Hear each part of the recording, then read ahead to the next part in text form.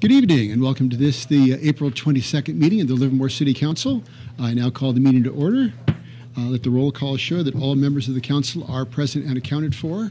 Ask that you please join me in the Pledge of Allegiance. I pledge allegiance to the flag of the United States of America and to the republic for which it stands, one nation, under God, indivisible, with liberty and justice for all. Thank you. Turns out we did not have a closed session tonight.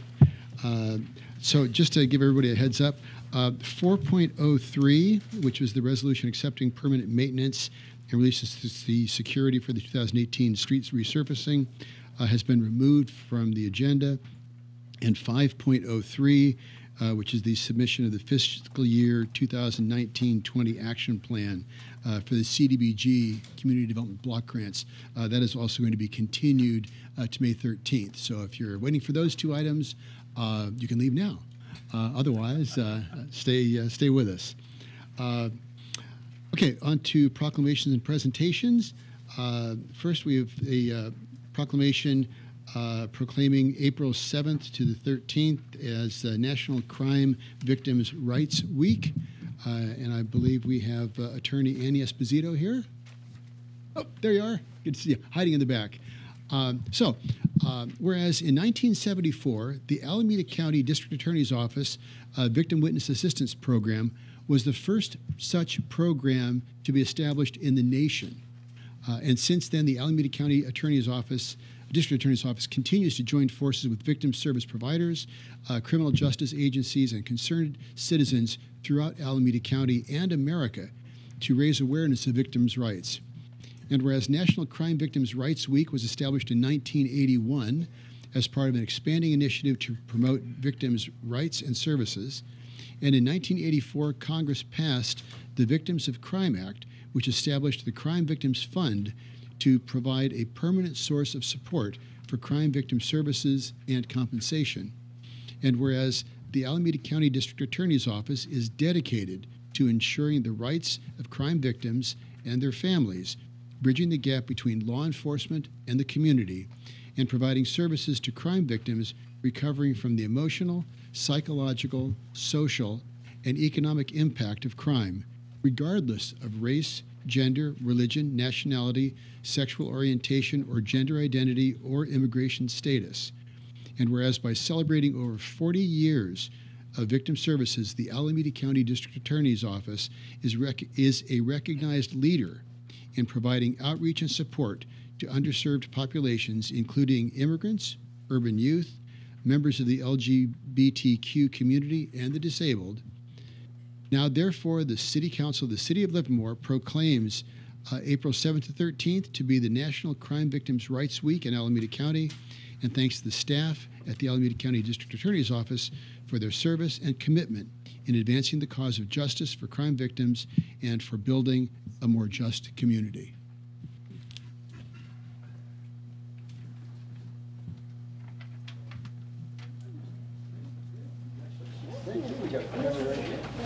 Oh, come on, come on.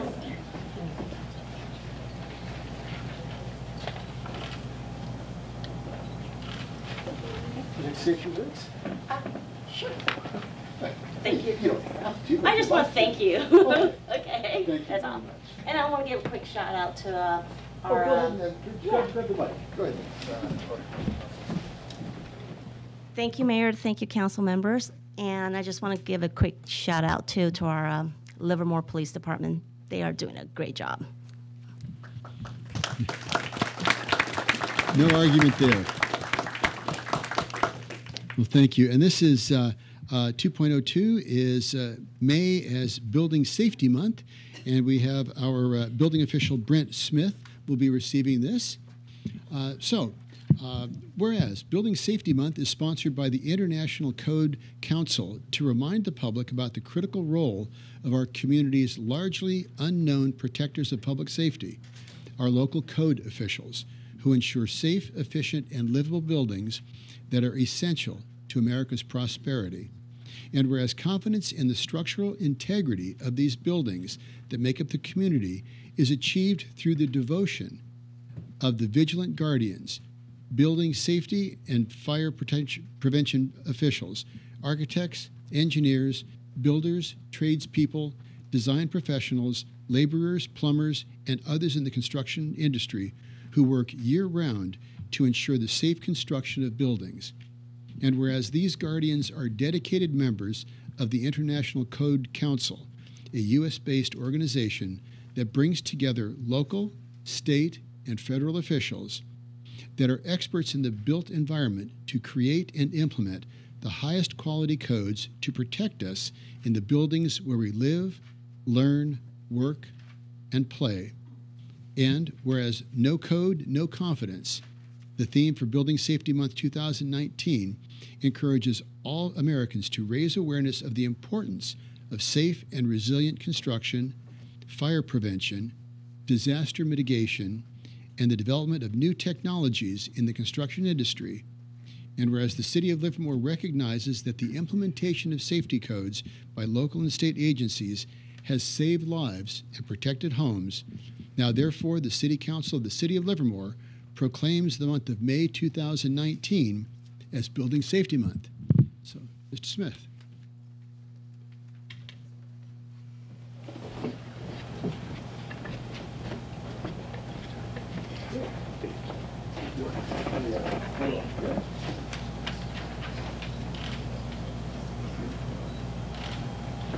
Say a few words.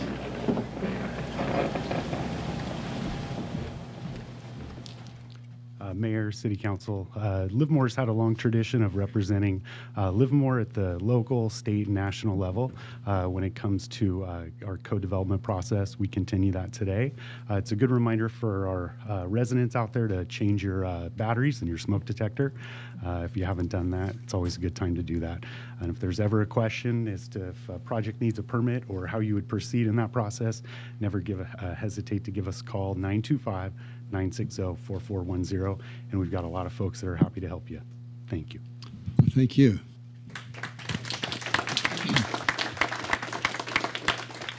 So when you spring forward, you change the batteries in the smoke detectors. And finally, our third proclamation is for Lupus Awareness Month. And whereas lupus is a chronic autoimmune disease in which the immune system inexplicably and randomly attacks the body's own tissues and vital organs, including the kidneys, brain, heart, lungs, blood, skin, and joints. It is a leading cause of premature cardiovascular disease, kidney disease, and stroke among young women.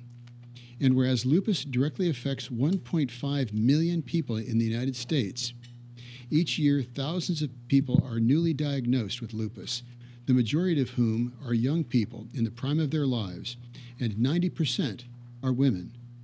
Lupus disproportionately affects women of color. It is more prevalent in African Americans, Hispanics, Native Americans, and Asians. And whereas lupus is one of the most difficult diseases to diagnose because its symptoms come and go, mimic those of other diseases, and there is no single test that can definitively identify the illness. Yet early diagnosis and treatment usually lessen the progression and severity of the disease and are vital to preserving health and preventing further complications. And whereas many healthcare professionals are unaware of the symptoms and health effects of lupus, causing people with lupus to suffer for many years before obtaining a correct diagnosis and medical treatment, demonstrating the need for increased public and professional awareness of lupus.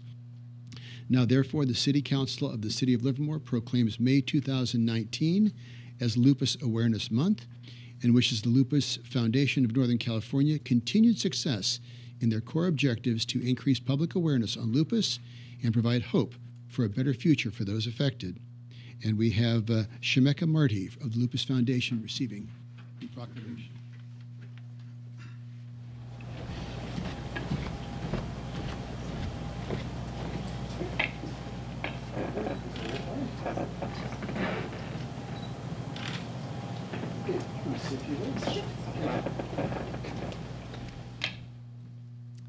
I'd like to say thank you, as always, to the City of Livermore for supporting everyone with lupus and getting the word out there because it is an invisible disease. most people don't know, and you can look at me and I look fine, but you don't know exactly how much stuff that we're going through. So thank you for putting the word out there. And keep up the great work. Thank you.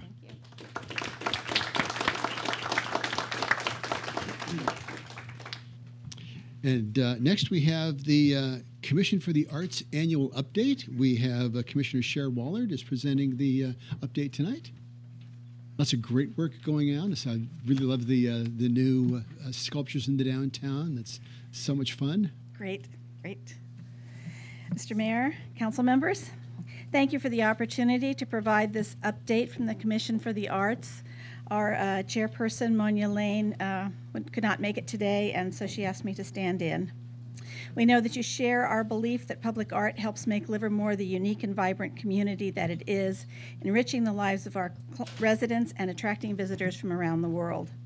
In the past year, we have worked hard as a commission to add to the diverse collection of high-quality art in our community.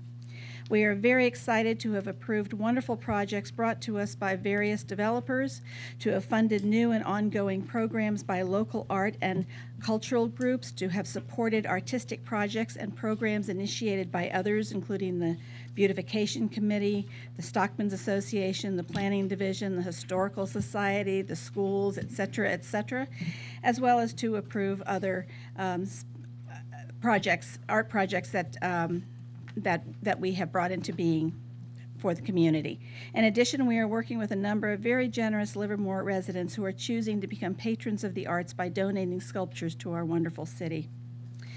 So among the projects that we have had this year, we gave project and program grants for 5 projects brought to us by local associations, the Livermore Art Association for Spring Art Show, which just completed right next door. It was a wonderful show. I hope everyone got to see it. Student Outreach for Livermore Valley Opera and for the Pacific Chamber Orchestra to help our youth develop an appreciation for the arts and for culture. LV PAC for Art Walk in 2018. And Shakespeare Association Festival to help bring in the highest quality actors and stage managers and production crew that they could find. We also gave mini grants to Shea Zanami Foundation for their Taste of Africa program in the schools and to LV PAC for Hispanic Cultural Day. We approved developer art brought to us. Breeza Apartments is bringing a wonderful interlocking shapes piece called Alliance by Albert de Crutella. Centra is bringing wooden beam sculptures by Randy Koloski. Pro Lodges, this is very exciting, is bringing a stainless steel sculpture to the Jack London Boulevard Isabel site by nationally famous sculptor Bruce Beasley. So that's very exciting. The Gillig bus stop with the American flag and all the historical photographs on there was completed this year. We also worked with the Historical Society for a glass mosaic, which is going to go in Auburn Grove on 1st Street, Newer Portola, as their art project by Jude Pittman. And Legacy Partners is bringing us one tomorrow, so we'll take a look at it then. Sculptures, we worked with the Stockmen's Association to approve Jay Warren's wonderful design for a statue in Stockman's Park that will be downtown. And for the Civic Arts Center, the new council chambers, a flying kite sculpture by Kevin Robb will be installed at the dedication, we hope, or soon thereafter. And then that's also part of the ongoing sculpture garden that we envision for that whole area. We already have a few sculptures there that have been there for a long time, and we will be adding to it as we go along. We worked with the Beautification Committee and as well as various student groups on the mural Phase 2 on the tunnel walls at Stanley Boulevard and the Transit Center panels on railroad fencing. We funded Mighty Four Dance Breakin' After School program, Shea Zanami Cultural Diversity program in the schools, and the High School Arts Awards program. We'll be awarding $600 awards to student artists who are graduating this year, and that will be coming up this month and next. We also approved you may have seen it, a mural of zipper unzipping and art spilling out. This was a Girl Scouts Gold Award application project. And so we approved that for her with the help of LV PAC to put that on the Bothwell. The LAA Spring Art Awards, if you've been over to City Hall, you've seen the display of the 7 pieces that were given art awards by the city that are there. And as I said, we have 4 donated pieces coming up. Jim Dolan, who is part of the Dolan family, that's been in Livermore forever and ever, now lives in Montana, and he does sculptures mostly of horses. He raised money at his high school reunion to fund his building of this. He donated his time, and they, I think, paid for the materials of a horse. And we're looking for the perfect right spot for that. Tim Hutton is looking to donate an incredible bronze statue called Tug of War. We're working with LARPD and the city to find the right spot for that.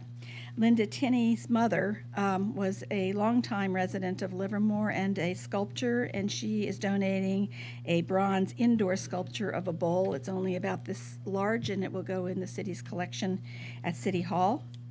And Daryl West is going to be presenting a sculpture that he's chosen for the new sculpture garden that he and his family are donating.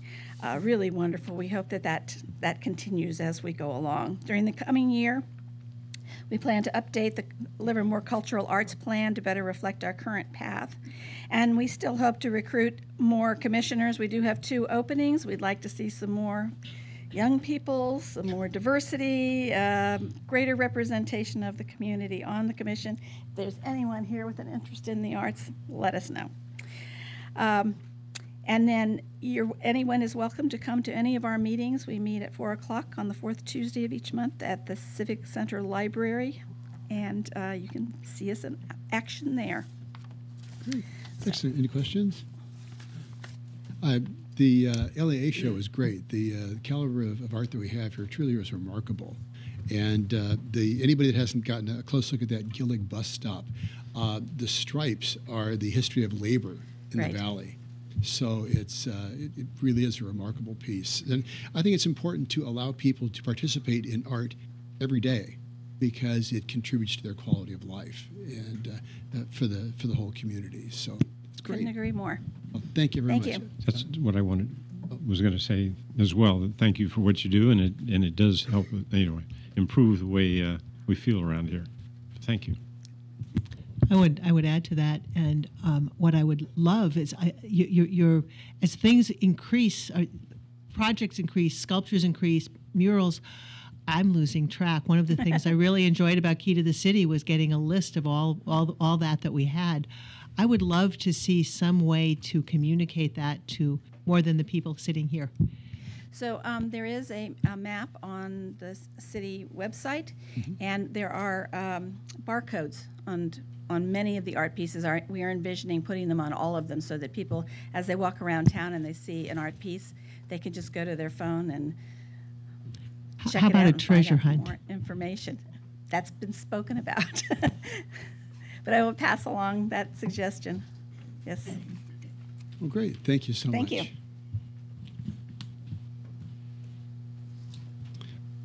Okay. Just a reminder, 4.03 and 5.03 are going to be continued. That's the resurfacing and also the community development block grants. So we're now moving on to the Citizens Forum. These are items that are not on the agenda, and because they're not agendized, the city cannot deliberate nor take action on any of these at this time. So with that, I have cards from Greg Scott, Dave Wetmore, Bill Boomrod, Nancy Bankhead, and John Stein. Mr. Scott.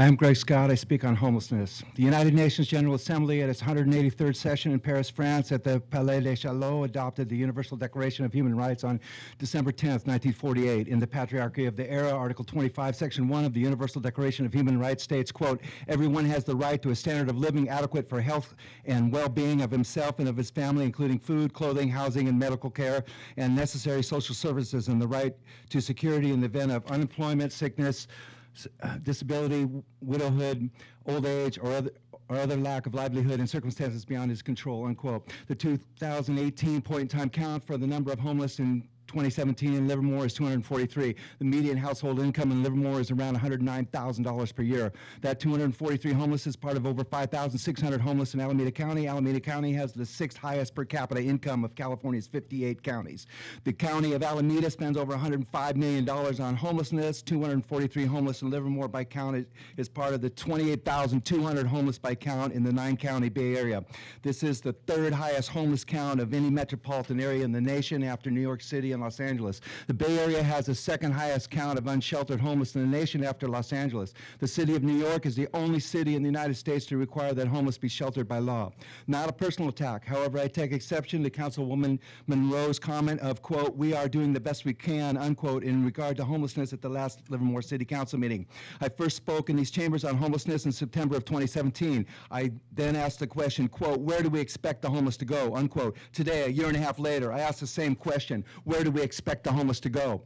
We are doing the best we can. To solve homelessness, reciprocity is needed, especially for a place to live. Do we have a mechanism or mechanisms in place for reciprocity? Reciprocity incorporates a sense of belonging. How does a person have a sense of belonging with no place to exist? We are doing the best we can. Obligations are involved for reciprocity. We have a mechanism or mechanisms in place for obligations. For reciprocity, purposeful living is needed. We have a mechanism or mechanisms in place for this to occur overall in the homeless community. My condolences for Grant Bascom. My appreciation for those in the Arroyo Mocho and Del Valle watersheds for helping or trying to help Mr. Bascom. Grant Bascom recently took his own life. We are doing the best we can.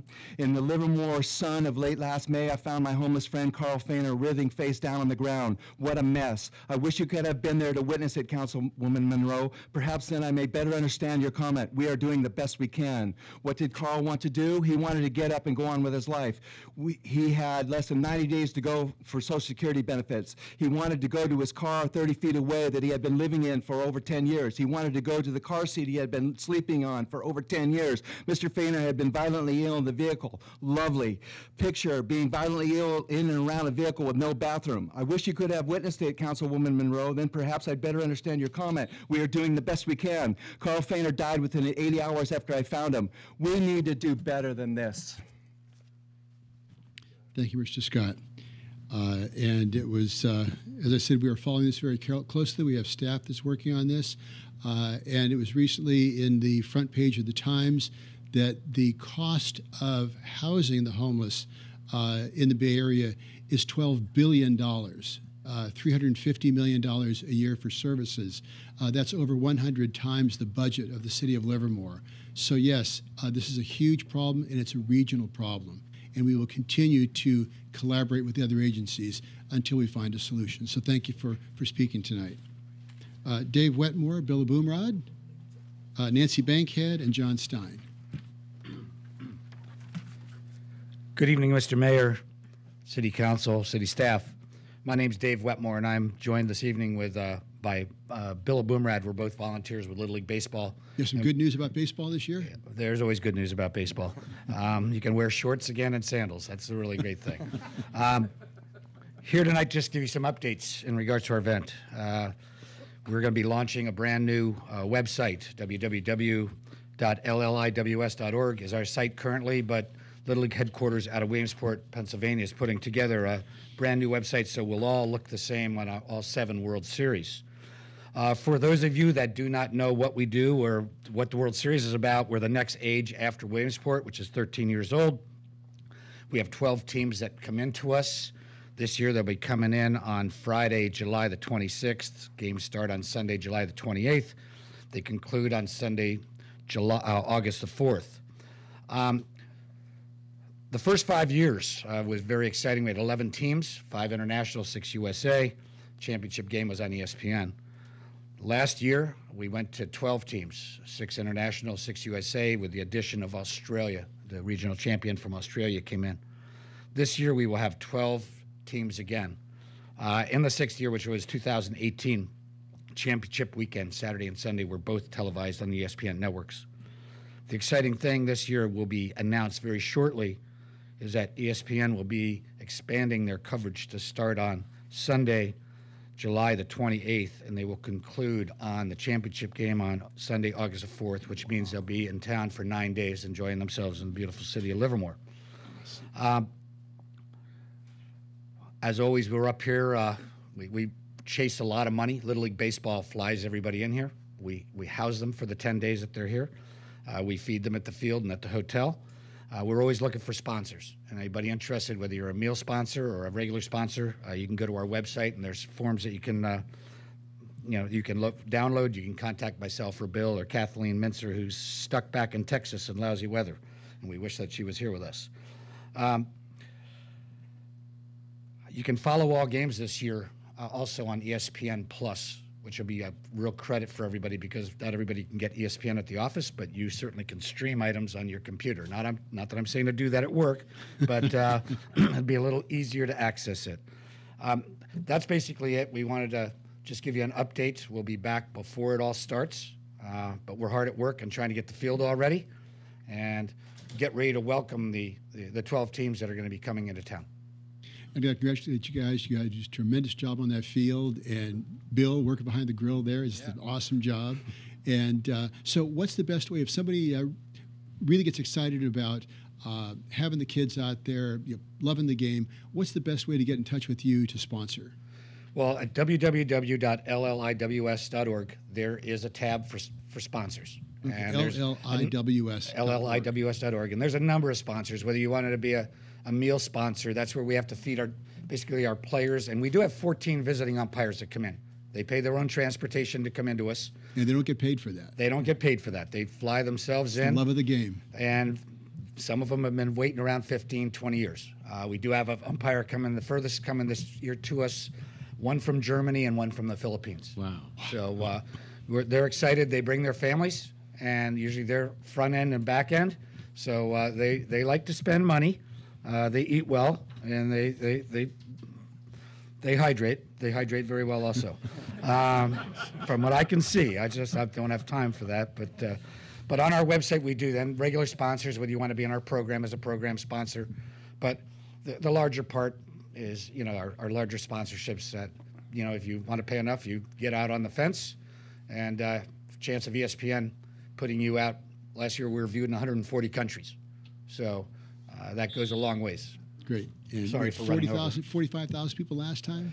55,000 plus last year. 55,000 at the games. That's awesome. Great. Yes. Save me a first pitch, please. We've already got you dialed in. Gotcha. Outstanding. Great. Excellent. Thank All you right. so much. Thank you. Nancy Bankhead and then John Stein. Hi, I've got a couple of things to bring up. At the Bankhead, they're having the Innovation Fair. It's building for the moon and beyond. It's the 50th anniversary of being on the moon. This is a free event for everybody. Also, last Sunday was one of the most exciting days I've ever had in Livermore. Bob Euro was here of Peter, Paul, and Mary was at the Bankhead, and he asked the children to get up and sing Puff the Magic Dragon with him. There were 2 children in the audience. He says, okay, all the rest of you children, come on up and sing Puff the Magic Dragon. Awesome. I went up. I was 2 feet away from him. Oh, my God. It was the most amazing thing to be in Livermore and have somebody from Peter, Paul, and Mary right there on our stage is just the most exciting thing. Anyway, so that's my public duty. Now I have a private thing. It's my problem and anybody that lives on the north side of North Livermore. I was coming into town the other day, last Monday, delivering eggs, and a car pulled in front of me when I had the green light as they were coming off the freeway. I had to slam on the brake. I broke 3 eggs. But that's not the first time it's happened. It's not going to be the last time that happens because the weeds are so tall, People can't see through there. I've called the county. Last year I had to call 3 times because it's out of the city limits. You guys don't have any control over the weeds. Now somebody has graffitied 5 of the stanchions in the overpass. I called about that. Nothing is happening. Can the city help us get it cleaned up? I mean, somebody went in there by themselves and cut down the mallow weeds on the one side because they were 4 feet tall and they couldn't see. But it is a big problem and a lot of accidents. Well, I don't know how many accidents because when I talked to Livermore staff, they couldn't tell me because it's a county thing. So I don't know how to get it fixed. Livermore, Isabel, both have stop on red, do not go through the red light. North Livermore is the only one that doesn't. Help, please. Thank you. Well, our fire marshal, Ron Rucker, is sitting right there, so he's taking notes. They didn't weed it last year. No, I say, but he's taking notes on that. But it's the county. Paul Spence there, He's yeah. not, are you county? No, he's city. So thank you for bringing that to our attention. And it's really not nice that you. I have gotten out there yet, so It just thank you for happened. bringing It's- that to our attention. John Stein and Carl Wente. Mr. Stein. John Stein, 1334 Cathy Court. I grew up about 15 minutes from Times Square, and I know what a transit-oriented development is. There's been a long-going fiction by MTC and ABAG that you can have transit-oriented development in the Bay Area in its suburbs. Aside from parts of Oakland and San Francisco, that's basically a fiction. The entire fringe of the Bay Area is automotive-oriented, and it will take decades and billions of dollars to get away from that. So here in Livermore, we have a skeletal public transit system, yet MTC and ABAG are pushing what they call transit-oriented development, which is basically clusters of high-density housing along the freeway and along the BART tracks. The important thing to remember is that the system is so fragmented that those developments, 80% of the people after 5 years get in their cars to go to work. And most of the ridership comes from parking structures and surface parking lots, not from nearby development. About 80% of the people who live in Dublin, if you look at those nice high-rises, don't get out and walk over to the BART station. They get in their car and drive to work. The second issue was the Isabel housing or residential development. At the last meeting, the staff said that if we didn't get residential development there, it would be warehouses and the arroyos would be built over or built up on. Neither of those is true. If you look what's there now, it's places like Lamb Research, Fremont Bank, the National Food Laboratory, AmMed, and there is one warehouse. It's called Costco, and it's one of the major sales tax generators from the entire city. The likely development pattern there will continue and will be research and development, medical offices, and perhaps some freeway-oriented development if we change the zoning. It's perhaps the most valuable industrial sites that we have in the city for low-density research and development, high-paying jobs, and perhaps sales tax. As far as the arroyos, the city's general plan and zoning offers large setbacks, and for Cayetano Creek, Cottonwood Creek, and Collier Canyon, the development agreement requires that they be fenced as wildlife corridors, and there are large setbacks. So neither of those is true. Thank you. Thank you, Mr. Stein. Carl Wente. Honorable Mayor, Council, thank you all so much for what you do to serve this city, to make it a better place, this city and this sphere of influence around us. The city staff, the city manager, all the way through, thank you for what you do to make this a well-run city. And again, what is good government but to act on the will of the people, not the whim of the people, for the people, by the people. You all are of those people that are choosing to serve the greater good. And for that, I salute you. All of the proclamations, National Crime Victims' Rights Week, salute you. Building Safety Month. Right, I'm reading a historical novel about, and it crossed over on the 1985 Mexico City earthquake, and just building codes and how you set mortar, how you do everything to make it a more safe place all the way through. Thank you, salute you. Lupus Awareness Month. My mother-in-law had lupus, and so I'm well aware of that one. And so to everybody that serves the greater city, I mean, it's just awesome, and there are just opportunities. And I apologize, you do not know the name of the lady that spoke for the Arts Commission, but talking about getting the next generation out, serve, volunteer, get out there to try and make a difference in this, of the people, for the people, by the people.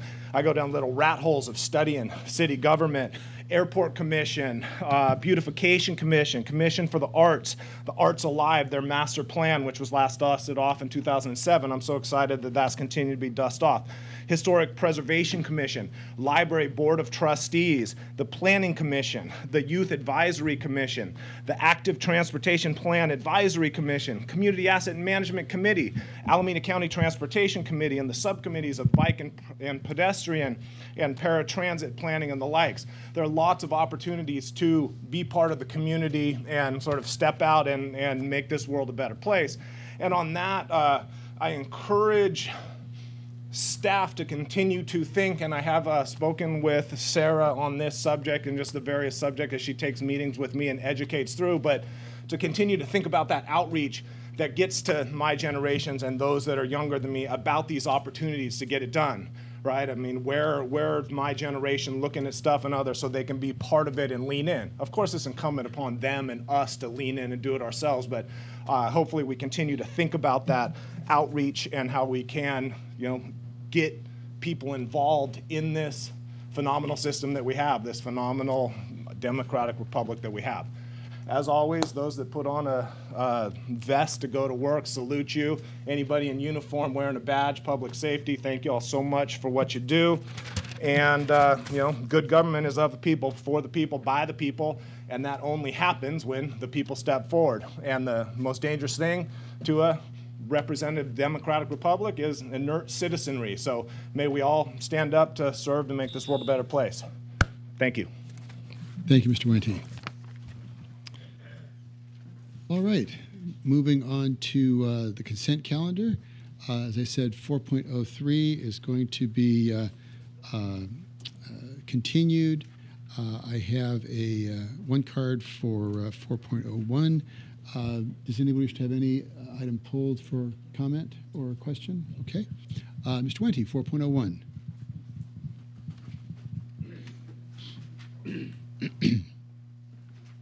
It's the draft minutes. As it relates to the minutes, and I try to say / all of the consent calendar, so I'll try and stay on it. But there are 533 pages of that agenda as you go through. And if you really want to learn how the sausage is made in a lot of regards, you can go through that, an incredible volume of information. So who's going to sit there and go through 533 pages?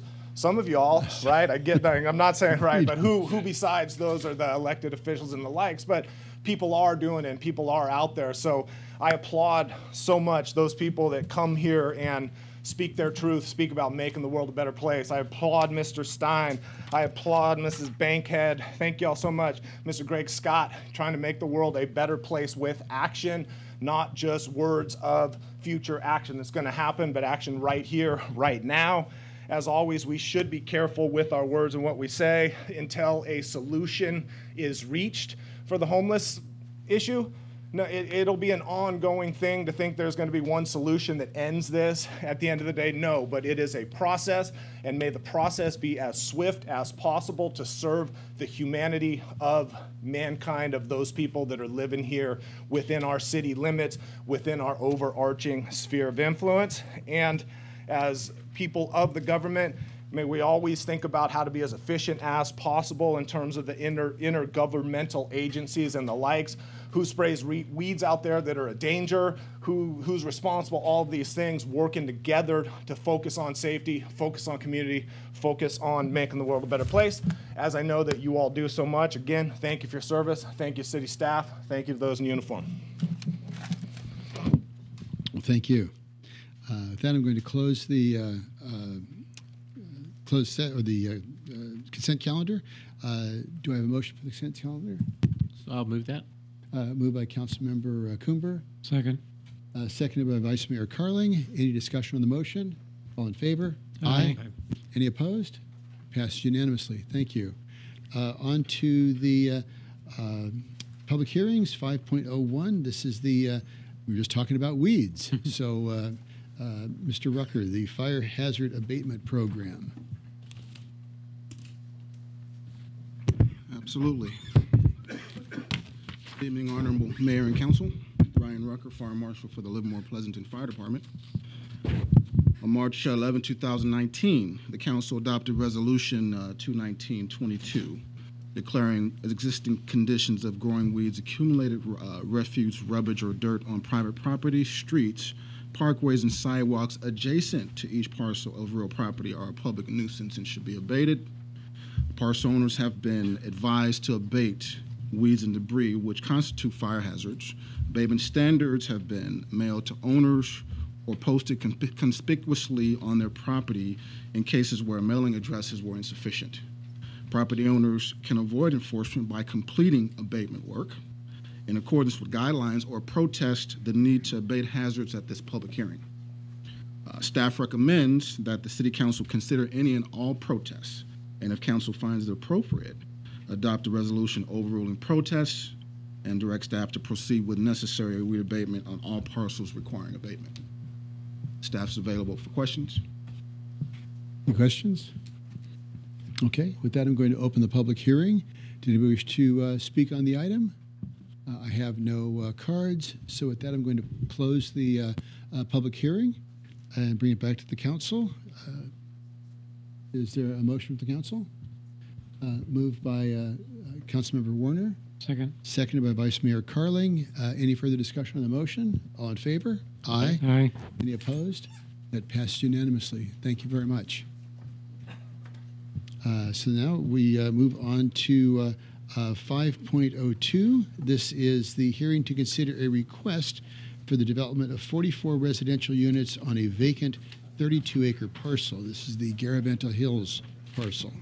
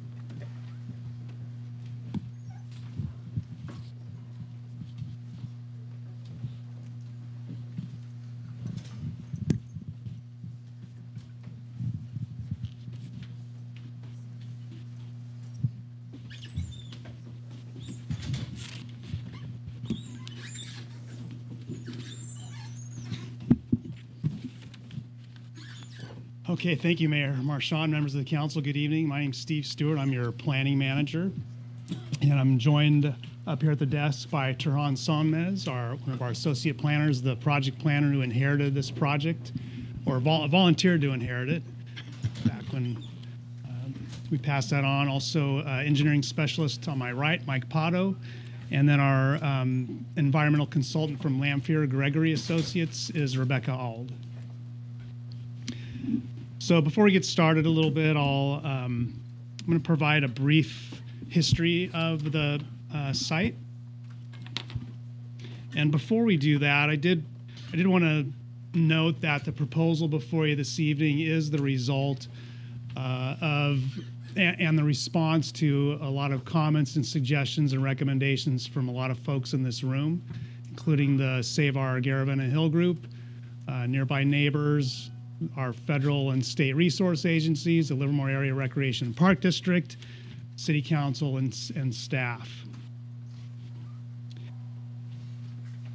So the 32-acre site is located up in our northeast part of our city, right in between Laughlin Road and Vasco Road.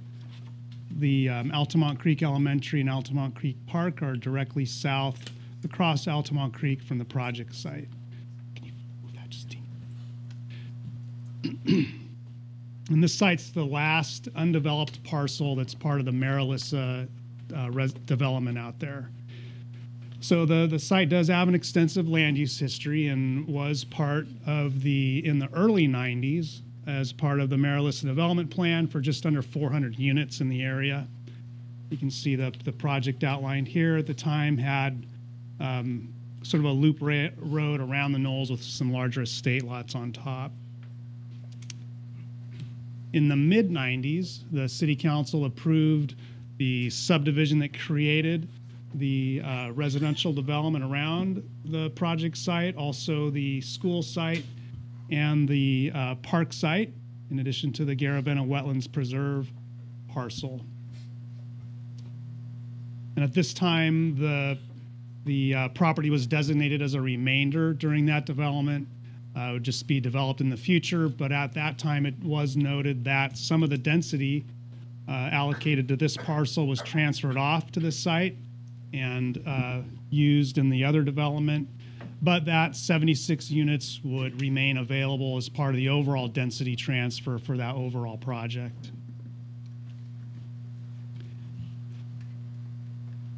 In 2000, Western Pacific Housing applied under the city's housing implementation program with this 45-unit development proposal. It had, again, 45 units, had a loop road coming along. The entire site was pretty much developed except for the northwest corner, a couple of cul-de-sacs up on top of the knolls with the view or estate lots up on top. Due to below average landscaping contributions to city facilities and its location, the project was ranked below average and did not receive housing allocations that year. In 2011, the current applicant, Lafferty Communities, applied for the development plan with this layout. It included 76 single-family residential lots with a loop road, a couple of cul-de-sacs up there. The road looped over the saddle between the two knolls on the property, and included a 2-lane vehicular access bridge extension from Hawk Street over Altamont Creek and into the project. Staff worked with the applicant to revise this proposal to reduce the grading and try and preserve more of those knolls and the landforms there. And this plan, you can see, eliminated the lots just off of Bear Creek and the lots at the base of the easternmost knoll to try and preserve that landform, and then add some other changes, including getting rid of the little cul-de-sacs that opened up more of the northwestern knoll. Project still had the 2-lane vehicular bridge extending from Hawk Street and over Altamont Creek.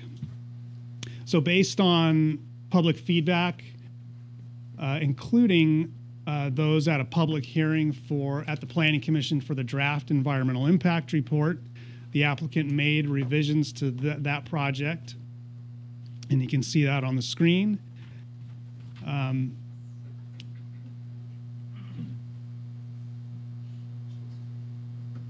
And this is in response to comments heard at that public meeting for encouraging cut-through traffic with the bridge here, so the bridge is removed.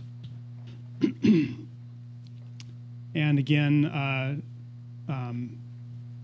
still had the lotting pattern to preserve most of the knolls. The outcrop in the northwest corner was to be saved. Also in response to concerns from the Livermore Area Recreation and Park District, trees and vegetation were removed from the outer planter natural buffer area to eliminate perching opportunities for raptors that would prey on burrowing owls that are known to habitate in the Garaventa Wetlands Preserve. So the Planning Commission did consider this project shown on the left, and they recommended denial at that time, primarily due to the extensive grading and some of the comments from LARPD at the time, and also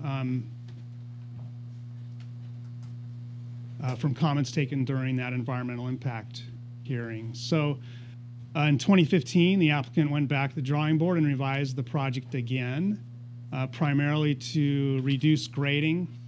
And the main change was the removal of the loop roadway that required a lot of grading up on those knolls. So that was changed into an emergency vehicle access that essentially followed the contours of that saddle there between.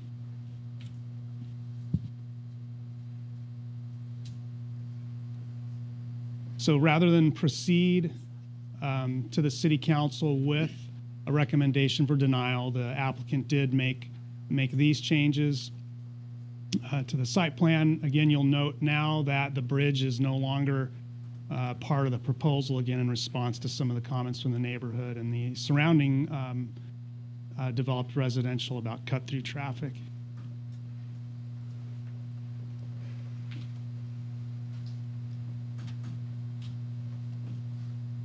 Just another note in response to some of the comments they heard, they did add, it's really hard to see on this slide, a pedestrian connection to the existing trail network that's off the site there. And then they also provided visual simulations to show what that project would look like in its context. So at this point, the project still required a legislative act by the council because they were still seeking to change the zoning on the project to vary from floor area ratio limitations and also setbacks. So in 2015, the Planning Commission did vote to recommend the council approve this plan that you see on the screen. And they felt that their 2014 concerns had been addressed. This is the same plan that the council looked at later in September of 2015 and directed the applicant to return to the Planning Commission with a project that was more subordinate to the natural landforms, reduce some of the grading, and provide an emergency vehicle access to the site. Specifically, these are some of the methods that the council recommended the applicant explore to reduce the grading, including reducing the number and size of the units, the overall height, narrow some of the street widths, reduce some of the retaining wall heights on the site, and again, provide that emergency vehicle access. And here in the green are the responses that the development plan has incorporated, including reducing the number of units from 47 to 44 total. The actual number of buildings is 41, and that's due to their approach to meet the affordable housing inclusionary ordinance. Turhan will go over that in a little more detail. They reduced the average size of the units to be more comparable with the neighborhood, reduced basically the whole height of development by moving it down the hill, narrowed street widths, enabled further reduction in some of the grading, reduced the largest retaining wall heights, which were on the northeastern boundary up around 6 to 7 feet, reduced those to 2 feet by pulling those lots in off of the perimeter and having a bit of a buffer between the development and the open space. And also provided a split retaining wall at the project entry. Instead of a single 6 to 7 foot retaining wall, it's now split into a 4-foot retaining wall with a 3-foot bench for planting and then a 3-foot wall on top of that. So I'll show you some pictures of that in a minute. And also the EVA. This is a comparison of the 2015 grading plan where the council provided that direction, and this is the proposal in front of you this evening. You will see that the retaining wall I was just talking about has been changed to a split level retaining wall that steps back and allows planting between the steps. And what that did, along with moving the entire road down further south on the site and also narrowing it up, was enabled to preserve more of this knoll in its natural condition and move that grading that chased that slope back up the hill previously further down the hill. You can see that there was a handful of units removed from this entry in order to preserve that view as you go on to the site over the bridge, as a pedestrian or bicyclist, that is, of the knoll.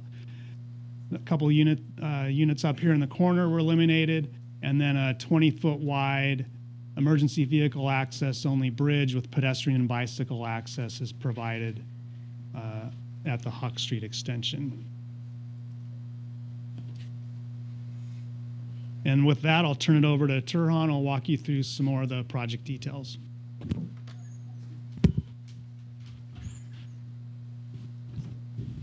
So shown here is the 2018 site plan incorporating Council's 2015 directives. As Steve mentioned, the current proposals for 44 units. 38 of those would be detached single-family homes, which are identified here in green. Please note that the ones signify where the single-level homes are going to be located. They've been strategically located at the project entry and then up in the northwest corner to help preserve views of the knolls and surrounding hillsides.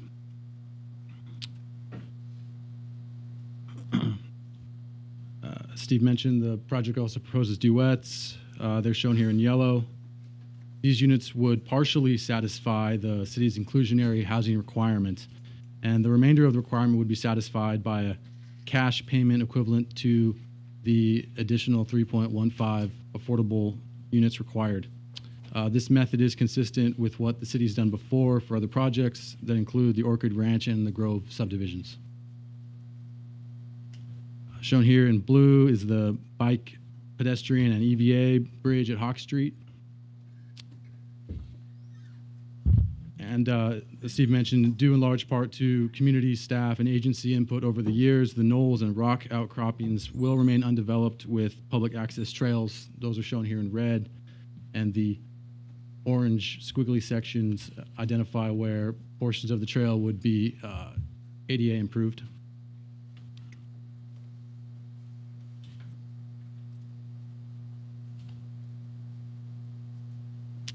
The project architect will discuss the architecture and floor plans in greater detail as part of the applicant's presentation, but shown here are the proposed elevation styles, which are Spanish, villa, and farmhouse. The current proposal has significantly increased architectural diversity since 2015, when the only architectural style being proposed was the villa style. And the home sizes are comparable to Altamont Creek development to the east and comparable to the Bluffs development to the north. All told, the project proposes 5 floor plans, including the duet floor plan. The duet units are all 2-story and are evenly dispersed throughout the development. The project's corner lot locations have been utilized to allow the duet units' front doors and garage doors to be located on their own separate frontage. The duet buildings have achieved design parity with the attached units, including having comparable massing and scale to the 2-story single-family detached units. Again, other projects with similar duet units include the Orchid Ranch project, which is east of Isabel Avenue, and the Grove subdivision off of Mines Road. As part of their proposal, the applicant has prepared several before and after simulations conveying the project. This particular simulation is viewed from a location east of the site near Knoll Court. We have a key down in the bottom right-hand corner. The view is due west towards the project, and as you see, the project is only slightly visible.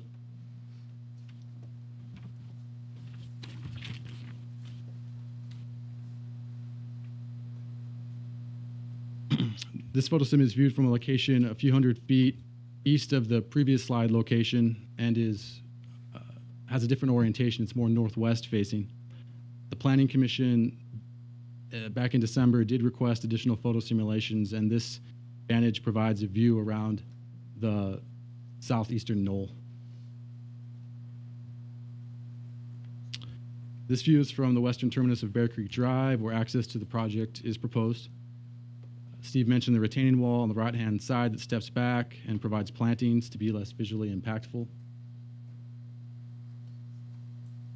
This slide shows a cross-section of that retaining wall. Each of the walls would be 3 and 4 feet tall, and the bench in the middle is 3 feet wide.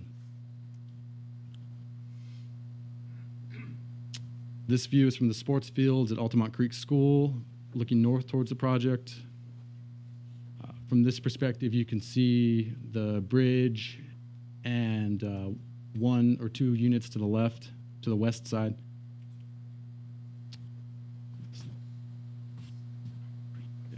Over here, after.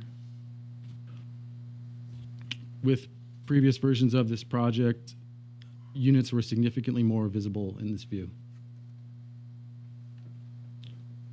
Shown here is the same view enlarged and showing 7-year established landscaping.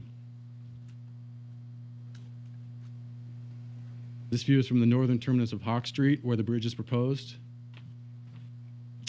A view of one of the knolls that lines up with the bridge has been preserved at this location.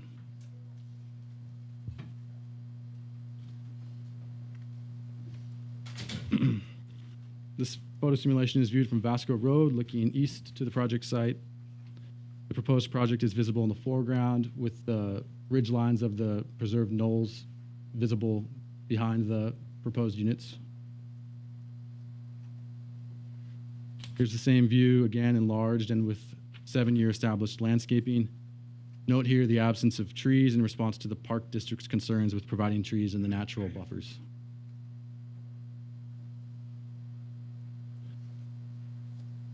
This is a photo sim that the Planning Commission requested. Here the project is viewed from a trail location southwest of the site. From this vantage point, Brushy Peak would be visible.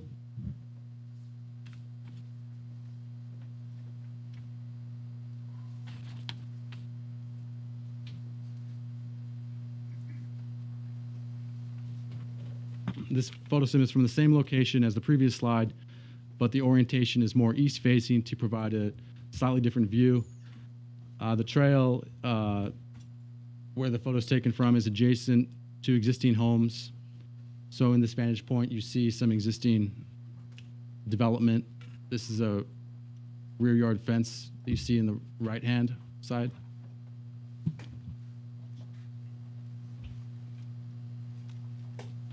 In summary, significant changes from the 2015 version of the project include the project's compliance with the existing zoning. Due to this, the site does not require rezoning for project approval. The only required entitlements are the subdivision map and site plan design review. The current proposal also has fewer units and smaller units than any previous version of the project, and a public amenity in the form of the EVA bicycle and pedestrian bridge is being proposed by this project and would serve as an expansion to the trail network. At this time, I'd like to hand it over to Rebecca Old of Lanphier Gregory, who will go over the environmental document.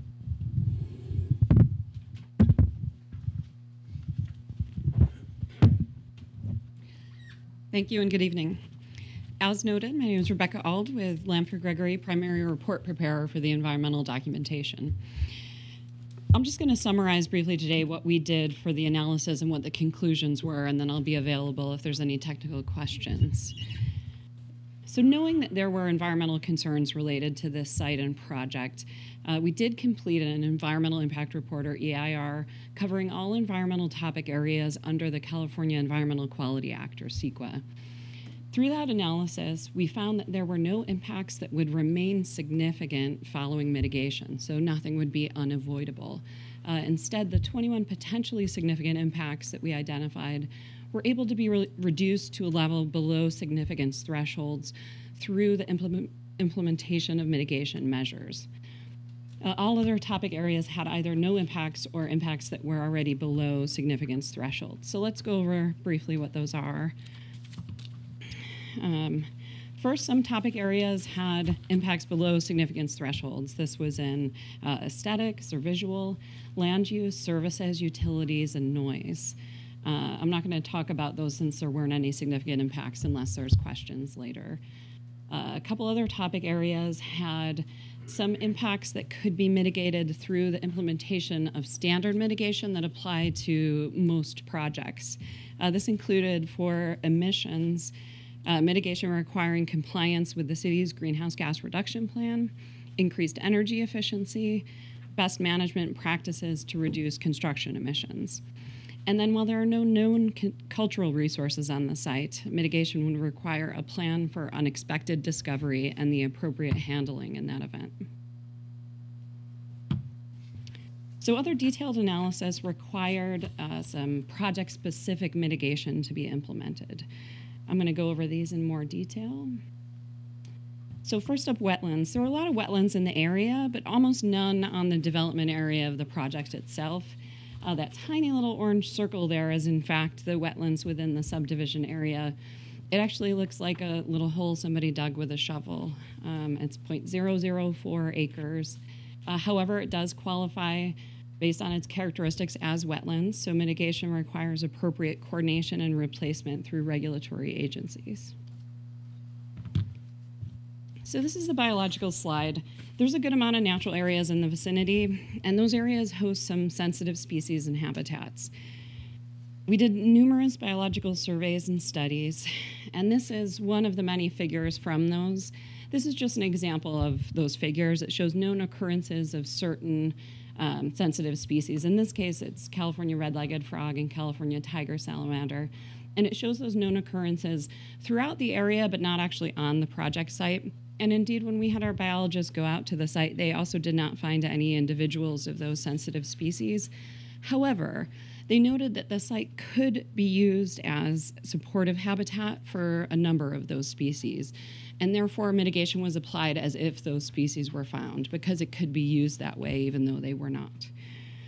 The mitigation includes pre-construction surveys and protection measures to prevent the potential for harm during the construction activities.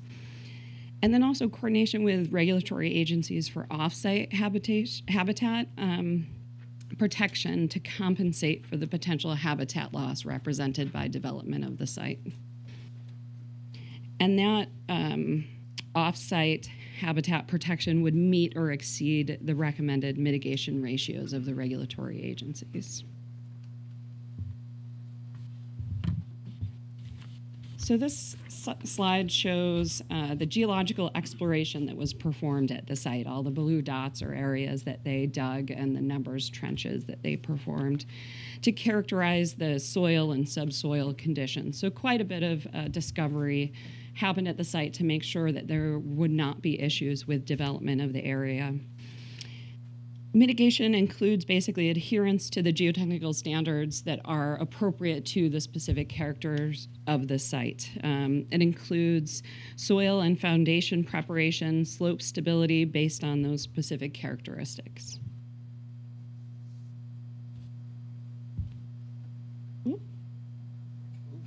Not sure what happened.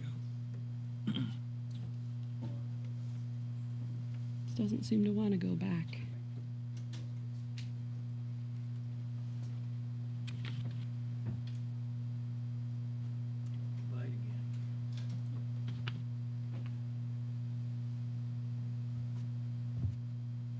Okay. So this is the transportation slide. This is, again, one of the figures from the transportation analysis. This particular one shows the amount of project trips that would be added to vicinity intersections during peak hours. It's not intended for you to be able to read all the numbers, just as something to look at while we talk about it. So the conclusions were that the trips would be within the residential street capacities that this project connects to, and they would not cause project-specific impacts at any of the intersections. However, when combined with area development, so we looked at a cumulative scenario, there would be one impact under a cumulative level that this project would contribute to, and it was the need for improvements at Laughlin and North Front intersection, with mitigation requiring contribution to those improvements.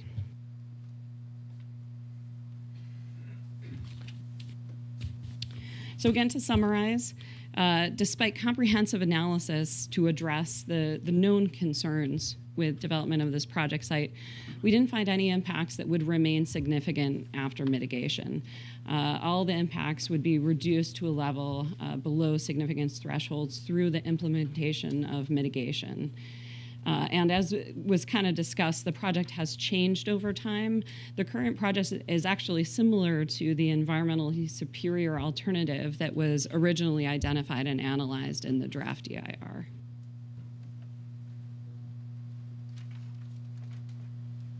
So then just to summarize how the changing project has changed the environmental analysis and conclusions over time. The number of homes has gone down every time, so impacts related to issues like the amount of traffic or emissions would all have gone down over time. The bridge or no bridge has changed over time. Originally, it was a vehicular bridge that would have required creek realignment, so some amount of biological impacts. And then no bridge, but now the pedestrian EVA would not require creek realignment, so only temporary impacts to the creek. So it's covered within the original analysis and would have a reduced environmental impact. We were required to take a look at the changing projects as they occurred. And we actually looked at the first change in the first final EIR and the second change in what was called a reissued final EIR. As I mentioned, it's actually very similar to one of the alternatives that we already took a look at. So mostly we just needed to update some responses to comments to make sure that they were appropriate to the current project. And to compare the impacts from the original project that was analyzed in the draft EIR, all of the impacts would be the same or reduced. Fewer homes and vehicles, less grading, less stream impact, reduced potential for vehicular pedestrian conflict, and only minor revisions were required to reflect the revised project. Did you want to talk about it? So just to, before we finish up, Rebecca mentioned that the off-site mitigation for this part development would be required, and that is also owned by the Garaventa family. It's an 85-acre piece here in the Springtown Alkali Sink up in just north of Springtown. This is the 300 acres that the city owns. This property has a much higher value in terms of biological diversity on it. It has a stretch of Altamont Creek that you can't really see, but it winds through the property. Has alkali soils, scalds, seasonal wetlands, has birdspeak on the property, also habitat for the tar plant. I don't know that anybody surveyed out there for that just yet. And then also occurrences of California tiger salamander, vernal pool fairy shrimp, and I believe red-legged frog. So, recently the council did authorize the city to work on a couple of projects here to receive mitigation money from other projects, one in Dublin and one out in Discovery Bay, to conduct some wetland restoration by the removal of noxious and invasive weeds, putting up some fencing to try and eliminate the trespass that's ongoing out there and causing significant damage.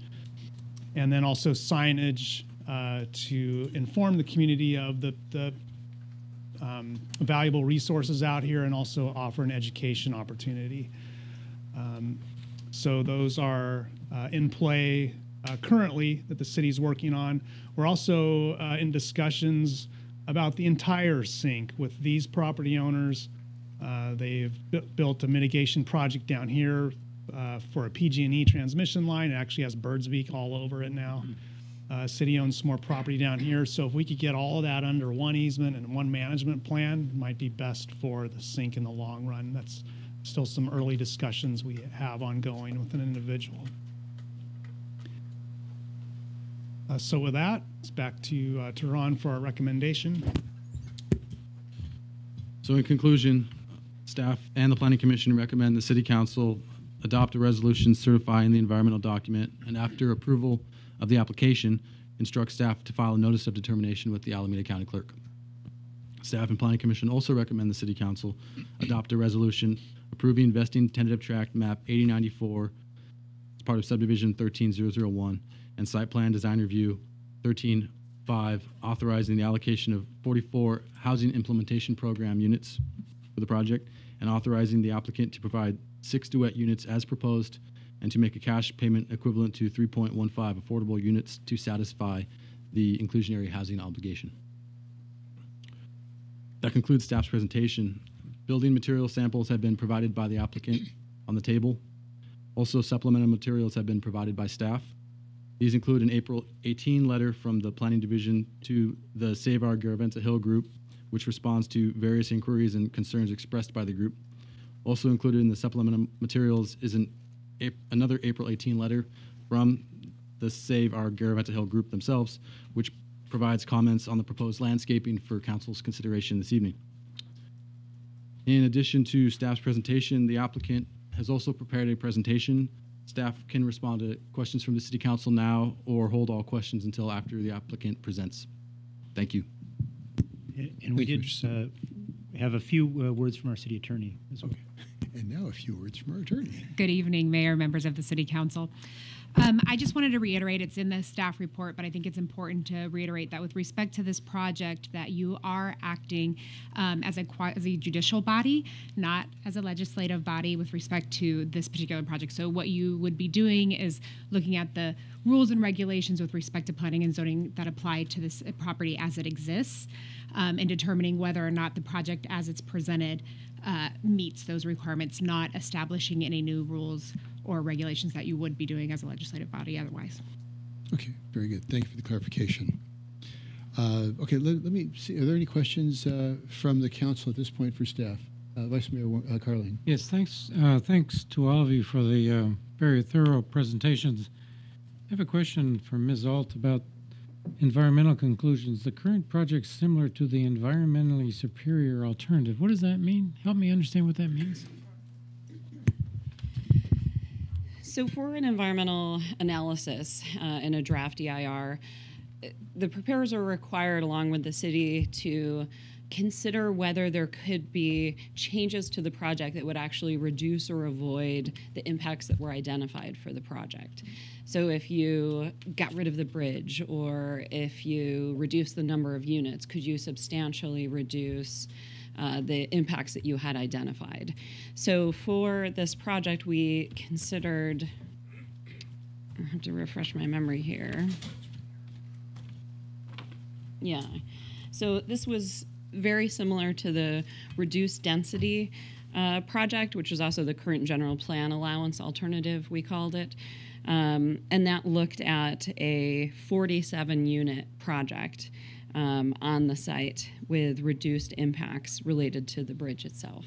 Okay, so when you did the original analysis, it wasn't on the originally proposed 76 unit with the road on Hawk Street. It was not that? So it was. So how is this one not environmentally? Right. So that's what I'm struggling with. Right. One of the chapters, the last chapter of this book, which is the draft EIR, is the chapter that looks at potential alternatives.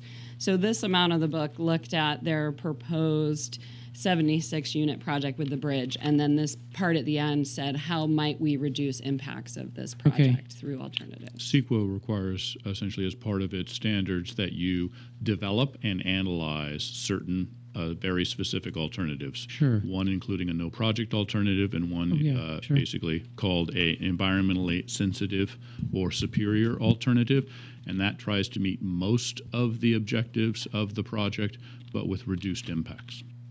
And so it is trying to develop a project that has fewer impacts than the originally designed project. Okay, so what made the other one superior? No bridge at all? The reduction in units. So in other words, remember the original project had 76 units, dropping it to 47. The reduction in grading, having to do with fewer units. The elimination of the vehicle bridge, which in that case required realignment of the creek. Right. The pedestrian and EVA does not, so it maintains that environmental superiority. And so that's why the summary said many of those things were accomplished, and in fact even enhanced from that environmentally superior alternative with this particular. So you don't mean that there was another one that's superior to this one. You just No, mean this actually looks a lot like that Got it. alternative. I was developed misreading the sentence. Sorry. Thank you. It's all semantics, right? Councilmember Monroe? That was actually similar to what I was going to ask or say, whatever. But I do have a question that was brought up to me, which is, could you talk a little bit about the danger from floods or fire or any of the other four horsemen of the apocalypse that might invade? But in all seriousness, floods or fire have been raised, and I think that those are legitimate concerns. Yeah, the project itself is out of the flood zone, so there's not a worry there. A lot of the concerns brought up in the past were what happens if the culvert at Laughlin Road gets blocked and the road becomes impassable? How would you get out?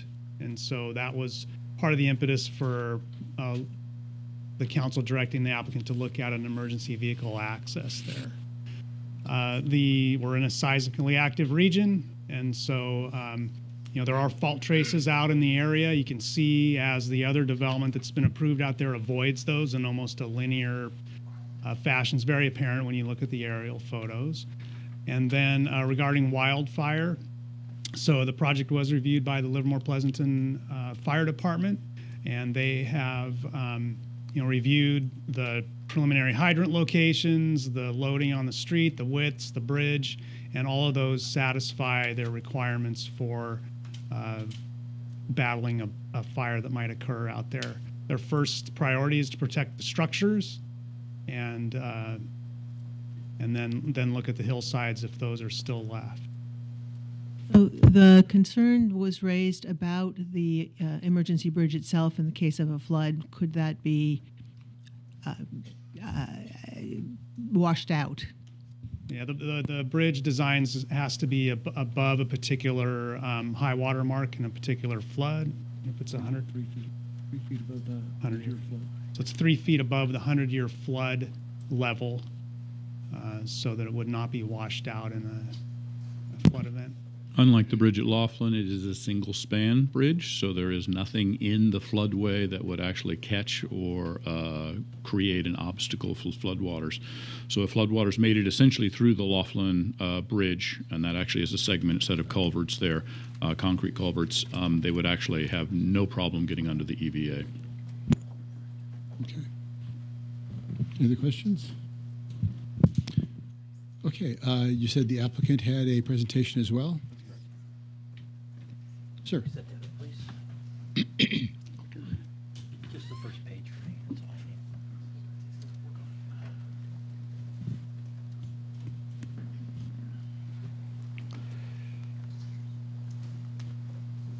need.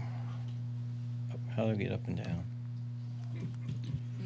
Okay, we should have an educational course.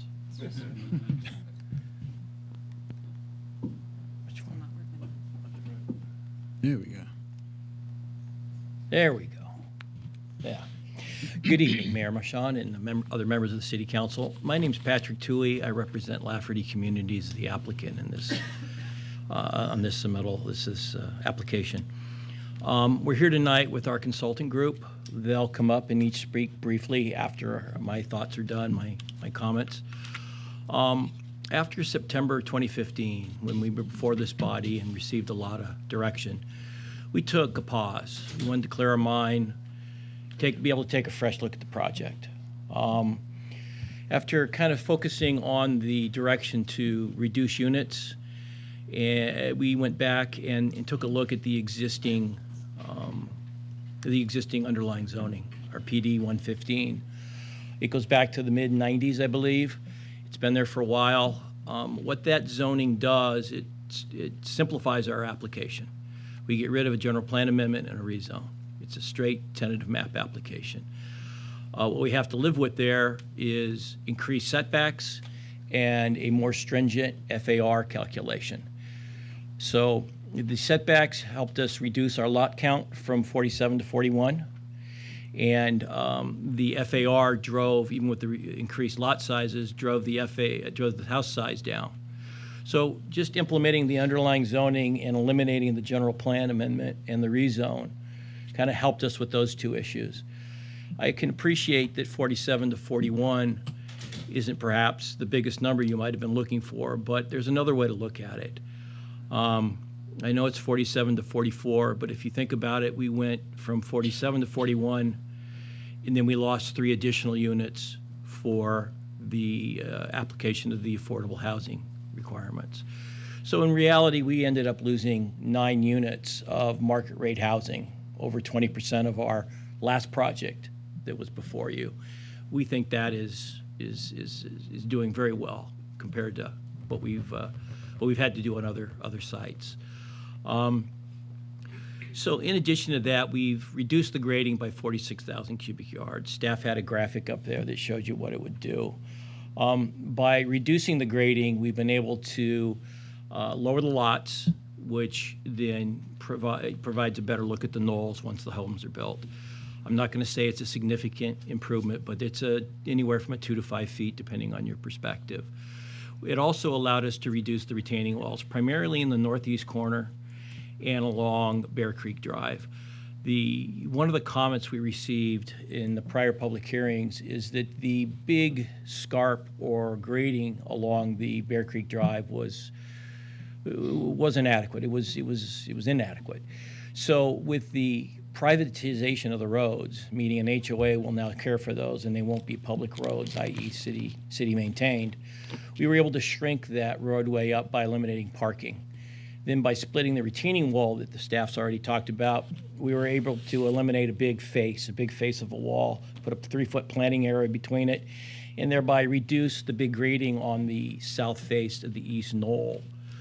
So between the grading and then the street privatization, we've really been able to reduce a lot of the impacts on the grading and therefore gain that 46,000 cubic yard reduction, or better yet, 25% reduction in the grading from the last plan we provided to you. We also have the EVA in there as a capital cost of the project. That's fairly obvious. That's on the builder developer. But the maintenance is also on this sole project of now 44 homes with including 6 BMRs, affordable units. We've taken that on through a CFD. There'll be a HOA in addition to that on the HOA maintained properties. But we also taken on the CFD requirements. The city is planning on hiring the HOA to maintain that bridge where it's practical. But the entire cost of this bridge, this EVA bridge that serves that entire community north of Altamont Creek, is on this entire project forevermore. We'll build it and we'll maintain it. So 100+ units or so north of Altamont Creek are protected if and when the Laughlin crossing ever fails. So it's just a developer perspective. That's all I mean to share with you. Lastly, 56% of the open space remains privately held but publicly accessible. Again, HOA will maintain that. CFD is in place to cover some of the maintenance of that when necessary. So between an HOA and the CFD, there's no exposure for public funds to be used on this project. I want to say almost entirely, but staff can answer that maybe more specifically. We've gone to great lengths to rejigger this project, refigure it out, and we think we've addressed your direction given to us in the September 2015 meeting. So unless there's any other questions for me, I'd like to turn it over to the consultant team, let them run through their presentation, and then we can take questions individually or as a group later. Okay, thank you. See if I can figure it out. Good evening, Mayor and Council. My name is Steve Licklider. I'm with Ruggieri Jensen Azar. We're the civil engineers for the project. My goal here is to describe what changes we've made since the council last saw the project in 2015 and where we are now. So in these following slides, I'll run through what was the plan in 2015 and how we've modified it in red to show the changes. We eliminated 6 lots. We added the EVA bridge. We created 2 ADA connections for connections to existing trail systems. As has been mentioned, we've reduced the amount of grading and tried to improve the views of the knolls from afar. We've increased the setbacks. The floor area ratio has been reduced. Home sizes have been reduced. And there's been an 85-acre conservation parcel that was previously mentioned. What I'd like to do is just run around the project and try and identify specific areas of changes. So we'll start down here and work clockwise. So in this, what we called Area 1, you can see this black line represents where we originally had the grading design by making a series of adjustments, including moving the street and narrowing it. We've been able to bring that grading line down the hill substantially to this red line. Okay, so let me walk through these. We removed Lot 1, as I mentioned previously. We've moved the entry road south, and we've narrowed the road and made it private. And as was previously mentioned, the retaining wall that is along this entrance has been redesigned to be a stepped wall with landscaping in between so we can screen it. And there's the ADA path down to the existing Altamont Creek trail system. And at the edge of the EVA bridge, or in the view corridor, we've opened it up. We've taken out these 4 lots, highlighted in gray, so that the views from the end of Hawk Street and the school are better at this point in time. The maintenance, as Pat mentioned, maintenance of the bridge will be by the association and the CFD. Again, the road is narrowed through this section of the project. Retaining walls have been put behind the houses so that we could bring the slope line down the hill so that the grading would not be as far up the hillside as it was previously. The retaining walls are behind the houses, so they really won't be seen. Moving on to the next area. If I can get this to work, maybe I need to point in a different direction towards a computer. There we go. Lot 14 was also removed.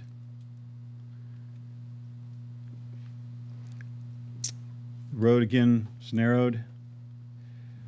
We added retaining walls again behind the lots so that, or behind the houses, again to reduce the views, or reduce the grading and minimize impacts. Up towards the northern, let's see, this would be the northern end of the project. We've reduced the height of the wall where we could, steepened the slope to try and reduce the amount of grading that would be involved.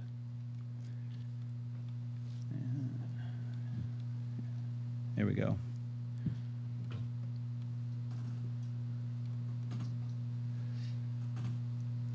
Again, reduce the width of the road. We've lowered the pads, so we dropped the elevation of these lots. And this thing isn't clicking for me. Okay, now we're on the east side of the project, and again, this is where the height of the walls was of concern before. We had about a 6-foot high wall. We've adjusted that. We've shortened our lot depths and moved the wall up to the top and reduced it substantially. So those all of these pads were reduced, or the elevations were reduced to lower the view of the roof lines.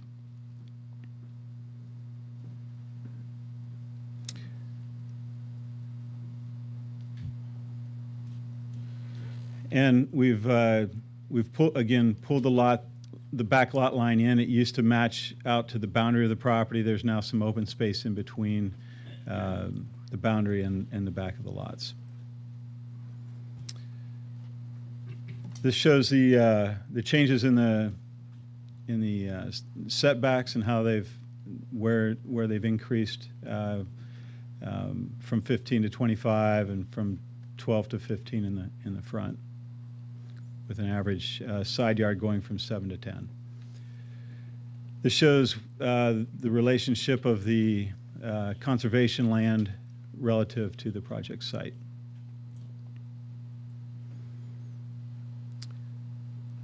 This is the ALTA for that. So I'll turn it over now to our landscape architect, David Gates. I think you want to hit that one and point it that way. Do you have a pointer too? Yeah, you're welcome to it. Let's do it. Yeah. Thank you, Steve. Good evening, Mr. Mayor, Council. I appreciate seeing you at the art events. You seem to be at all of those. That's great. I'm just going to talk briefly about the landscape character. I think the goal for the landscape is to keep it as much a grass knoll as we can, and then make it accessible to the existing trails, pathways, and sidewalks, which this diagram shows. This is an enlargement of the planting plan, and you can see several components. There's the entry component here with the walls. This is C3, it's a water quality zone, and that'll be indigenous riparian plants like willows and buckeyes. The knoll areas themselves will be mostly left as grassland. We've sprinkled a few native oaks up there just to increase the visual character. And then we've created some screening in these areas here because there are some existing residents, and that'll help a little bit, and it'll create a sense of an entry for the people using the pedestrian pathway. And then you can see the rest of it basically is grasses. It's a mixture of 3 or 4 species of grasses. This just gets you into the genus species. You can see the oaks. You can see the patterns. I won't get into the detail. It's all drought tolerant. It's all typical today for the best management practice for vegetation. A lot of natives and adjustable variants. This is the character. The goal is to keep it, the pattern of Livermore is nice natural stone and natural materials. So the entry walls and the bridge abutments and elements are those similar materials. And this is just a close-up. We're creating a gateway and an entrance to the existing neighbors. There's a separation there. There's the open space, and you can see we've scattered the oaks in a way so you have views in and views from across. We'll look through and around the oaks. Here's the wetland area with the riparian character as it abuts the creek. This just shows you the nature of what the look will be as you're coming in from the existing neighborhood. So there will be the retaining walls will be on this side, the double wall. You can see the oaks, and you can see here the riparian character, and this is a 7-year growth projection to give you a sense of what that looks like as you're coming into the community. At this point, I'm going to give you the architect to learn about the architecture.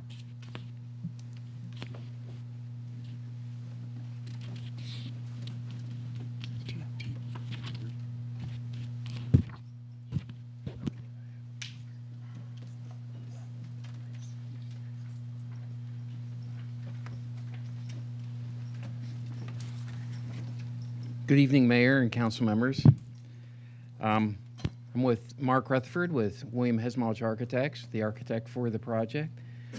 I think staff has covered a lot of the revisions to the architecture very well, but I'd like to just go back and cover some of the high points as far as the changes from what was proposed before and where we are right now. So the architecture itself, as far as the buildings, we have what we had in 47 buildings before, and now we're down to 41 buildings because 3 of the buildings to get to the 44 units are actually the duet units. So we've reduced the number of buildings on site, and also in complying with increased setbacks both on sides and rear and front, we have smaller footprints, less coverage of the site, and also less square footage of the homes themselves. And so with that reduction in square footage, size of the homes, it's helped reduce the massing of the homes themselves. Uh-oh.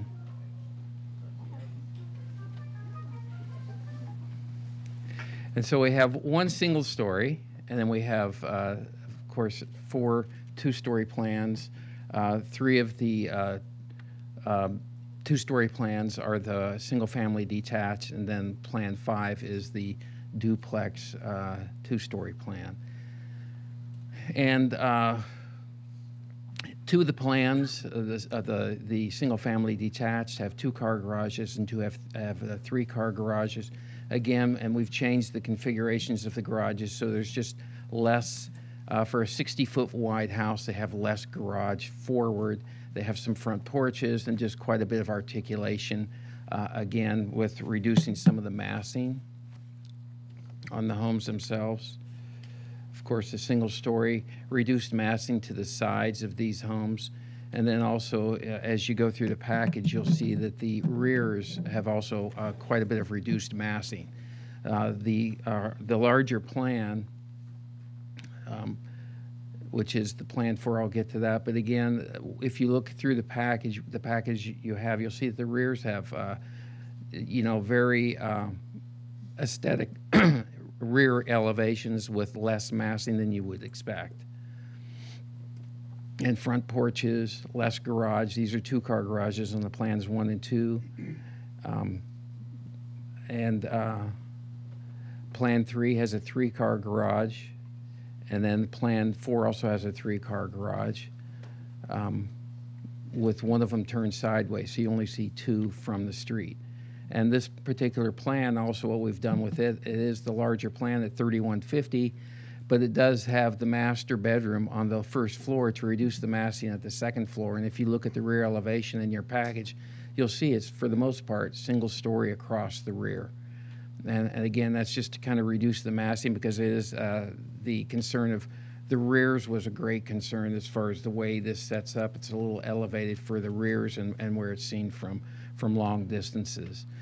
And in addition to the modifications we've made to the architecture, I'll just go over with, we've increased the, as far as the styles, it has a more eclectic mix of architecture now that we've introduced the Spanish and the farmhouse with a different siding, board and bat siding onto it, and some different roof materials, and then also some richer colors, deeper colors into the mix. So there's a stronger contrast in the architecture, and there's also differences between the roof pitches. There's just a variety. It's just a stronger variety than what was proposed before, with more of a just kind of a Mediterranean style architecture is what we proposed for the total project before. So we've kind of mixed it up, taking instructions and guidance from staff to move in this direction.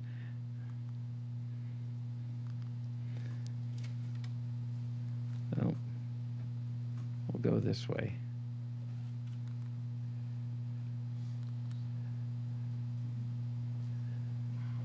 And then with these 2 homes, it's actually the duplex. They are, one of them is around 1,400 square feet. The other one's a little over 16. It's 100 square feet. They're 2 stories. They're 3 bedrooms and 4 bedrooms. Very family-oriented homes. And the way they're oriented as far as they are affordable, but they each have their front door and their garage on separate streets because they sit on corner lots. So and they kind of fit the massing of the larger single-family homes. So I think staff, as I mentioned earlier, I think is kind of prepped very well as far as the architecture and all the changes we've made. And that's it for me. If you have any questions, I'd be happy to to answer. Okay, any questions at this point from the council? Okay. Thank you. All right, thank you very much.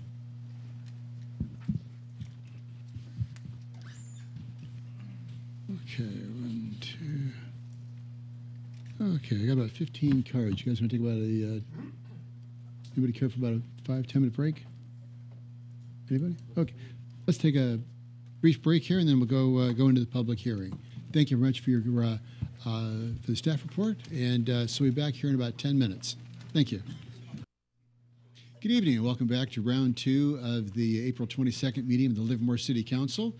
We just completed the staff report for 5.02, the Garaventa project, and now we're coming up on the public hearing on that. So I've got currently 16 cards for the public hearing. We want to be able to hear from everybody, so I'd ask that you keep your comments to 3 minutes or less.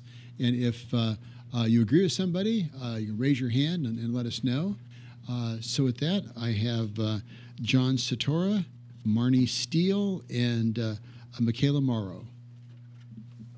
Mr. Satori. Good morning or afternoon, John Satora, Tiffany Common.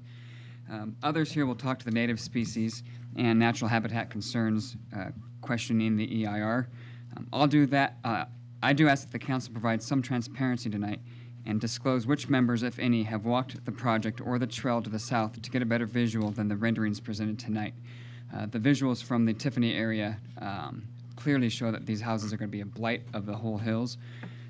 For people using that trail from even the west side of Vasco, then when they walk that trail to the parks or to the school, it's going to be an eyesore. This is a bad fit for the area. To get to this point, you've seen the different iterations that they've brought forth. The bridge, no bridge, and the way it's now designed, the traffic every day is going to have an extra mile to connect at Bear Creek Road just to get to Altamont Creek School or any other service in Livermore. This is not promoting the reduction of greenhouse gas emissions as required in State Bill 743. SB 743 requires cities and counties to incorporate vehicle miles traveled in traffic modeling rather than level of service, with the goal of reducing the miles traveled. You cannot find a more remote place to locate a subdivision within Livermore's boundaries. Vehicle miles in this area cannot be mitigated with a bicycle or foot travel, as the city has no bike lanes or pedestrian paths crossing 580 east of 1st Street. Accessing the city or the largest employer of the lab from this area on bike is a death-defying endeavor. City Manager Mark Roberts previously remarked at his previous City Council meeting that the double-edged sword that is State Bill 743 is that building a subdivision far away from everything can result in a perfect level of service. However, the travel time is lengthened, going directly against the miles traveled provision of the bill. Building in an urban area, there would be problems with level of service. I asked the council to look into the level of service of Livermore at this point. I think we are far from perfect at the northeast section of Livermore. And I'd like to know how that's comparable to the rest of Livermore's level of service from fire and police department. Anecdotals are always fun, but I'll give you two. Just today, we had a fire department call out after about 30 minutes of a fire alarm sounding in my neighborhood. I actually went out and checked on the house. I saw them moving around, but then about 30 minutes later, I heard the fire department show up. Earlier this week, I was walking my neighborhood, and a resident had complained to me about another resident who had assaulted him, and he was still waiting for about 3 hours for the police to show up to take his report on that assault. This is an elderly man who had another person's dog put to chase on him. So in the end, the zoning may be right, the plan may be feasible, the environmental impact may be minimal if you have faith in the EIR, but it's the wrong thing to do. City Council, Marshawn, what you said is the commission decides whether it could be done, but the council decides whether or not it makes sense with the larger picture in mind. Thank you. Thank you, Mr. Satori. Marnie Steele, Michaela Morrow, Ken Brook. Good evening, Mayor and council members. My name is Marnie Steele. I reside at 1996 Meadow Glen Drive, and I am here with the Save the Hill group.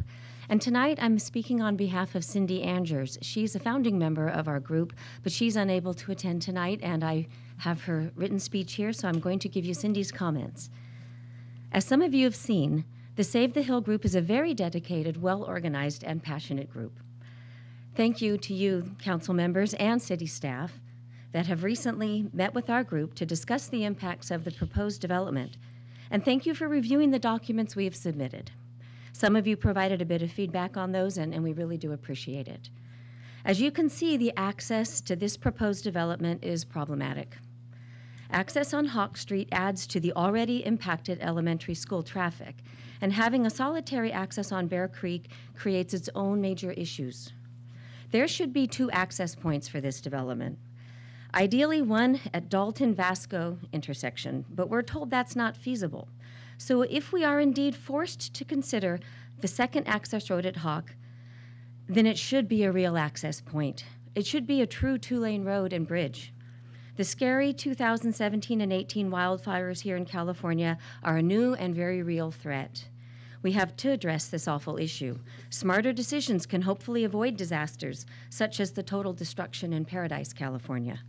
So, if and when there is a wildfire on the Hill, we need to allow folks to escape from this development, or allow them to enter it to rescue their children, their elderly, and their pets. This unfortunately means a 2-lane, unbollarded, unrestricted bridge on Hawk. We hate to even suggest this idea. This will increase traffic at the school, create possible vehicular collisions with the many creek trail users, and has a huge impact on the sensitive Altamont Creek. But if we have to choose one evil over another, this is the lesser of 2 evils.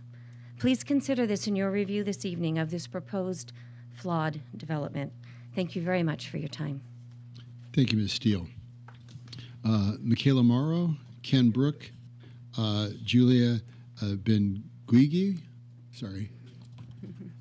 Hi, my name is Michaela, and I oppose the development of the Garventa Hills project. I will be speaking about the city's already in place guidelines, which go against the proposed project.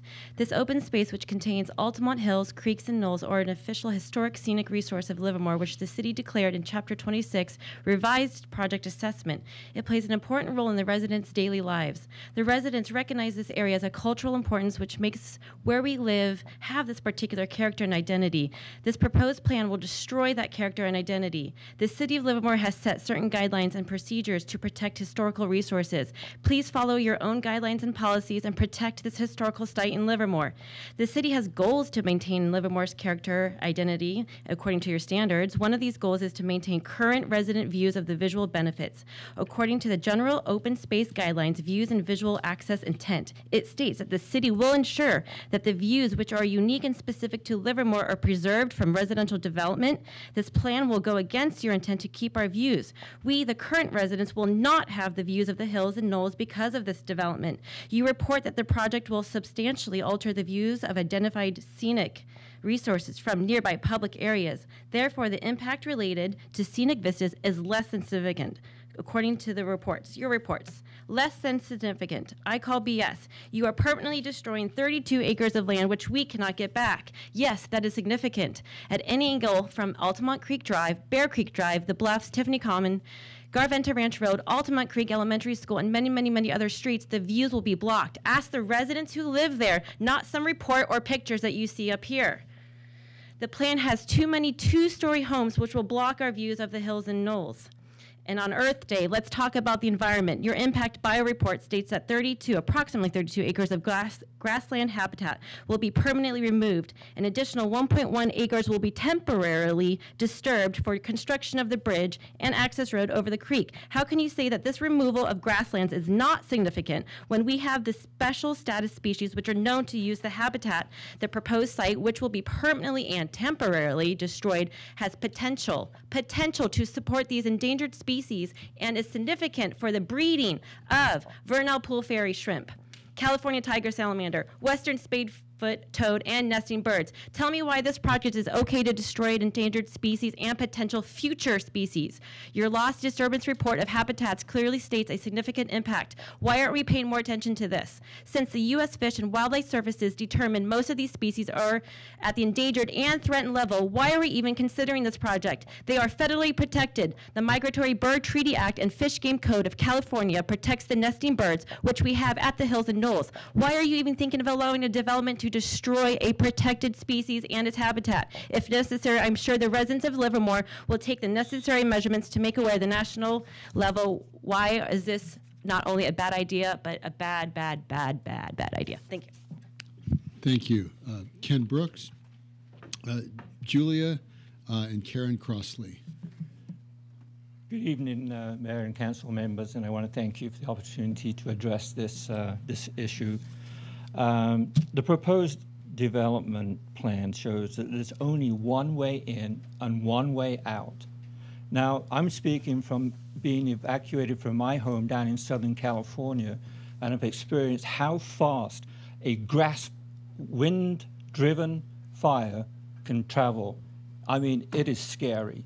And right now, this plan proposal wants to have approximately, I think it'll be over 200 homes that would be trapped if the road, Laughlin Road, were to be blocked at Altamont Creek Road. You know, that's crazy to me. I don't understand. We should have learned from the Paradise Fire, and even today, they are re-looking at their communities to make sure they have more than one way out. The proposed bridge, quote unquote, emergency exit that was being planned or is being planned is not going to be used by first responders. I've asked them about that. They say no. No, seconds, minutes are very important to us. We cannot risk trying to blast through a school zone area on an emergency. We'll go around.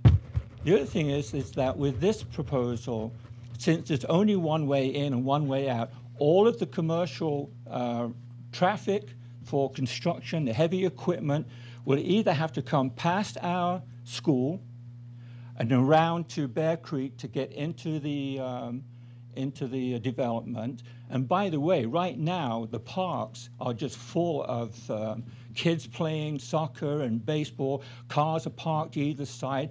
It's a mess. And you ask any mother here, any parent, right, who picks up their children from that school, they refer to that triangle at the school as the triangle of hell, because you got parents of 600 kids trying to get in and out to pick up their children. And let's make this worse. Let's make that an emergency exit. Are you kidding me? An emergency exit that's going to dump right into the backyard of the school? It just does not make any sense. It's very unsafe. And I've got 30 seconds because I need to bring this up again. When I moved here, which is just about a year now, one of the first things I looked at was Vasco, right? And at Vasco and I forget the name of the road, the traffic light that would take, if that road were to continue up into the development, Dalton, thank you, yes, you would have a 4-way lane highway that would be able to deliver all of the equipment, all of the earth-moving equipment, and all the construction workers into that development without having to drive it through our school, past our parks, and through residential areas. It makes so much sense to go that way. I asked this question at the last meeting, and after it was at the planning meeting, and there was a silence, because I asked, why wasn't Vasco looked at? And then someone went, well, I think it was drainage issues. That was the reason given. I think, oh my goodness me. You know, with all the other issues that we have, and especially the safety issues, we talk a lot about the planning and the houses and development and architecture, nothing about the roads. It's not a good plan. It's very ill-conceived. And thank you, and I'm sorry that I took a little extra time, but it's quite emotional. Thank you, Mr. Brook. Julia, and if you could pronounce your last name for me, please. Yeah, Julia Benguigui. Okay, thank you. Benguigui. So I'm a mother of a child who goes to Altamont Creek Elementary. My daughter will also be going in a couple of years. I moved to this area, this specific area, for the open space, for nature, for views of the hills, no overcrowding. I think a new development would tarnish all of this. So I'm against any further development for the above reasons. And just as important, for the safety of my children, as Ken referenced, it is so crowded in the morning. There's so much traffic at drop-off, even at pickup. We don't need more people. We don't need more cars there. And I just don't want more pollution. I don't want more cars, like I said, that endanger my kids, and I don't want more congestion around the drop-off and pickup, the pollution from the construction for long periods of time, dust that the kids will be breathing. It's just the way that I picture my kids at school and playing, and this project, it's just chaos, and I just oppose it. Thank you. Karen Crossley, Ted Crossley, Mary Perner. Karen Crossley at 1424 Fox Creek Court. You know, I've always wondered why Garavante Hills was ever considered an appropriate place to build houses. It's hard to build on. It has a diverse ecology. Why had it been zoned for housing in the first place? And as I looked into it, it appeared that it happened around the time Mira Lisa was built. And while I understand that we all like to make money on our investments, most of us can't do so because it goes against the general plan. Looking further into the general plan, I found out that as far back as the 70s, the general plan has stated that Livermore should not build on hills. I'm sorry, they're not knolls. Yes, you want to present it as knolls, but they call them hills, Garavante Hills, so they must think they're hills too. Anyway, it appears that the general plan has never been followed. So the question becomes, is the general plan just a piece of paper that is followed when it's convenient or ignored when it isn't convenient? So what needs to be done for the city to follow its own rules, even if a lawsuit is the outcome? We need to follow the rules, and if the city doesn't follow its own rules, why do you expect the citizens to follow the rules? And I also would just like to add that the thought that these duplexes are affordable is laughable. I have children that have college degrees that cannot afford these houses in Livermore. And I find that they're all planning on moving. So we will be the only ones left in this town, and they have spent their lives here. Thank you. Thank you, Ms. Crossley. Ted Crossley, Mary Perner, and Mary Ann Rocha.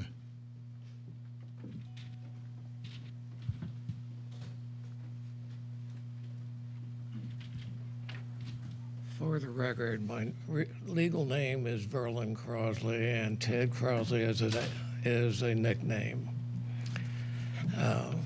Good evening, council members and guests, and Mayor Marchand. We have debated the Garavante Hills development for 7 years. I again want to point out that the development has never complied with the Livermore City's general plan and still doesn't. This development should have been rejected when proposed 7 years ago. It should have been rejected when it was reproposed and reproposed and reproposed. It has been revised yearly, but still proposes building houses on Garavante Hills. The hills are an ecologically sensitive area that is home to several species that cannot be relocated and whose habitats will be destroyed by the builders' tractors and graders. Although that may not be endangered yet, they are part of our ecosystem that adds to the uniqueness and desirability of this area. The hills are not suitable for housing in their present form because they're not level, have rock formations that need to be removed or moved. Either way, the skyline and character of the hills will be destroyed. Access roads to the homes will be visible and will increase traffic on Bear Creek and Hawk. Hawk Street is narrow and goes past Almont Creek School. A new 2-lane bridge at the end of Hawk is intended to provide access for the fire department and act as an emergency exit for the Hills residents. Even then, access for firefighting equipment will be very limited, and Hawk Street will certainly not accommodate fire equipment entering and residents leaving at the same time. The only upside to this development is that it would generate or increase Livermore's real estate taxes by approximately probably $40 million. I don't know. Of course, the loss of the hills as an undeveloped area will make the property of existing homeowners less desirable. The skyline of undeveloped hills is something to be preserved. The skyline of a housing development is not acceptable as an alternative. The city, if wanted to develop these hills, should have changed the plan years ago to accommodate the development of hilling areas. But that would have been challenged by the voters. Have no doubts. The voters like the general plan as it is, and we are upset because you are not following it. Thank you. Thank you, Mr. Crosley. Mary Perner, Mary Ann Rocha, Graham Taliber.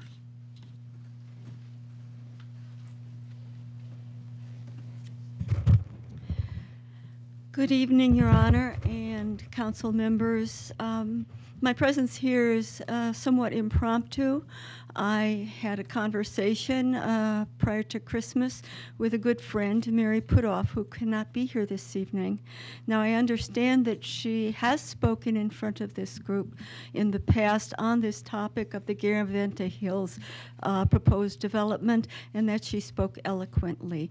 I'm sure that I have not prepared and that I don't have the facts and figures, but I am convinced by Mary's passion that this proposed development may be a violation, that the hill that is behind Garaventa School is one of the stepping stones going up to Brushy Peak, which has been a site, a sacred site for the Ohlone and other tribes historically, and is still honored in that way.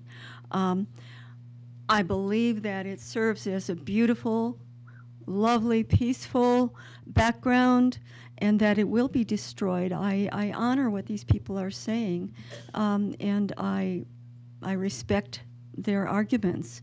And so basically, again, in honor of Mary and her beliefs, I hope that you will not grant this development the go-ahead. Thank you. Thank you, Ms. Perner. Mary Ann Rocha, Graham Taliber, Andrew Barker. Good evening, Mayor Marchand, City Council members and staff. My name is Mary Ann Rocha, and I live at 1787 Sterling Court in Livermore. I'm representing the sellers in the sale of this property to Lafferty Communities. Their names are Sharon Albright and Karen Red Elk. They would very much have liked to have been here, but they are very elderly and they live in Berkeley and they cannot drive at night. This project has been in the planning since 2010. It's been through numerous reviews in the city, and the plans were revised based on what the planning department as well as the city council desired, going from the 76 to the 44 with the duet units. I'm going to reiterate some of the things that were said today. The square footage on the homes have been reduced, the lot sizes have been increased, the building heights reduced to have less impact on the neighbors. The project conforms to the current zoning, which is low residential land use. The EIR report has said there's no significant impact to the environment. The lot sizes and styles of homes is consistent with the nearby homes in the Bluffs, in Altamont Creek, and the Mary Lisa development. Livermore has a very diverse population and needs diversity in housing. In fact, we need all kinds of housing, as I'm a realtor and I can attest to that. Many of the newer developments are 2- and 3-story condos, townhomes, plus single-family homes on very minimal sized lots, mostly with no backyards and small patios or even balconies. This development provides that diversity. The Garaventa Hill does have open space, walking paths, and concern for the environment. The emergency access, which is also a pedestrian bridge, will allow for the families to walk their kids to school and back from school in the afternoon. Oh, sorry, I'm almost done. I want to commend Lafferty Homes for the excellent design of the project and their dedication to making significant changes to satisfy the Planning Commission and City Council recommendations. Thank you very much for allowing me this time. Thank you, Ms. Roja. Graham Taliber, Andrew Barker, and Michelle Mitchell. Mr. Taliber. Hi, everyone. My name's Graham Taliber. I don't live at the Hill, but I love it. First off, I just want to say, looking for California tiger salamanders is one of my favorite hobbies. They're actually really special salamanders known as mole salamanders because they spend almost the entire year underground in burrows and upland hills like the Garaventa Hill. Once a year in the middle of the night, and only on the rainiest nights of the year, the California tiger salamanders make a migration to vernal pools at lower elevations where they breed.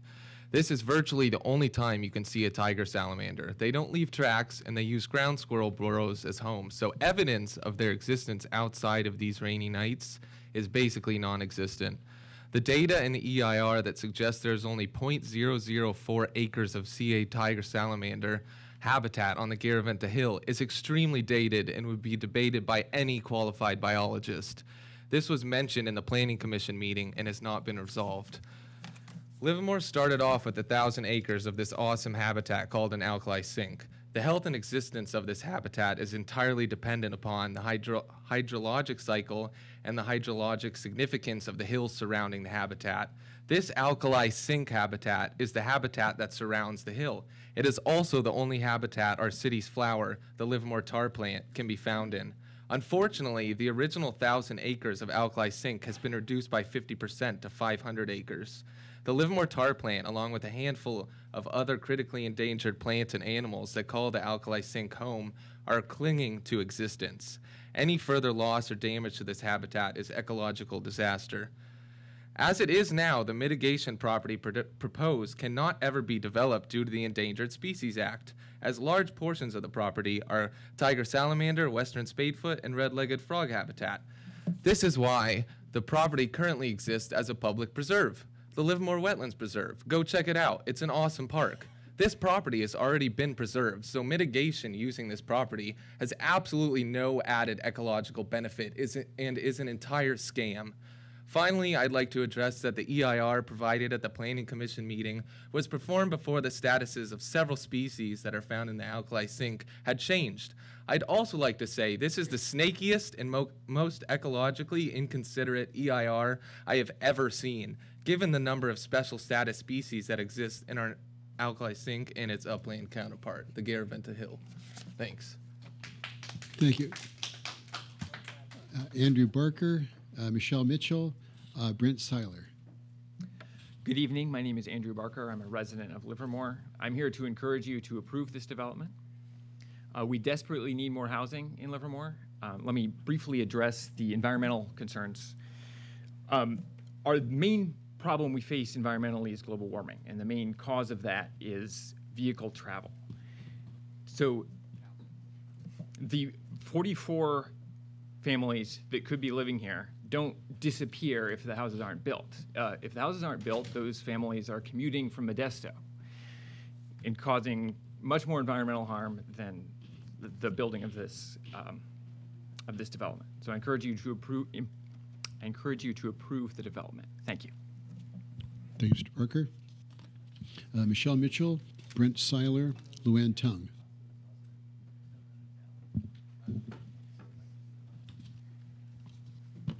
Good evening, Mayor and Council. I'm here tonight to oppose the proposed Garaventa Hills project, and I support the technical flaws that the Save the Hill group has presented to the city and to Council and you, the Mayor, as well. I had a whole thing written out of what I wanted to talk about, and then after hearing the comments, I've changed my mind a little bit, so I apologize. It's not going to be as polished as I had started out, but I'm going to give it a shot anyway. I'd like to start out with part of my original plan, and that's to talk a little bit about the possibility of preserving it as open space. In a few years, the city will be reevaluating the general plan. The property in question was rezoned in 2003 to a lower density zone. Is it possible that during the general plan of reevaluation, the city can take the time to look once again at rezoning this property so that it may remain open space.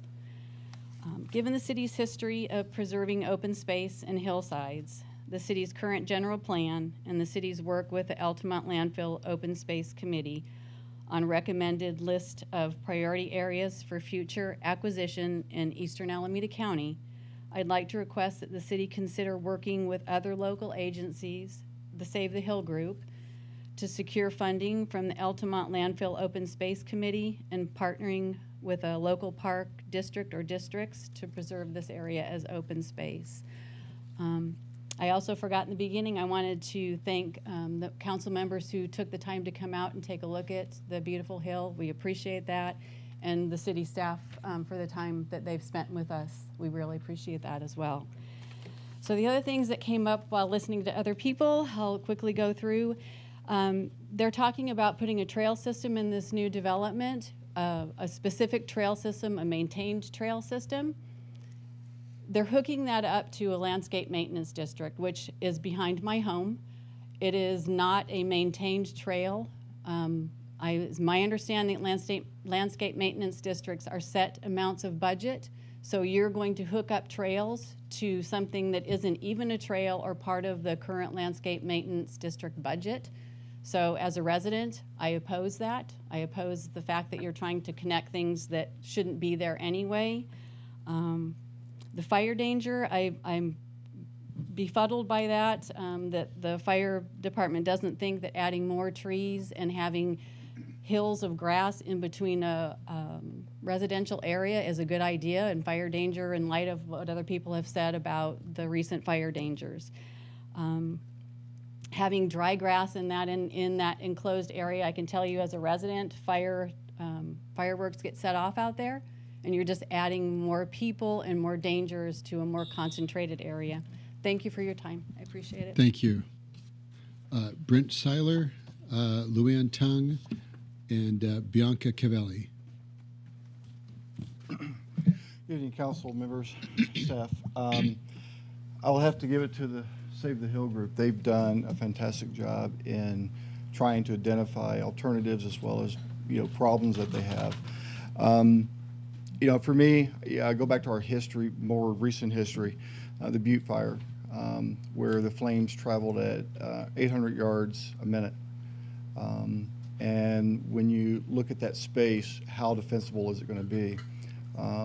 We build the stack and pack houses where fires can go from one to the other. And it's not the low-running fires that we got to worry about, but it's the embers that it generates and it puts up into the air with all the wind that we get from that area coming down in through Livermore. One thing that was brought up even by staff is kind of the layout of the area. I mean, the group's been fighting this for almost 10 years now, so it's pretty obvious residents don't want this.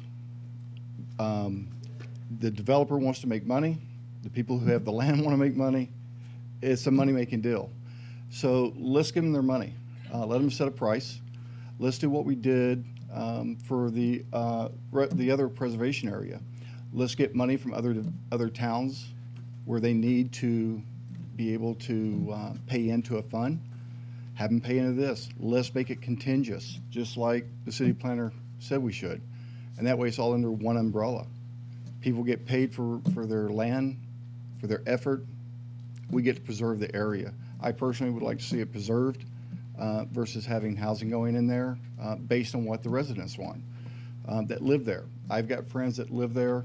Right now they have a view of the hills and the knolls. When these houses come in, they're going to be having people look on from their houses down onto them. And that's not what they bought, and that's what they're going to get. So I oppose having this go forward. I'd like to see a different alternative plan. Thanks, Mr. Seiler. Luann Tung, Bianca Cavelli, and Dennis Kai. Mayor Marchand and members of the council, my name is Luann Tung. I live at 2157 Tea Garden Common in Marilisa Courtyard.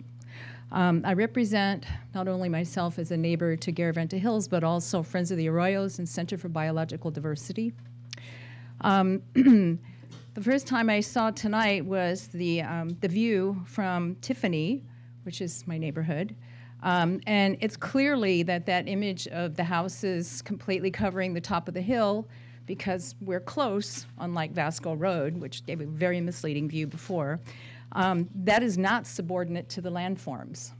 So the top of the hill's obscured from that area. So I suggest that if this project gets approved, that it should be one-story homes on the side facing Mary Lisa Courtyards, Altamont Creek Elementary, and the Bluffs, so that it has less of an impact on the view. Put all the two-story homes on the back side. I wanted to mention a big concern that I just had. I learned recently in Mary Lisa Courtyards, so we're like, packed houses, and we're across Tiffany and across the creek from all that open space. Their fire insurance has been canceled just because we are close to an open space. So now you have these new houses. Basically, it's a wind tunnel. It's usually very windy up there a lot. And you have this grassland area, which has been known, there's been fires that have blown through there. And now you're adding trees and houses. And as Brett mentioned earlier, when the trees go, the ashes blow. And now generally the people in the bluffs are downwind from the direction that the wind is blowing. So now you have fuel, you have trees. Before you just had grass, it blew through and they could stay on top of it. But now you have houses and trees, and all the extra trees that they're suggesting in the landscape, I think is a really bad idea to have it in a wind tunnel in a fire-prone area. So I think those people are going to have a difficult time buying fire insurance in that area, given the past recent history of our more fire-prone environment in California. I also want to add that the survey mentioned, the environmental survey mentioned, that they did not find any species of special concern or native plants. And I provided pictures to planning staff and as well as Councilwoman Monroe of pictures that I took of burrowing owls on the property, pictures that I took of quite a few native plants on the property. So, and I'm not a professional surveyor, but I know what to look for because I'm out there all the time. Just wanted to point that out. Let's see. I'm also concerned with, I think this was mentioned earlier, but any change in water flow diverting away from or allowing it toward from the development into the direction of the rare plant alkali sink is unprecedented. There's no example of a residential area uphill of a rare plant alkali sink and how that hydrology is affected. So that you don't know, and you might be killing off the alkali sink plants by allowing that development. So I think the views from there are spectacular. It should be preserved for the public. It should be kept as open space. And I think it was a mistake in the very beginning to have allowed that to be developed for houses in the very beginning. So I urge you to vote on Earth Day, vote for Mother Earth, and say no to the development. Thank you. Thank you. Bianca Cabelli, Dennis Key, Greg Scott. Good evening. I'm Bianca Covarelli. Good evening, Mayor, City Council, and staff. Thank you for this opportunity. I want to second everything in opposition that is said previously in opposition to this development. I've been a Livermore resident for 24 years, and I care about my community deeply. A few points. Happy Earth Day, first of all. I'm with Save the Hill Group. There are funds available. And we're working on collaborating with finding a buyer for this unique, beautiful space to maintain open space. A few points. The general plan specifically states no building on slopes, hills, or knolls. Why is this development even being considered? The general plan needs to be honored here. Per LARPD limited tree planting, okay, but we're looking at two-story homes perching for raptors to pose threats to existing burrowing owls. We have current photos and videos showing their existence right now. My question is, why were there no visual views of impacts from the bluffs, which will show specific impacts visually? We haven't seen that. We saw different perspectives with very minimal impacts, and that's not the case. So I'd like to ask for visuals from the bluffs, because that's where all of the impact is going to be shown, and those are hills and slopes. So my other question is, Have there been recent testing and core drillings of seismic activity in the area? The last report was done over 10 years ago. Has that been done or even requested? Because we've had recent seismic activity within the last 10 years, I would imagine. What's the bridge slope? The last thing that I read was it was indicated at 5.9% to 6.81% that it's 13 feet high. Keep in mind that Altamont grade is 2 to 4%. That's a big significant difference between 5.9 and 6.8%, isn't it? That leads a dangerous situation for the bridge. That's not even conceivable, actually, as an emergency exit point. And if we're going to talk about the bridge, in addition, a one-lane bridge is inadequate in case of emergencies for 44 homes. If Laughlin, which is the only existing one-way in and one-way out, one-way in, one-way out, if Laughlin for any reason is blocked, you're not only blocking the 44 homes, you're blocking all the other existing homes in the entire area. I just think this needs to be reevaluated. This is a wind tunnel. I live there. I know. I experience it on a daily basis. We're talking wind tunnel.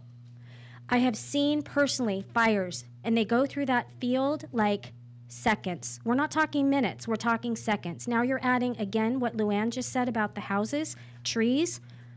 You're adding major fuel. It's going from one point of instant, easy dealing with grass where they can break it off to homes, embers.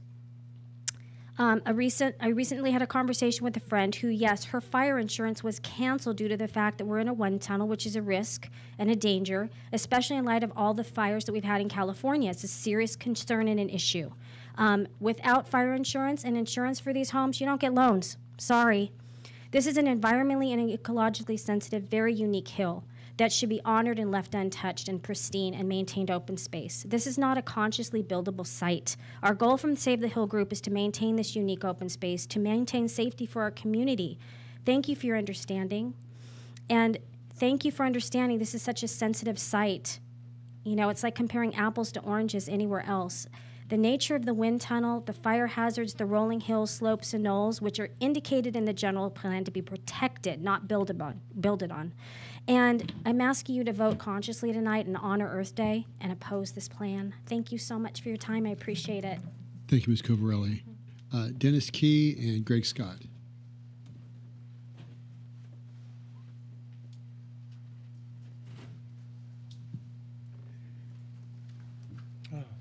Thank you for the time. The name's Dennis Kai. Oh, I'm at 1658 Knoll Way. I live at the almost at the corner of Bear Creek and Knoll Way. And that's going to lead into the access point of this proposed development, which I totally oppose. I'm for development. Believe me, I'm truly for development, but that's for smart development. And again, this is not smart development. You've heard a lot of comments from my neighbors. You've heard a lot of comments, and in the past, we have folks that want to be here that can't be here. And they're probably 5 times the numbers, 10 times the numbers that you see here. From that perspective, I just want to kind of go back a little bit in history in 2015. From the Mercury News is that the City Council on Monday declined to give the green light to a plan to build 47 homes. That's down from the 76 that you guys really wanted to put up there. You talked about it would jeopardize sensitive wildlife, increase traffic, and violate the general plan. It still does that. What has changed? The council unanimously agreed not to certify the final environmental plan of the Garaventa Ranch Hills. And so from that perspective, you said the council members expressed reservations about how the project would affect visibility of nearby hills. You know, the only reason I remembered to come here wasn't because I wasn't concerned about the hills. I was going for a walk in between that path between the school and the hills. And when I looked over there, I looked at my wife and I said, that's destroyed. If they build this, and I said, oh my God. That meeting is tonight. So we had to cut our walk short and get down here. Unfortunately, she couldn't make it. But what has changed? Truly, what has changed? You're talking about visibility. We're talking to you about the safety of the residents. We're talking to you about the environmental impact. There was a time you said there was a fire. I told you back then I saw 1, if not 2 spotted owls, or at least I saw a ground burrowing owl on either side. And then there was a fire, and the comment came out, what happened to those animals? Well, we had another person said they took pictures and found 7 ground-burrowing owls out there now. 7. These are endangered species. And mitigation is not going to save them. You're going to destroy their habitat, as you will toward the other endangered species. In that report on the Mercury News back then, they talked to you about it, and the letter that came to you from the environmental attorney that also talked about all the different endangered species. What have we done about it? So you've got safety, you've got the views. What's really changed? I really don't think, the comment that came to us from Lafferty as we were the last person that got up to speak, if anything that was said here tonight were to be believed, I would say the same thing about their project. My concern is not just the visibility, it's about the safety, and it's also about the environmental impact. Thank you for your time. Thank you, Mr. Kai. Greg Scott.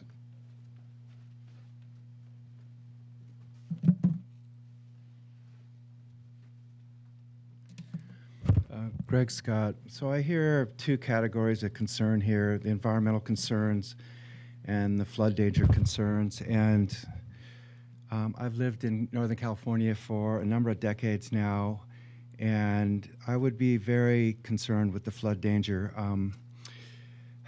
I've been to many of these meetings in the City Council and the February 2017 storms where you went on and on about the $650,000 for the Arroyo Mocho repair.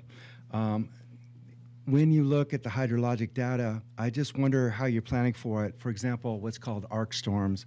ARC is the Atmospheric River 1,000-Year Storms. This comes under the Multi-Hazards Demonstration Project of the USGS.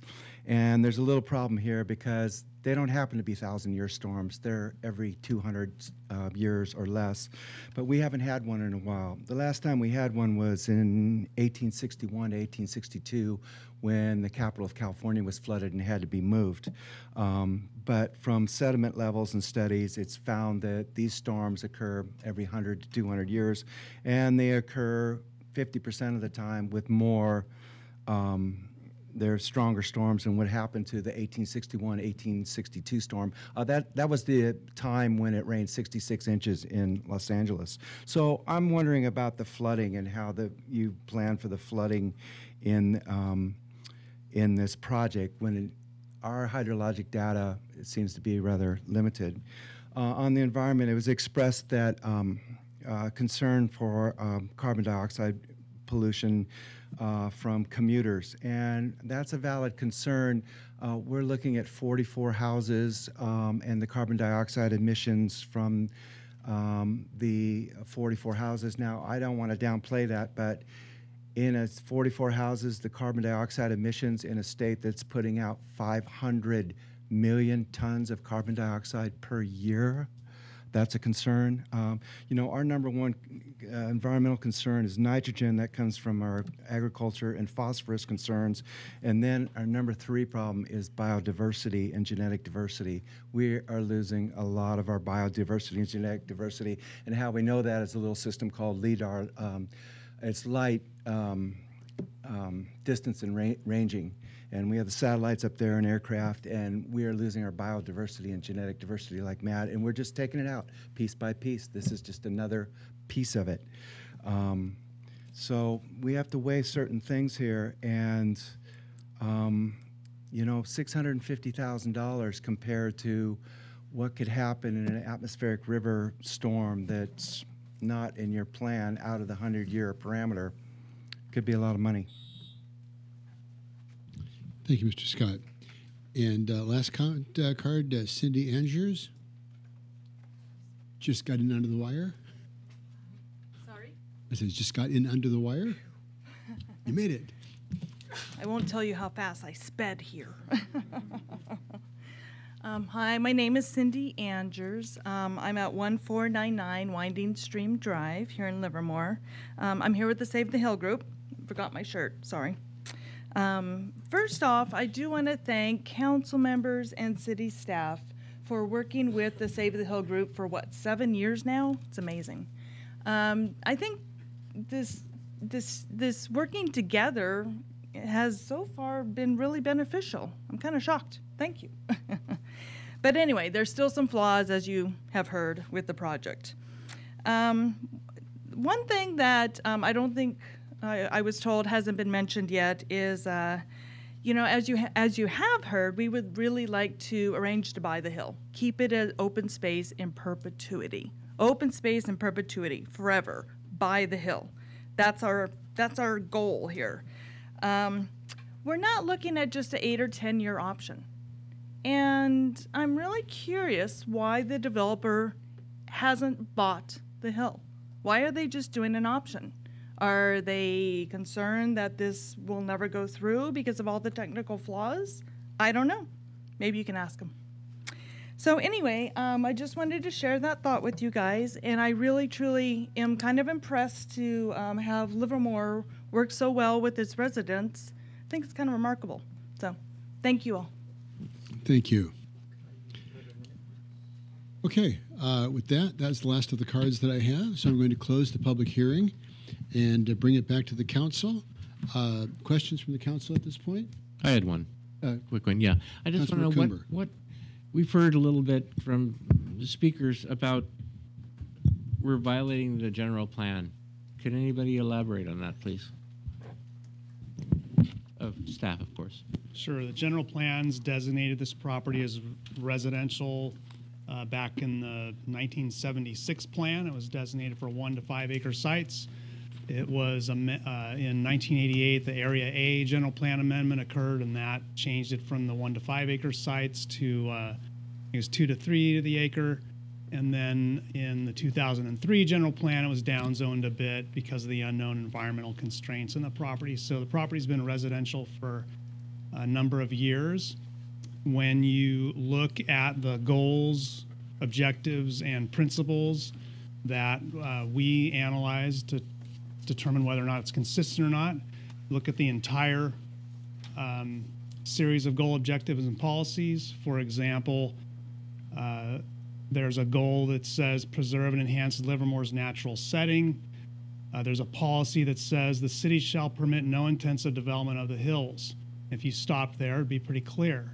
But then it adds a few sentences under which conditions that it would be okay to develop on those tough sites. And that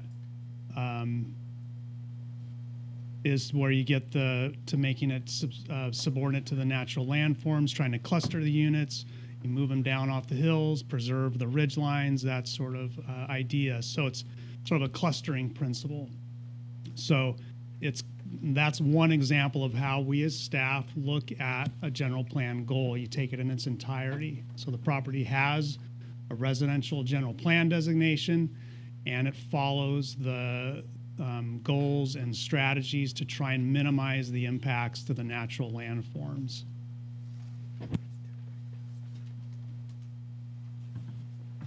Okay, Councilmember Monroe, questions, comments, at this point? I have a bunch of questions. Should I just run through them? Sure. Okay. I wanted to go. So we've heard these. These are basically reiterating some of the questions we've just heard. I wanted to go back to the fires, the trees, the wind tunnel, and how that would play out, and maybe hear a little bit more in detail how that could work out, and in the event of an emergency. Should I just read all the questions and then get them answered, or go one at a time here? What's easier? One at a time. One at a time. Yeah. Okay, fine. So could I get that one answered first?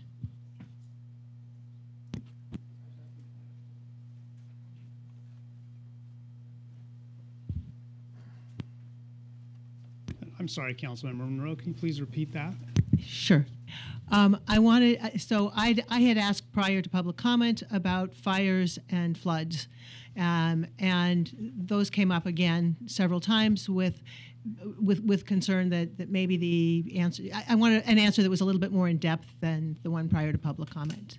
Sure. So our building code and our fire and safety codes require certain construction practices to minimize impacts from fire, including providing fire sprinklers in all of these buildings, which they will do. It's been reviewed to ensure there are enough fire hydrants that are adequately spaced to fight any sort of structure fire that might occur, and also with distances to pull hoses to places where there aren't a hydrant. So from that perspective, the infrastructure is in place to take on a blaze if it were to occur, either in the natural areas or the developed lots. And again, our departments looked at it for adequate access, loading on the street,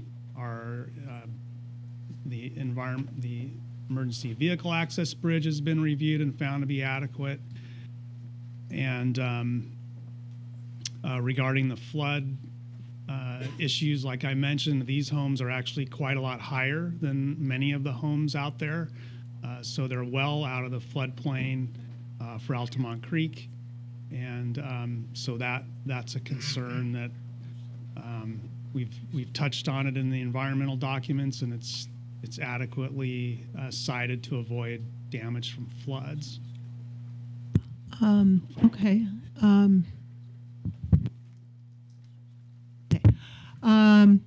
So I know that this is the last, the Mara Lisa development, as I understand it, was had 3 hills, correct? Is this hill, how does this hill differ from the other 2? These are a little bit higher. And there's a hill that's just to the east. That's similar in height. That's been set aside, sort of similar to this project that it's sort of behind Knoll Court and Bear Creek. So the development is basically clustered off of that hillside and tucked along Bear Creek Road. Then there's a hill that perhaps our city manager could talk about its exact location, but that is now covered with homes. Yeah, that was actually the 4th hill of the cluster there, and that was located south of the creek area. And that area was graded, so you can actually still see the remnants of that in the actual height of the street out there, but that area was developed as part of the original development. Violation of Native American territory. Any question on that?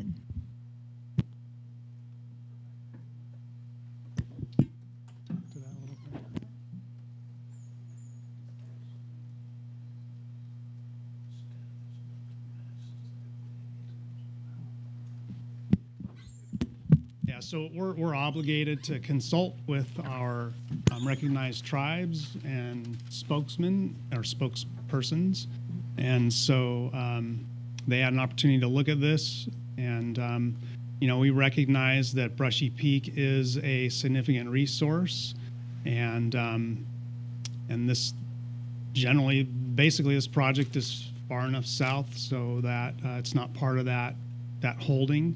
It is the tribes that have lived here over the years regard the whole valley as a significant resource and sacred in many places, especially along creeks. And so when projects come along, we look at that very carefully and try and address their concerns and comments as best we can, and as well as avoiding work in the creeks when we can do that.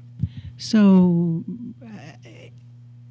this was part of the EIR, and the recognizing that there's not one community, there's not one person that speaks for everybody. It's what I'm hearing. Those people who were recognized agreed that this was okay to build on. Is that a correct interpretation of what you said? I'm not sure. I don't think I would put those words. Well, so okay. Sorry. They did not have unique objections to development in this area based on place. So you did hear that many of the tribes believe that development anywhere in the valley disturbs the overall ecological and sacredness of the area. There were not unique features of this particular landform that were identified, and if they had been, those would have been incorporated into our analysis. Thank you. Sorry, I was trying. And the sightings of tiger, salamander, and burrowing owls that were not incorporated in the EIR. So as I mentioned in the presentation, although we didn't find species when we were out there, we assumed that they could be on the entire site. So having found them on the site only confirms our assumptions that they could be on the entire site. And if they do come across one during construction, the resource agency approved biologist who has to be on site will halt work, and they'll take corrective measures to avoid harming or taking a species. Under both state and federal law, the appropriate action to deal with that particular potential habitat is the identification and acceptance of mitigation property. The staff has done pre-consultation on the mitigation property to see whether that's acceptable to address those particular species. And the findings is that it does. In fact, it is a higher value habitat, as your staff described earlier, based on what actually exists on those habitat mitigation areas. And to that point, and then I'm going to leave some for other people. The question of this being the mitigation site never being developed anyway, so it doesn't really. I'm going to rephrase here. It doesn't count as a real trade. Could you speak to that as well? Sure, and I'll just take that one. That it is true that it is privately held, and there are no conservation easements on it that would protect that in perpetuity. But the project is also heavily impacted by trespass, BMX bike jumps, motorcycles, RC cars, and trucks and things. And the damage that's ongoing there is significant.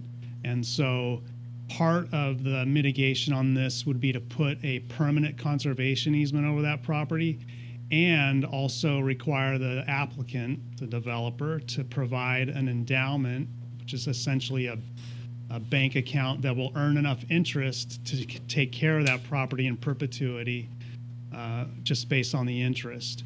And so they'll have to develop a management plan that will talk about that property and what's best for it. And then the endowment will be set at an amount appropriate to carry out that management in perpetuity. So it would be protected.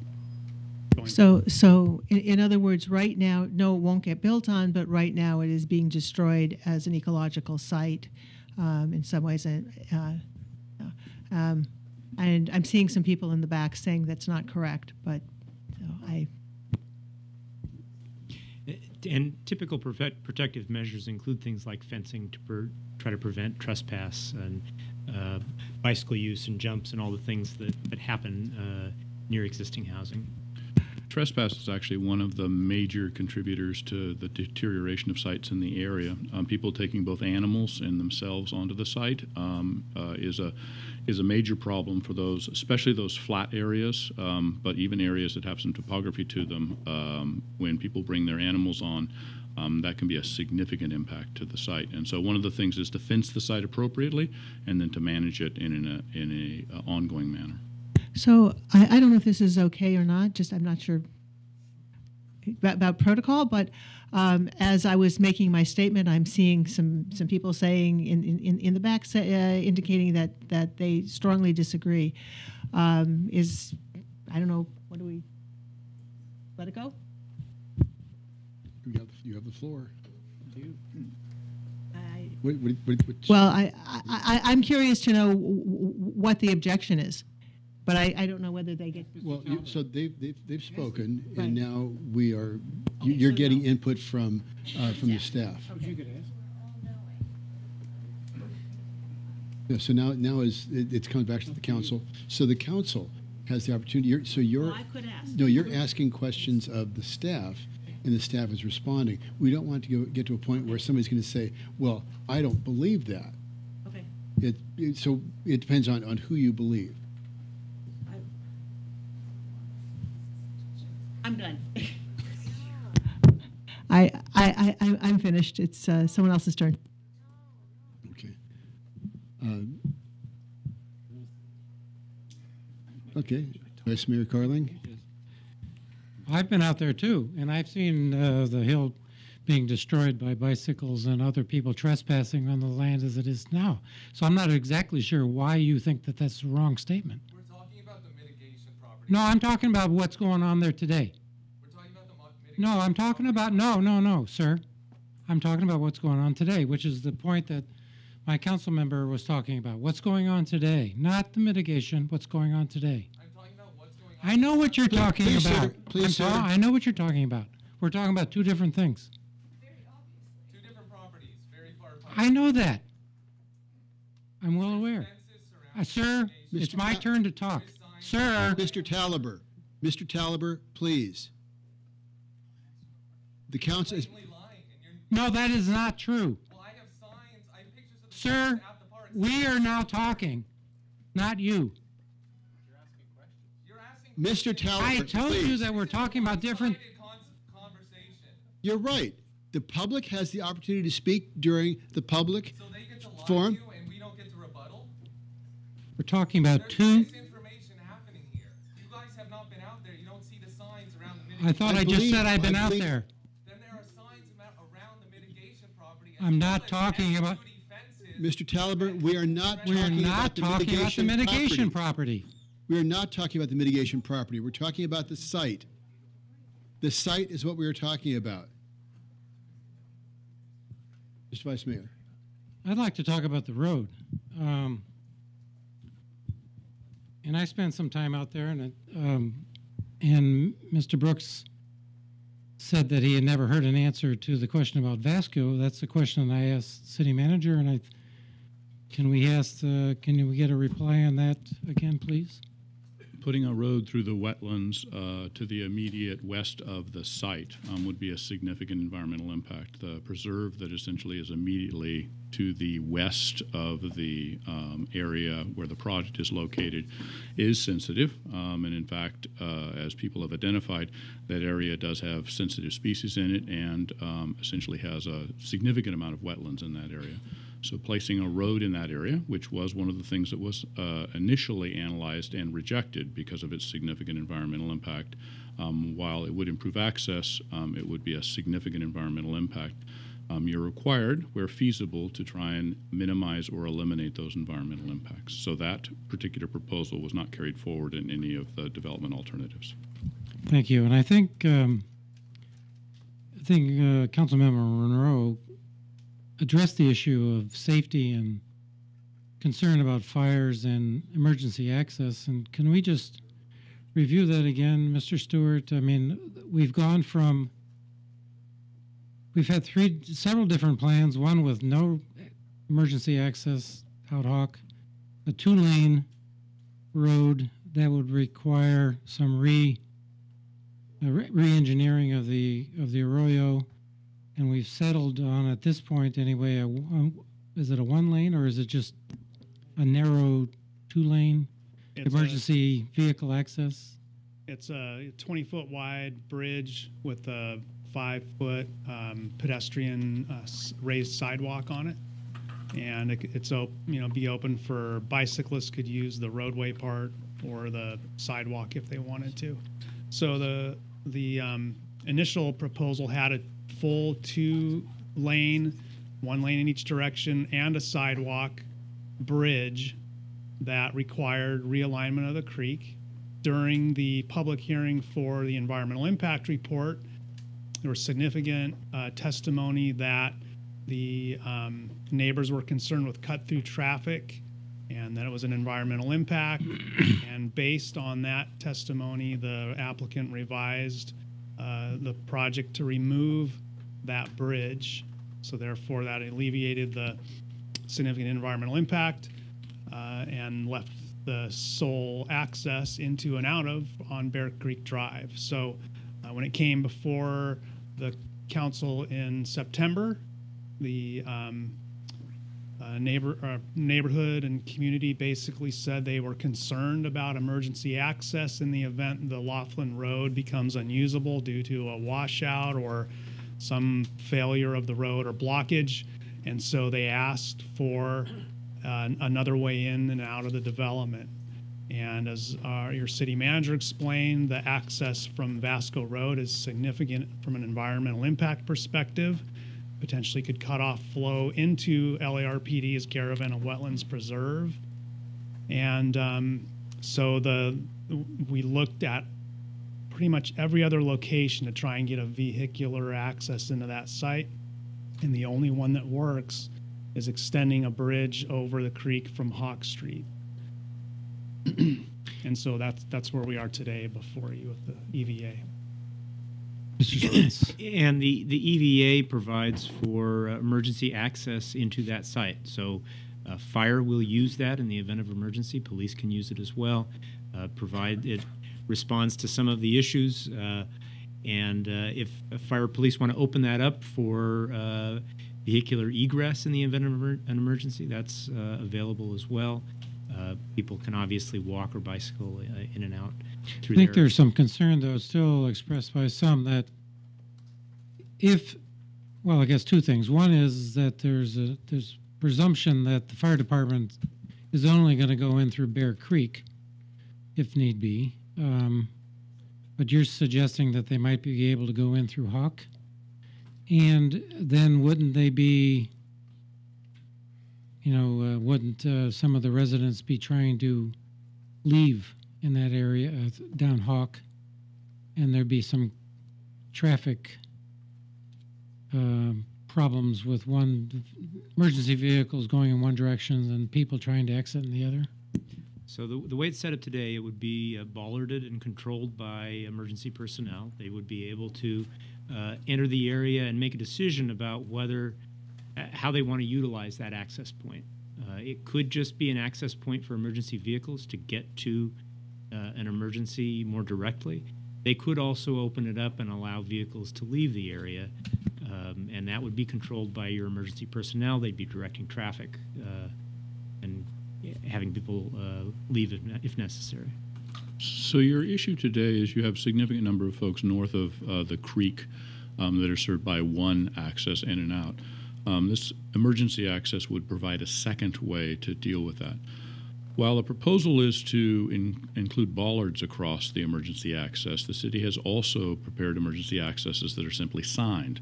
The modest risk in that case is that somebody will place a vehicle on the bridge in an inappropriate time. However, it is built for full vehicle access. So that would be an alternative if that were ultimately a significant council concern, is rather than to bollard the emergency access, simply sign it.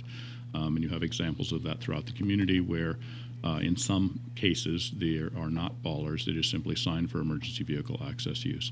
In any case, there would essentially be one more way in and out with this project than without the project. And while the project adds 44 homes, it does actually provide a second way out for everyone north of the creek.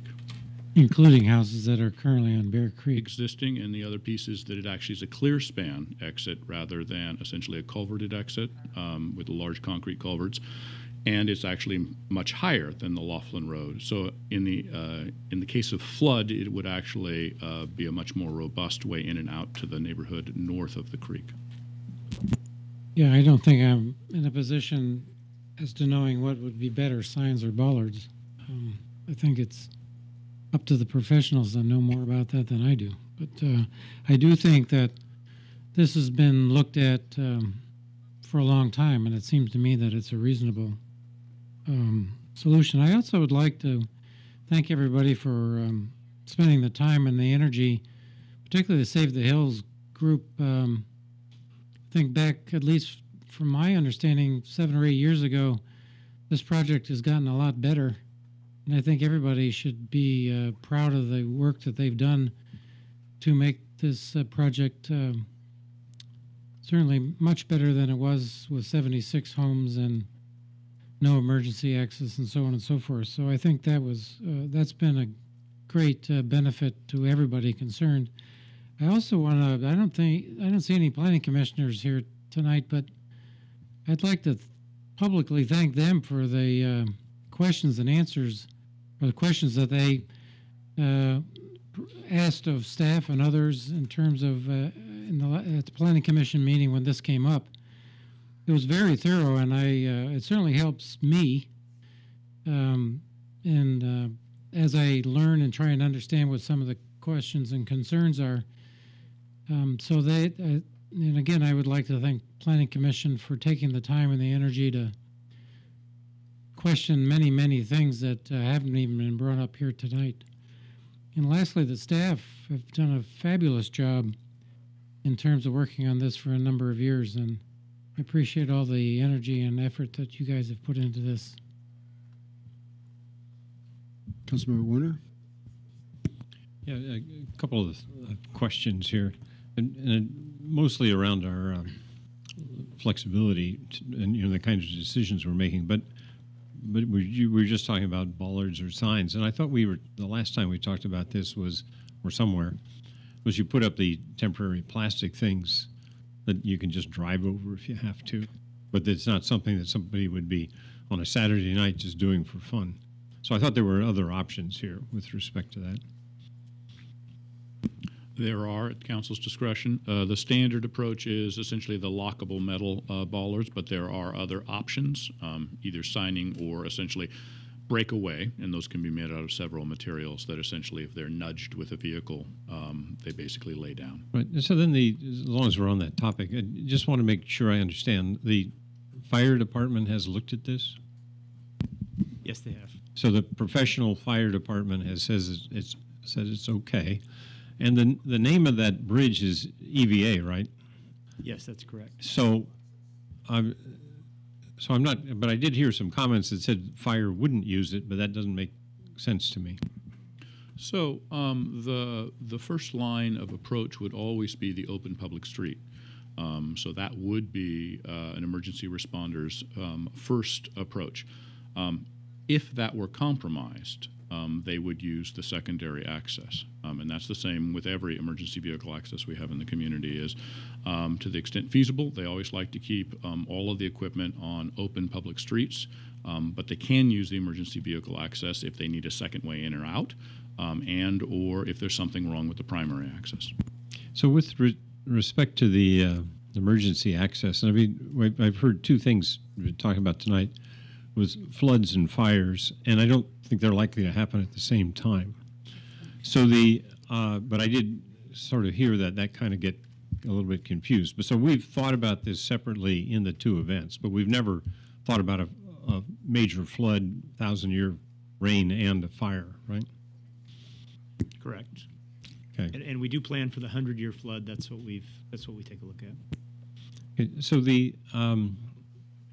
why I'm looking at this, and I've been around this project for a lot of years, and this strikes me as one of the projects. I mean, this is decades of going through this. So I do want to second the comment that even Ms. Andrews made about working together. I've been out there and tried to think about this pretty carefully, and I certainly understand the community's desire not to see this project happen. But I'm not sure that we got a lot of options here. But I want to just talk about a couple of things. So I want to make sure I understood the earlier conversation about the endangered species. So what I'm hearing, I think I heard, was the evidence that they are there is not sufficient to say that the EIR or the impacts aren't mitigated. Is that we can't find because we've seen that, or we have photographs of them being there. That's not sufficient for us to find that this is not, the EIR is not satisfied? No, to the contrary. We actually found that even though we didn't find them, we assumed they were there anyways. That's what I'm saying. Yes, okay. So the fact that their evidence that they are there is not sufficient for us to find that this project doesn't meet the requirements. Is that what I'm We've hearing? already assumed they're there, correct. So it's only confirming the assumptions we've already included in the EIR. And we've already mitigated assuming that those species So are there. I'm just trying to make sure I understand how much latitude we've got here. So the other thing that we haven't spoken about yet was the suggestion, well, why can't we just make this all go away by buying it? And that would be, I can see the advantages of doing that, and but I'm not sure that we at this stage can require that to happen. And I just wanted to, from the city attorney, get some kind of opinion on what kind of latitude we have here. That's correct. What you have to evaluate the project that is set before you, not look at the possibility of what the city could do with the property, as we're currently not under contract to purchase that property. Lafferty Communities is under contract to purchase that property. So that would be a separate course of action apart from your determination as to what to do with this proposal before you this evening.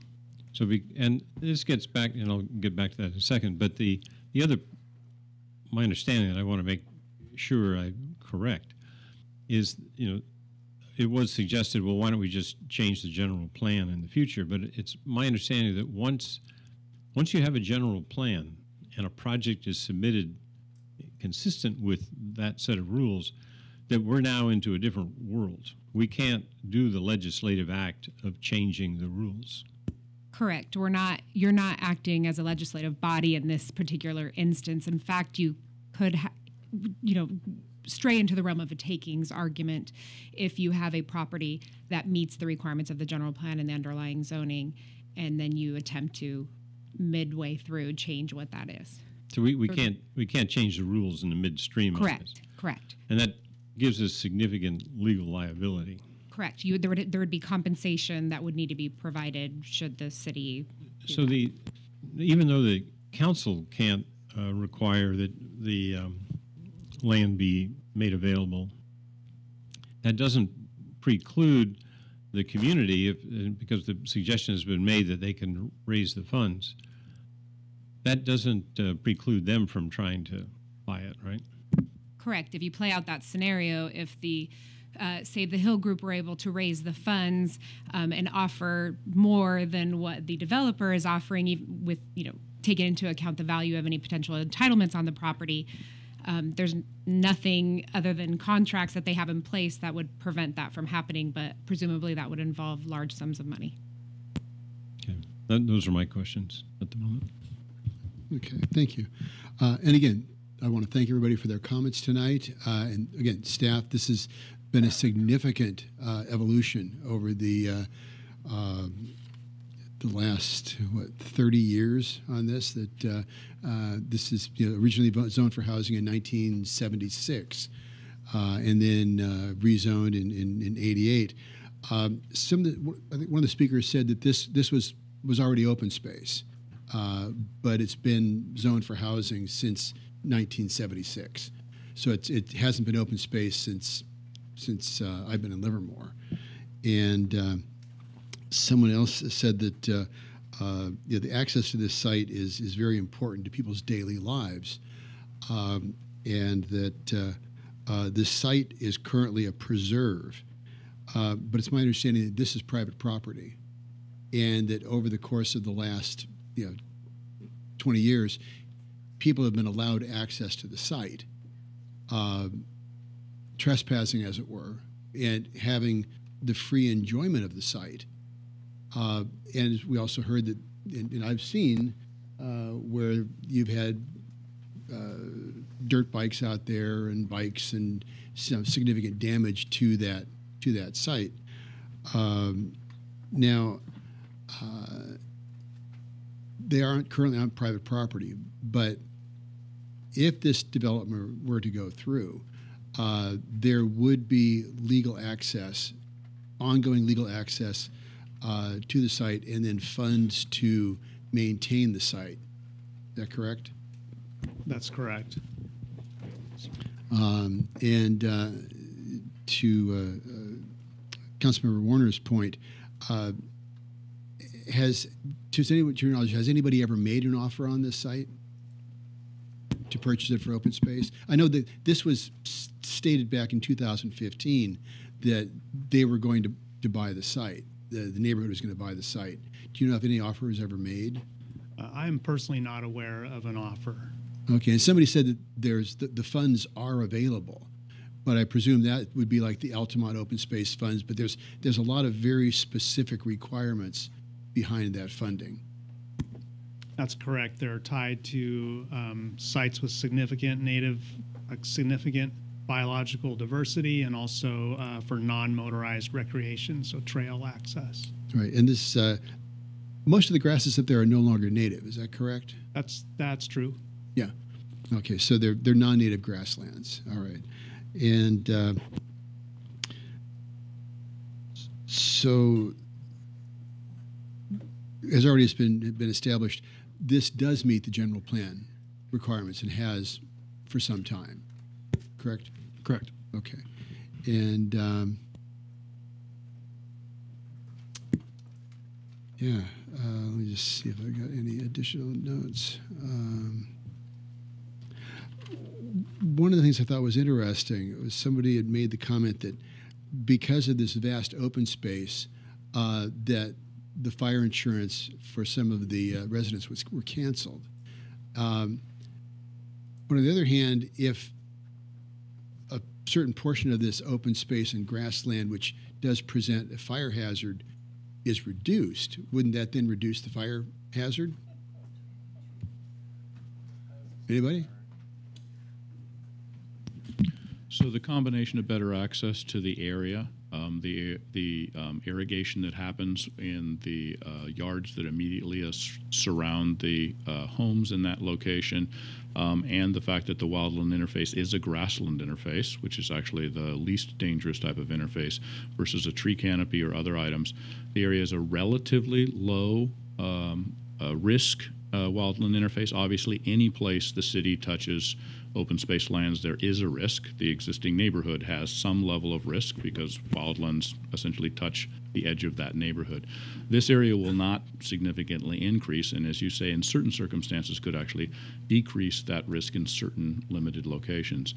And that's why we did have our fire personnel take a look at that, both for access to it, access to the open space, the ability to provide fire hydrants with inappropriate lengths so that essentially hoses can be drug to protect both this new neighborhood and the existing neighborhood effectively in the case of a fire. So we're not talking about putting up a tree canopy like Paradise. No. Looking at the landscape architecture out there, it looks like they're fairly widely spaced, and there'd be looks like just some significant breaks in there, so you wouldn't have a wild grassland fire. And presumably, if the HOA is maintaining this site, you wouldn't have it go wild in a wild state. That is true. The trees have been limited. The landscape plan contemplates a limited number of native oaks incorporated into the project around the exterior boundaries where the project abuts the wetland. There wouldn't be any trees on those adjoining property flanks because of the concern about raptors. So the project site has a pretty limited number of trees incorporated. Okay, so it does follow the general plan.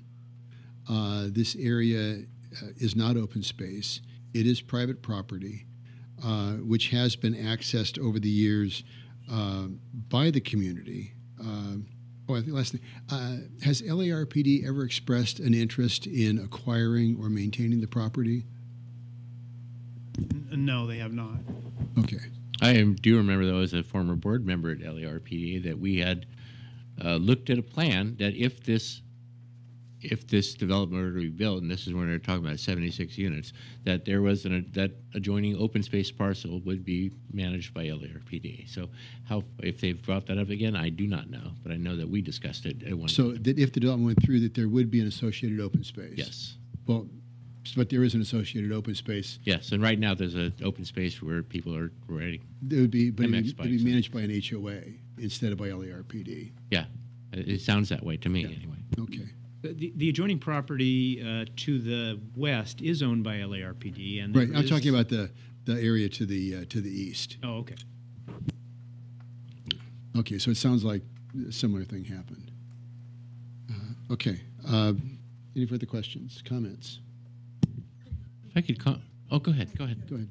I just want to be quick. You know, it's really funny, and I don't mean funny. It's just interesting to hear. I've been here a few years, not as long as many, but long enough to remember when the Mira Lisa development and everything between Laughlin and Vasco was open space, ranch land, farmland, from North Front north. None of that existed. And I remember having exactly the same opinions as you have of this opinion, of that opinion, when I had to bring that up when I came before the council, that, and Mira Lisa being the last piece in that puzzle out there. But I just really, really died over the amount of habitat that had been gobbled up by all these places. And so it's interesting just to hear that all of a sudden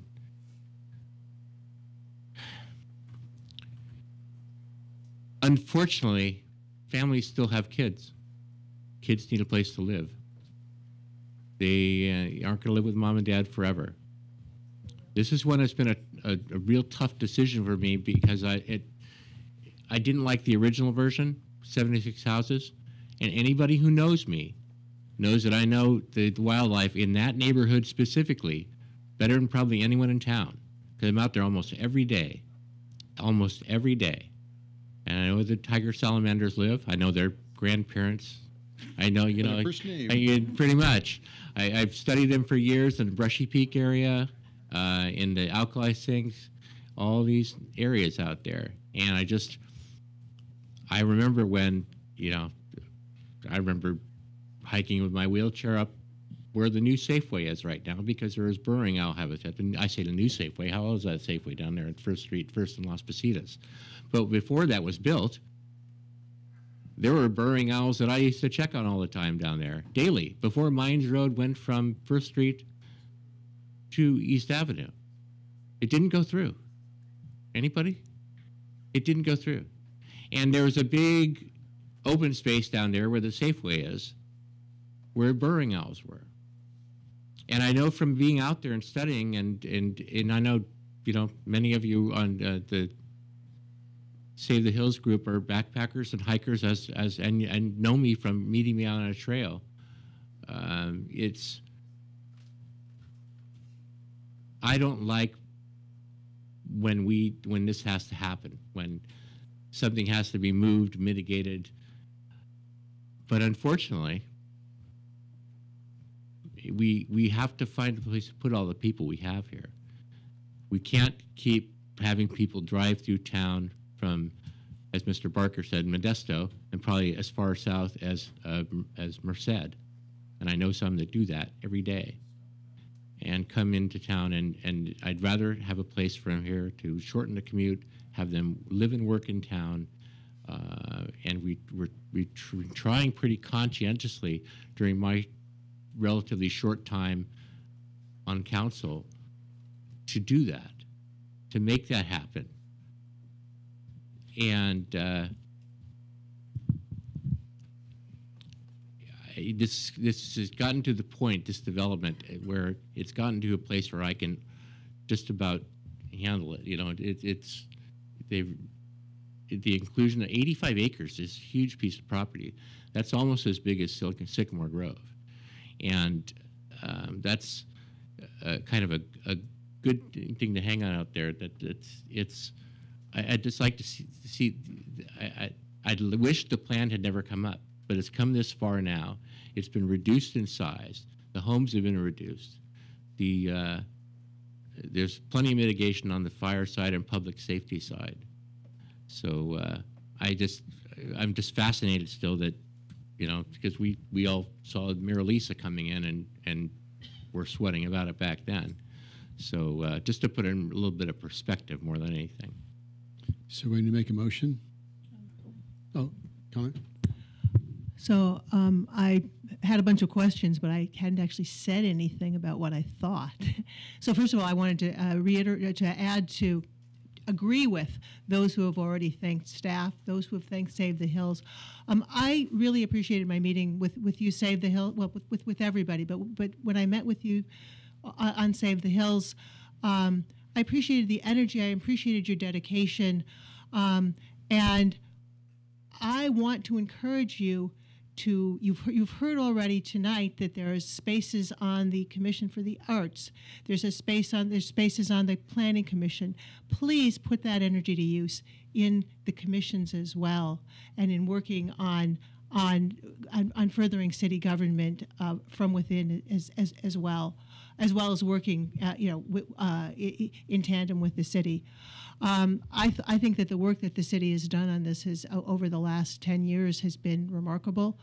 And my job here tonight, as is all of ours, is to make a decision on whether or not this follows the rules that we have in front of us. And my judgment is that, in fact, the applicant has worked really hard to actually go ahead and follow those rules. Therefore, because I cannot find any reason not to, there's not a lot of choice here. I wanted to say one more thing, and that is about my personal history, which is that I worked hard on the urban growth boundary back in the early 2000s. I worked hard to make sure that that we were going to preserve that, and which means, of course, that we get denser internally, which is actually better environmentally. It's better for us as a community.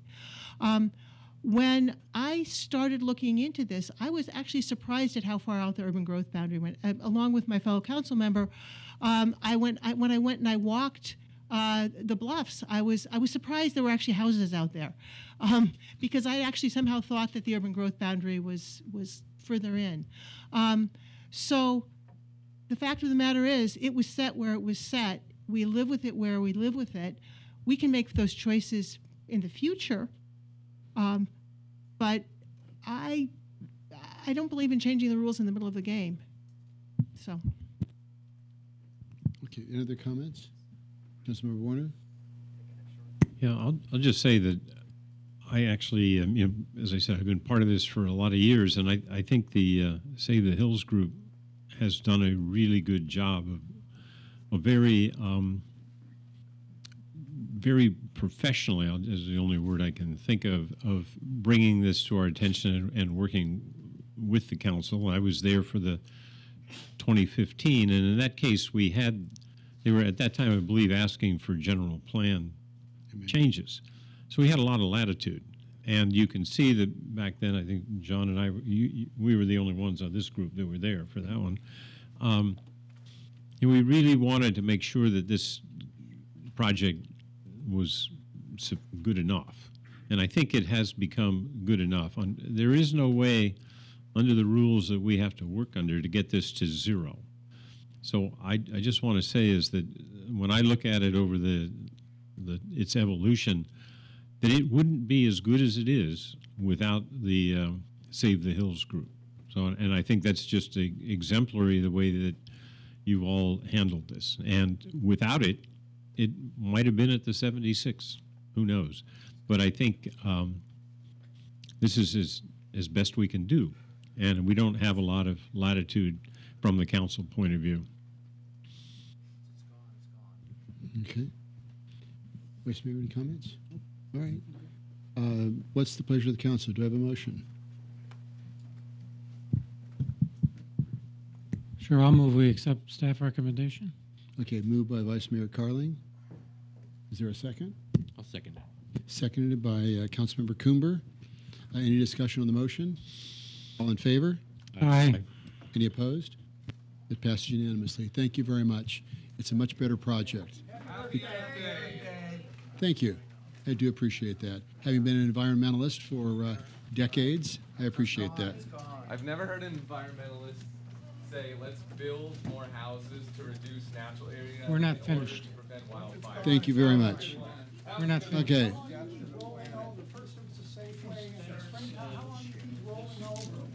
It's funny, people complained about you guys coming in. Okay. Okay. All right, we'll take a 5-minute break. 5-minute break. Okay, great. Welcome back to round 3 of the April 22nd meeting of the Livermore City Council. We are on to 6.01. I said 5.03 was continued. That's the CDBG. And on to goals and priorities. 6.01. Very good. Good evening, Honorable Mayor, members of the City Council. I'm going to do 2 things this evening in hopefully a fairly brief way.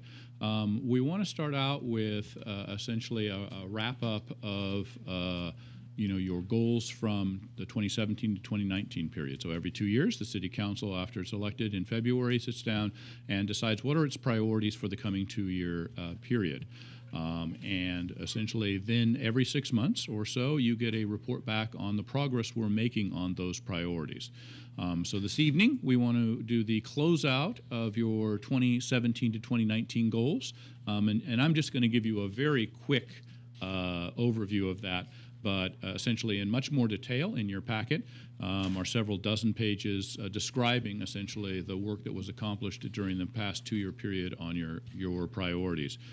In addition, I'm going to introduce the work program for the coming 2-year period. Now, the two different work programs actually have a lot of continuity in them. The Council chose to continue 5 of the 6 goals and incorporate the 6 goals into our everyday operations. So for all practical purposes, we're continuing to make progress on all of these. So I wanted to start out with the 2017 through 2019 long-term financial stability goal. While your packet has more detail on that, there were 4 major accomplishments that the Council adopted our fee study in September of 17, and in January of 18 upgraded the city's financial software, and in April of 2018 adopted revised compensation policy and a debt policy. And those were the major components of what happened for your long-term financial stability goal. Your goals for the coming 2019 through 2021 period were adopted at your February workshop, where you gave guidance to bring back this work program. And they included the following. Asset management is to establish a comprehensive asset management program, ensuring the community continues to receive vital services through a sustainable infrastructure strategy. The downtown is to enhance the city's vibrancy by completing critical projects downtown, ensuring the right balance of local amenities to support quality of life. Your third goal is emergency management and public safety, which is to establish a comprehensive emergency management program ensuring staff and the community readiness and expand the use of technology enhancing public safety. Your next goal is to encourage an innovation-driven economy, supporting revenue-generating businesses, high-quality jobs, entrepreneurs, and unique experiences for residents and visitors. And finally, homelessness and affordable housing, to establish a homelessness strategy, engage local partners to develop a coordinated response, and expand the diversity of affordable housing opportunities. So with that, I'm going to walk through each of these 5 areas and just give a quick snapshot of what we've accomplished during the 2017 through 19 period and a quick look at the 2019 through 21 work program. In the 2017 through 19 program under asset management, the Council adopted prioritization methodologies for sidewalks and pedestrian ramps, decorative walls, artwork, bridges, curbs, gutters, parks, landscapes, trails, street lights, traffic control devices, storm drains, and waterways. They established the Citizens Asset Management Committee, which meets regularly and provides input on prioritization and management strategies. They had multiple public outreach booths at the farmers market and created Livermore's asset management program website to solicit community feedback on asset management priorities. In addition, they addressed issues dealing with sidewalks and other publicly owned facilities. In the 2019 through 21 proposed work program, we're going to continue the outreach via the Camp Committee and initiate a public education program to obtain community input. We're going to collect additional data to refine strategy options and look at a variety of alternatives, from additional resources to divestment to shifting liability to reducing maintenance levels of service. In particular, we're going to focus on our stormwater system, on our walls, and at the airport. Data management update and additional GPS gap analysis is going to help us essentially as we analyze all of our infrastructure systems. So getting more detailed information on each of these asset classes, and then again, putting it into the way that we manage those assets on a daily basis. And finally, as was noted in under our financial program, we have created an asset management fund, and we're going to provide additional information and policy for you to consider on both dollars that go into that asset management fund and also when those funds can be utilized. Your next priority is the downtown. A quick recap of the 2017 through 19 accomplishments. Probably some of you know these by heart. But we identified the community's top 10 priorities during the public engagement process. The downtown plan was adopted in January of 2017 and includes the following pieces, which are parking, an expanded parking structure at I Street, a new parking garage at L Street, open space, over 3.5 acres of new open space, including Stockman's Park, centrally located boutique hotel, new retail expanding Blacksmith Square, and space for cultural facilities, which will be privately funded, including a black box theater and a science and society center. And finally, housing, which would include up to 130 workforce rental units on that location. The 2019 through 21 proposed work program starts to take those approvals and translate them into actual physical construction. Veterans Way, of course, is the first of those improvements, and we are, as they say in the song, a little more than halfway there, as the first half of that street is complete, and the rest of it will be complete later this summer.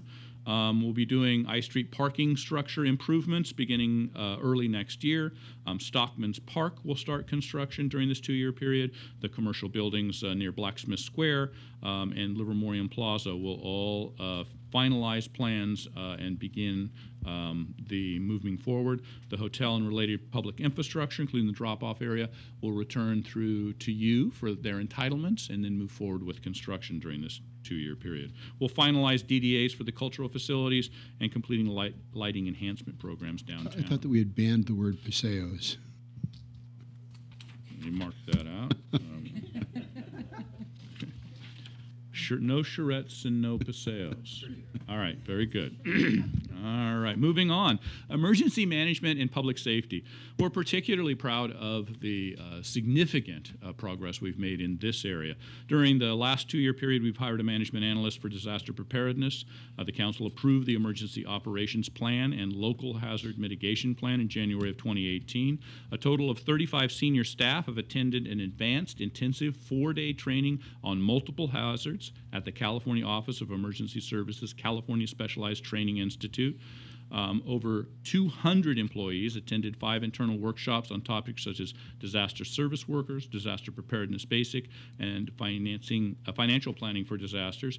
95% of your staff have completed the National Incident Management System or Standard Emergency Management System training, and we've conducted a series of community disaster preparedness education with quarterly community emergency preparedness presentations. During the coming 2-year period, we're pursuing certification through the Emergency Management Accreditation Program. We're preparing Departmental Operations Center plans for police, fire, and public works. We're preparing annex documents for the city's Emergency Operations Plan, including debris management, mass care, and shelter. We're preparing for opening the new EOC, developing both monthly inspections and quarterly inventory processes to make sure that when the facility is actually needed, that all the material that's necessary will be up to date and be in position to be used. Develop a continuity of operations plan should there be a major emergency and our current operations be interrupted, and continue staff and community preparedness efforts. In addition, on the public safety side, we'll be constructing a real-time awareness center, installing a new license plate reader cameras at entryways to the city. Under encouraging an innovation-driven economy, during the 17th and 19th period, we developed the shopping and dining initiative with the outlets, Wine Growers Association in Livermore downtown. We developed the Livermore Hospitality website, which is live and can be used by tourism-related businesses, and completed expansion and relocation assistance for Gillig, Toyota Materials Handling, FM Industries, Drexelmeyer and Lamb. And on the workforce development front, we conducted 4 career fairs. For the 19 through 21 work program, at the top of that list, you've already reviewed and given direction on completing a comprehensive strategic plan, supporting entrepreneurship, and then essentially looking for opportunities to bridge gaps that would increase participation in innovation, the arts, viticulture, or tourism economies. And for arts, culture, and tourism, updating the Cultural Arts Master Plan, exploring the use of art in public places, and helping local artists connect with the public. On homelessness and affordable housing, during the 17 through 19 period of time, the Chestnut Square Senior and Family Projects, consisting of over 140 affordable units. In June of 17, Mid-Penn was awarded tax credit financing for the senior project, and it is nearing completion. In July of this year, the senior project will be ready for occupancy. In addition, the family project broke ground just this last week. If you've been out near the site, they're doing some preliminary work there, so we look forward to that project making good progress. On our inclusionary program, Centra has had 7 affordable units up off of North Front Road, the Vines, 7 units at East and South Vasco, Wayland is 8 units in the former Sonoma school site, and Auburn Groves has 15 units, the former Cotteroli dealership on First Street. During the coming 2-year work program, the City Council has formed a subcommittee to develop a homelessness strategic framework with short, mid, and long-term strategies, and we'll be supporting that activity. We'll continue to work on development of affordable multifamily projects, including Sunflower Hill, the completion of Chestnut Family, and Interfaith Housing's project on Pacific Avenue. Work with Eden Housing on the workforce housing site in downtown Livermore. Work with the Housing Consortium of the East Bay to develop a housing first model units with wraparound services at the Vineyard project on Livermore Avenue, and creating affordable ownership opportunities by administering the city's inclusionary housing ordinance. These things together, under your direction, your staff has made substantial progress on each of your 6 priorities for the 17th through 19 program, and we look forward to implementing the work program for your 2019 through 21 priorities. At this point, I'm available for any questions. Any questions for staff? Getting a lot of stuff done here. Questions? Councilmember Warner? Yeah, I would just wanted to first say, every time we go through this, I'm just astounded by how much you managed to get done. So I just wanted to thank you and the staff for what you get done with a fairly efficiently too. And I look at the various cities around here in the East Bay that are having budget problems, and they're worrying about how they're going to meet the needs of the community. And I just want to compliment you and your staff for keeping us on track here and letting us get things done. Oh, I know I also went through the priorities report, and we talked about a number of the dates in here that we might want to accelerate a little bit, but in particular, just wanted to call out, because one of the last things you talked about was the housing is on page 526. In the spring of 2020, the Interfaith Housing Pacific Avenue is work with them to explore, and I think we agreed, and you're still there, that doesn't mean explore, it means like we're done.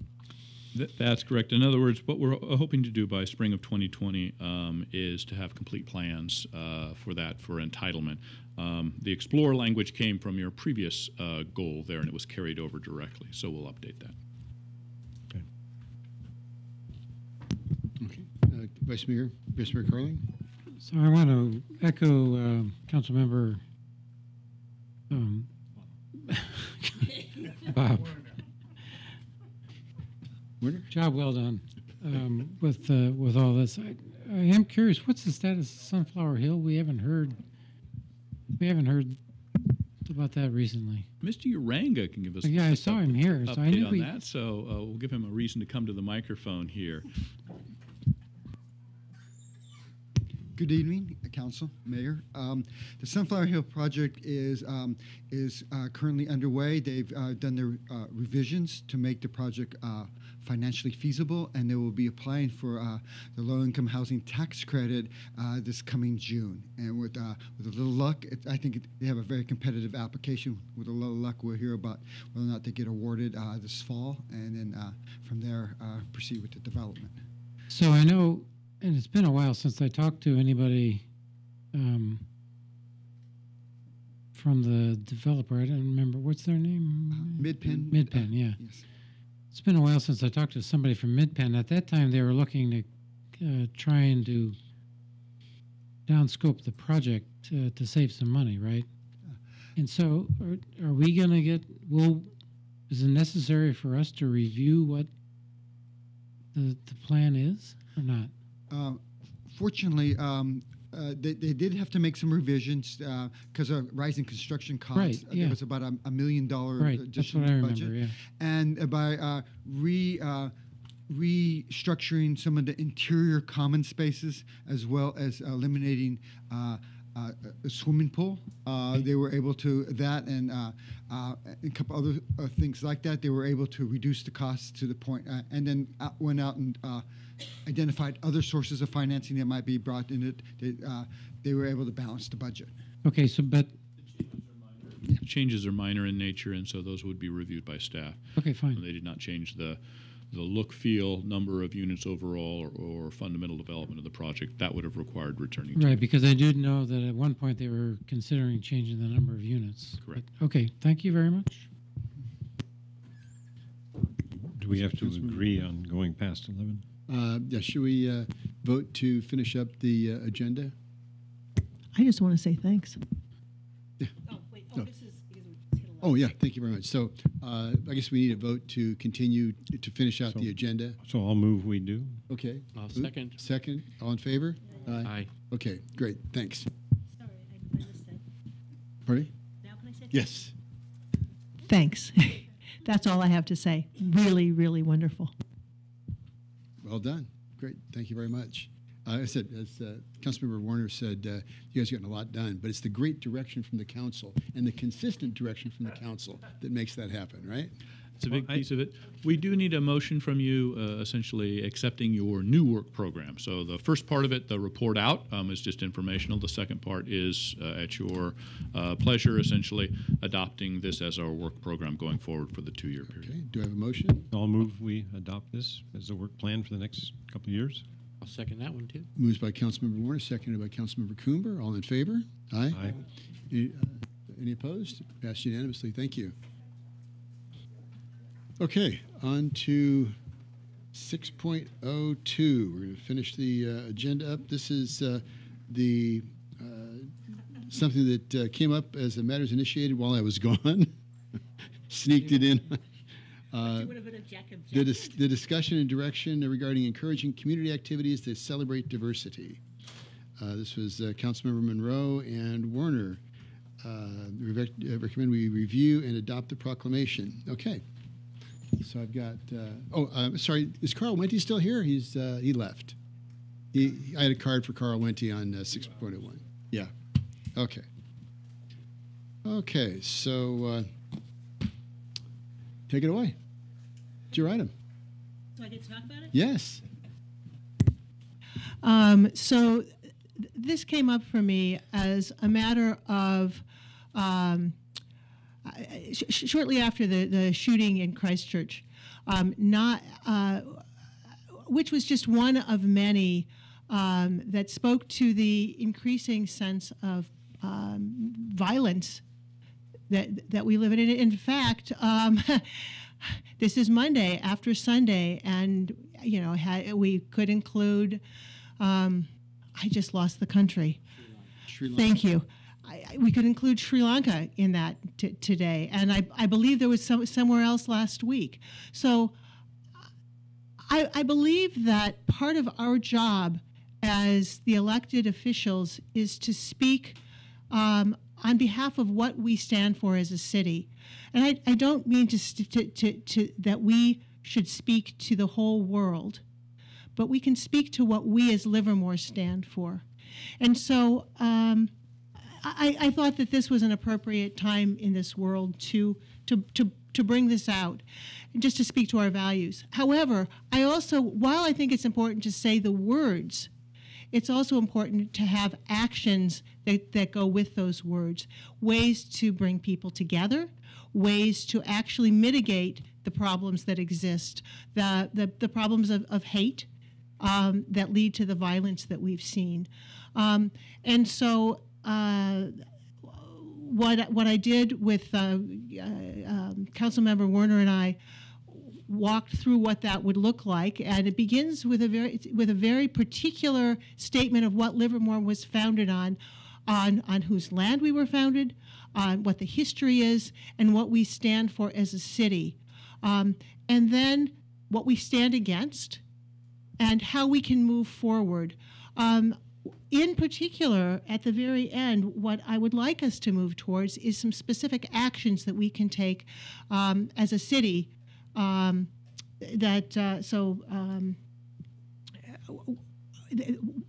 of the examples is the Rally for Love that's upcoming, and I believe it's June 9th. It's whatever the Sunday is. It's either June 8th or June 9th. June 9th? June 10th? 9th. Thank you.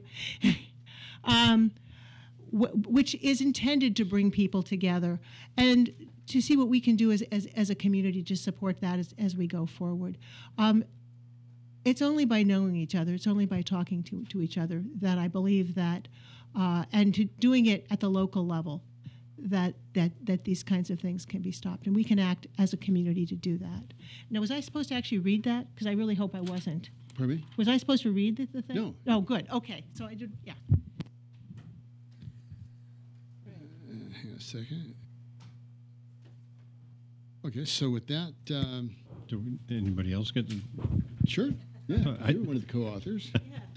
I just wanted to say I wanted to thank Councilmember Monroe for bringing this up. And it was, and I very much enjoyed collaborating with you on this, and I think you had a great idea. And I think the perspective I've got on it is it's affirming. It deals with a serious issue in society, but it's positive as to what we stand for. So I very much support this. And I think that we might have some additional wordsmithing, but basically I'm fully behind this proclamation. Anyone else? I was just going to say it's hard not to be supportive of this. Quite honestly, I try and live that way all the time. So you just that's the key. As long as that's the key to your life, and if we can put it somewhere where it's apparent to everybody that that's how we feel as a city, that works for me. No, I've got a few cards here. Okay, we have, I'll open up the public comment period.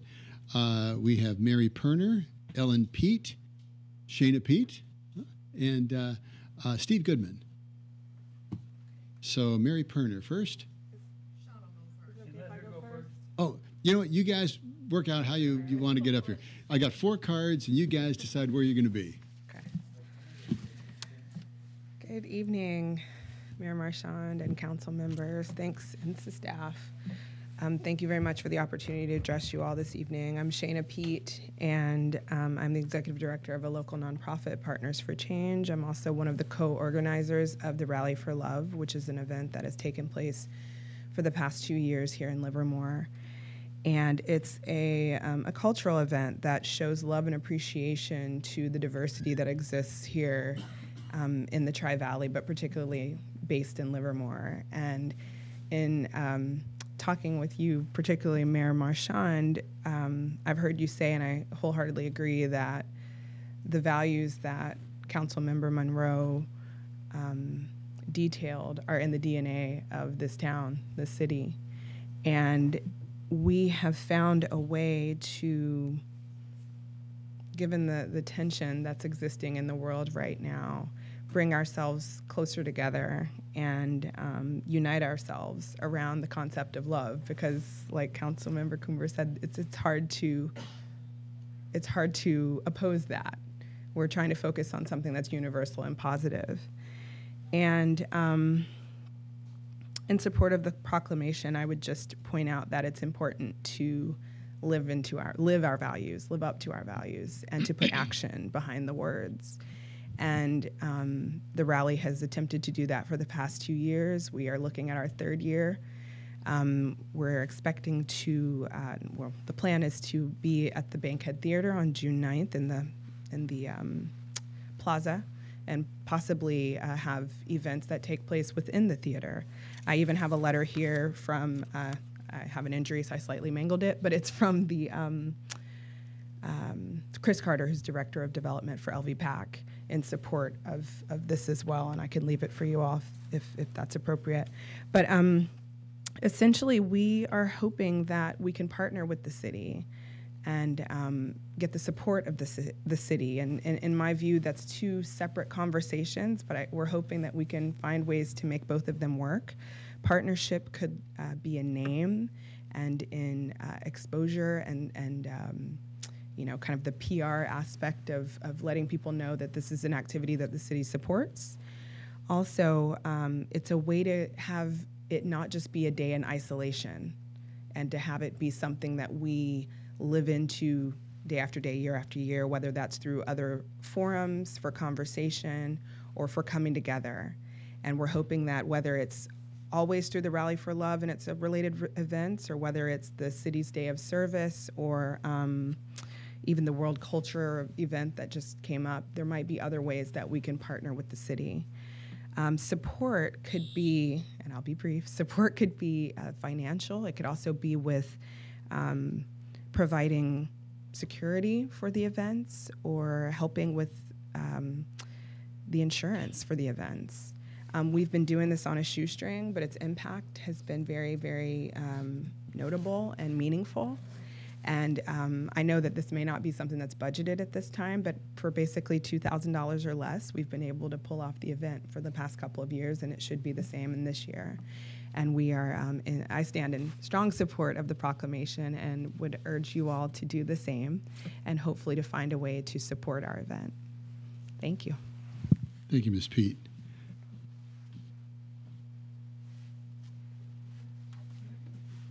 Okay, so either Mary Perner, Ellen Pete, or Steve Goodman, however you guys want to work it out there. Mary Perner.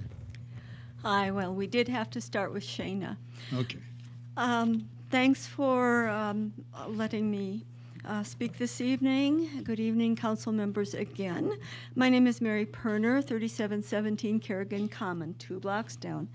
And you might call me a member at large of Embracing Diversity, which is the grassroots group formed out of a book group that, in response to the events of 2016, put together 2 Rally for Love events, and there was also a follow-up event called Making My Way to the USA.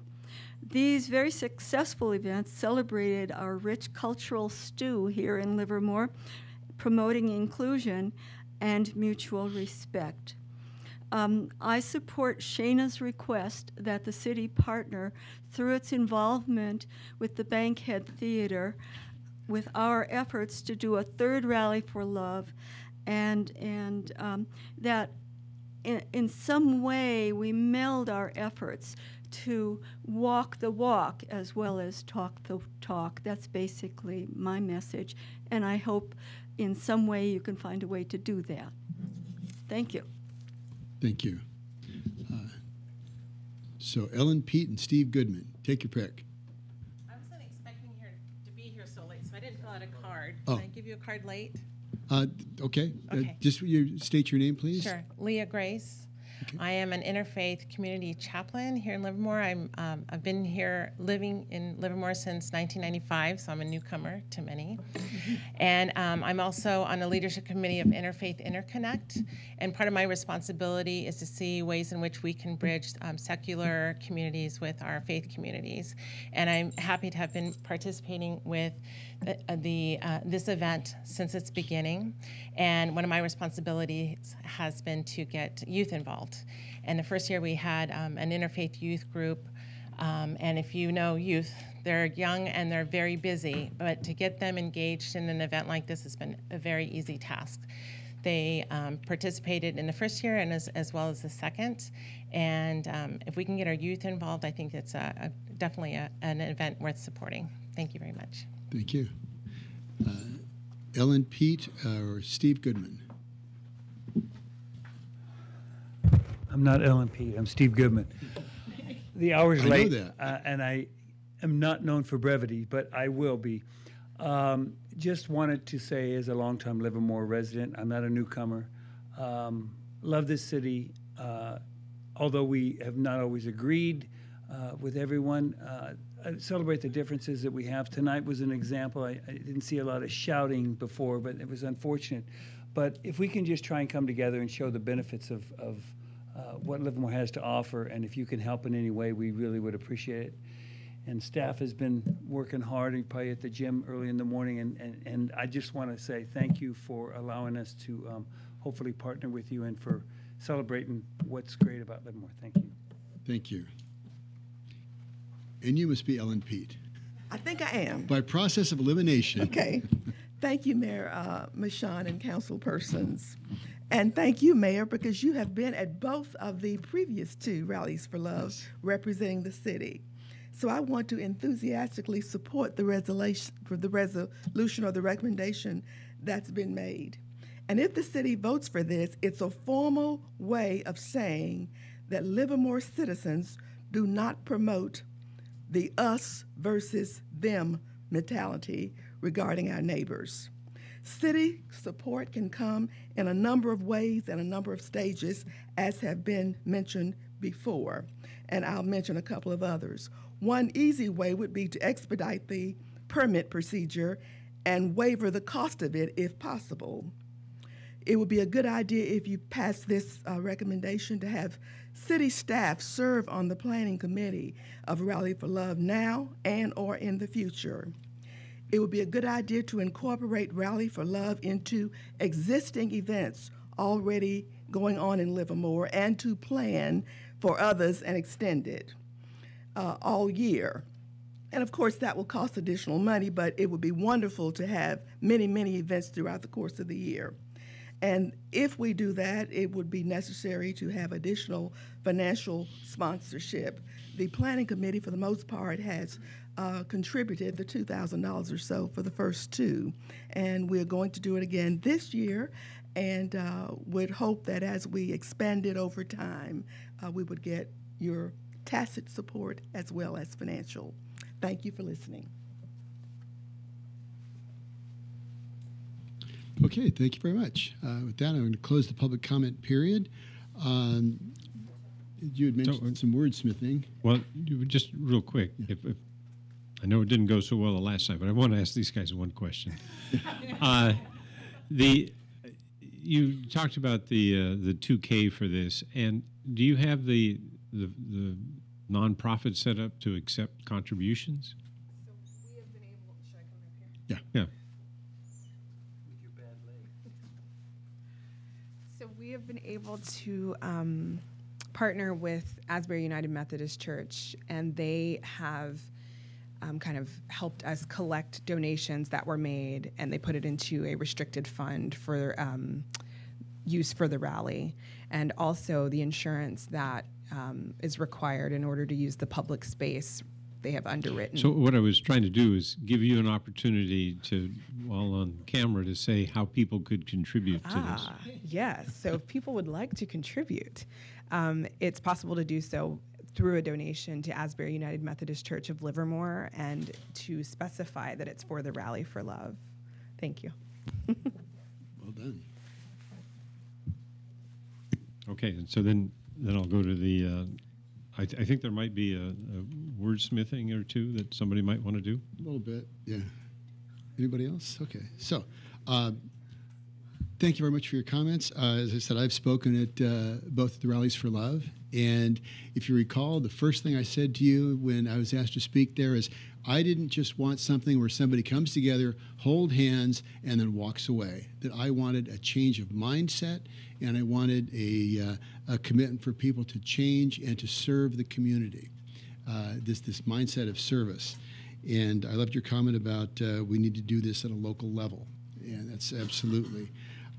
With that, being a chemist, I'm a stickler for a lot of stuff here. My first thing would be, unless we do some significant rewriting, I would suggest eliminating the first and the fourth whereas. The reason being is Livermore was never part of Mexico, and if we are going to be part of Mexico, then we need to include Spain, because this area was part of Spain as well. And if we're going to, we have to, I saw this as somewhat exclusionary, because you also need to include the Ohlone, the Miwok, and the Yakuts, who, according to Mary Pudoff, lived in this area. So we can either just start with whereas our city was. Pardon me? Oh, sure, yeah. So the intention there was simply to make sure that the history was there. In that I didn't, yeah, so sure, be more inclusive. We weren't ever part of Mexico, really? So what I suggested is whereas the region around the city of Livermore has a diverse history that begins with the Ohlone, Miwok, and Yokuts peoples, continues with being a part of Spain and Mexico, and is now part of California and the United States. The Russians actually never had a settlement down here, but they're also included in California. Works for me. Okay, so not the Russian part. You'll leave the Russians out. So okay, so that would be the first whereas, because we changed it to the region, and then we have the peoples, and then the next whereas our city was named for Robert Livermore, himself an immigrant and a man who lived the values of welcoming strangers rather than the stranger, because he had all kinds of them. Don't worry, guys. I've got a copy for you. Okay, so and then the Joshua Neal quote, which I think is great, and then the next whereas the city of Livermore has been and continues to be home to people of, and then only one different. Okay, we don't need to restate different over and over and over again. I agree. So thank you. So home to people of different national origins, immigration and refugee statuses, cultures and histories, races and ethnicities, religious affiliations, gender identities and sexual orientations, physical, mental, and emotional abilities, ages, education, and economic statuses. Yeah, I see what you mean about the difference. I've debated that. So, yeah, I think you're probably right. The one thing I would say is I would leave in the religious affiliations or none, because there's a lot of people in this town who have no religious affiliation. Yeah, but if you have none, that's an affiliation. You're none. You're not. Not having an affiliation is an affiliation. You're affiliated with the affiliate. There's a lot of ands in there.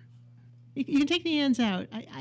Look. I'm not gonna. You know. I would leave it in, but I'll go with whatever the group decides. Well, if you want to leave or none, I'm fine with that. I know, but it's another conjunction. So if you guys are good with or none, I'm fine with that as well. Okay, so we'll leave that. Our strength is derived from our diversity, not derives from our diversity. It is derived from our diversity, and our strength is derived from our diversity and inclusiveness, instead of valuing inclusion. Because if you value inclusion, so inclusiveness, from respecting one another instead of respect for each other, respecting one another, from welcoming immigrants and others, and from collaborating with one another across our differences. Yeah, you're making this better, so I'm good with that. Okay, all right, good. I would suggest, since you're talking about local, keeping this positive, I would eliminate the fourth whereas. I know that that's near and dear to you, but I think this is very positive and it's uplifting. So, yeah, I would argue with that, because this is, to me, what we're doing. I think the context, what we're doing here, it's okay, then you need to be more inclusive, because this is very exclusive. Right. I agree with because you're only talking about white supremacists. And there's a reason for that? Okay, what about Bataclan? 130 French people died at Bataclan. What about Orlando at the Pulse nightclub, where a gay nightclub, 30 people were murdered? But those aren't white supremacists. I don't think it's always minorities either. I thought about vulnerable populations rather than minorities. Because I agree with John. Yeah, so if we kept it positive, we don't, as I said, otherwise you talk about Paris, you talk about Charles Hebdo, you talk about Orlando, you talk about San Bernardino. So I do believe that there is a climate. I would not be, so the question, I believe context matters, and I believe the context of where we are as a world informs what happens at a local level, and what we're doing at the local level is necessary, particularly because of what's happening nationally and globally. That said, Sri Lanka is part of this. That said, absolutely, you're right, and Sri Lanka is, and that is Muslims against Christians. So you're absolutely right. It's a radical. Yeah. So fine.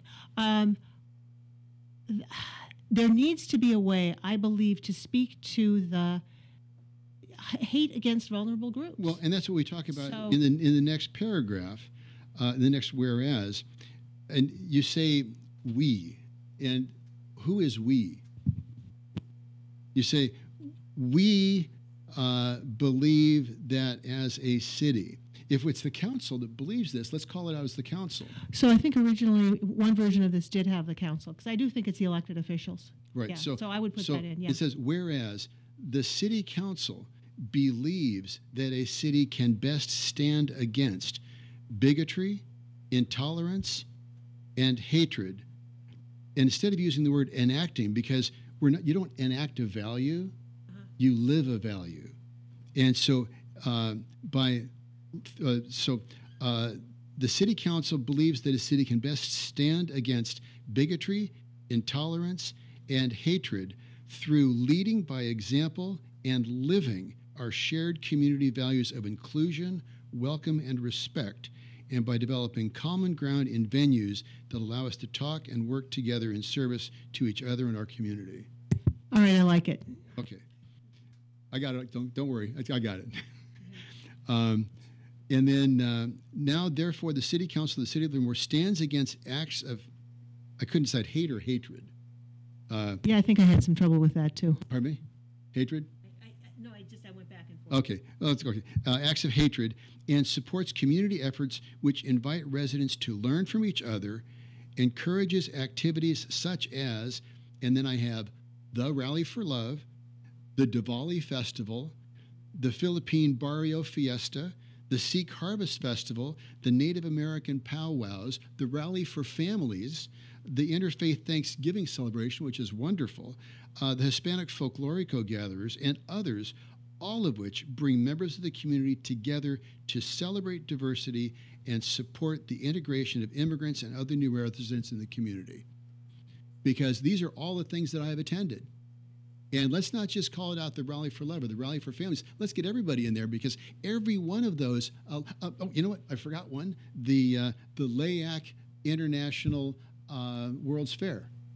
We just did that one. So these are the sorts of things that allow all of us to come together as a community and celebrate the Philippine Fiesta, celebrate the Hindu Diwali Festival, all of these things. So rather than limit it, let's expand it.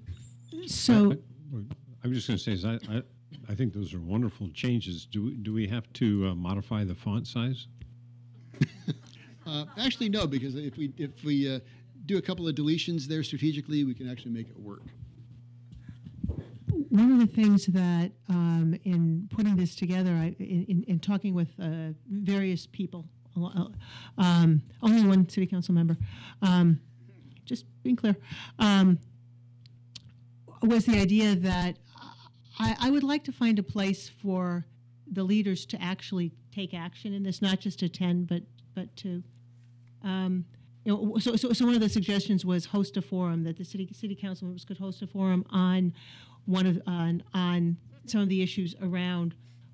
Rally for Love is coming up, but it could be any of these. So I don't know that is that on the agenda to discuss that? That was part of the discussion. No, we just have the proclamation here.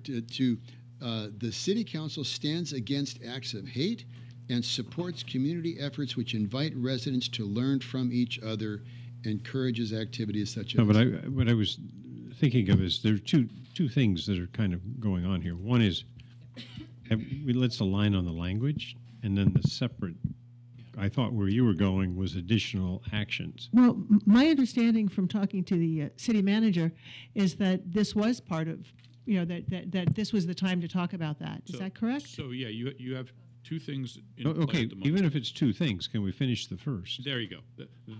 That's all I'm trying to do is can we finish the first? Both are within your ability to discuss. Okay, but I just wanted to, stay focused. Stand.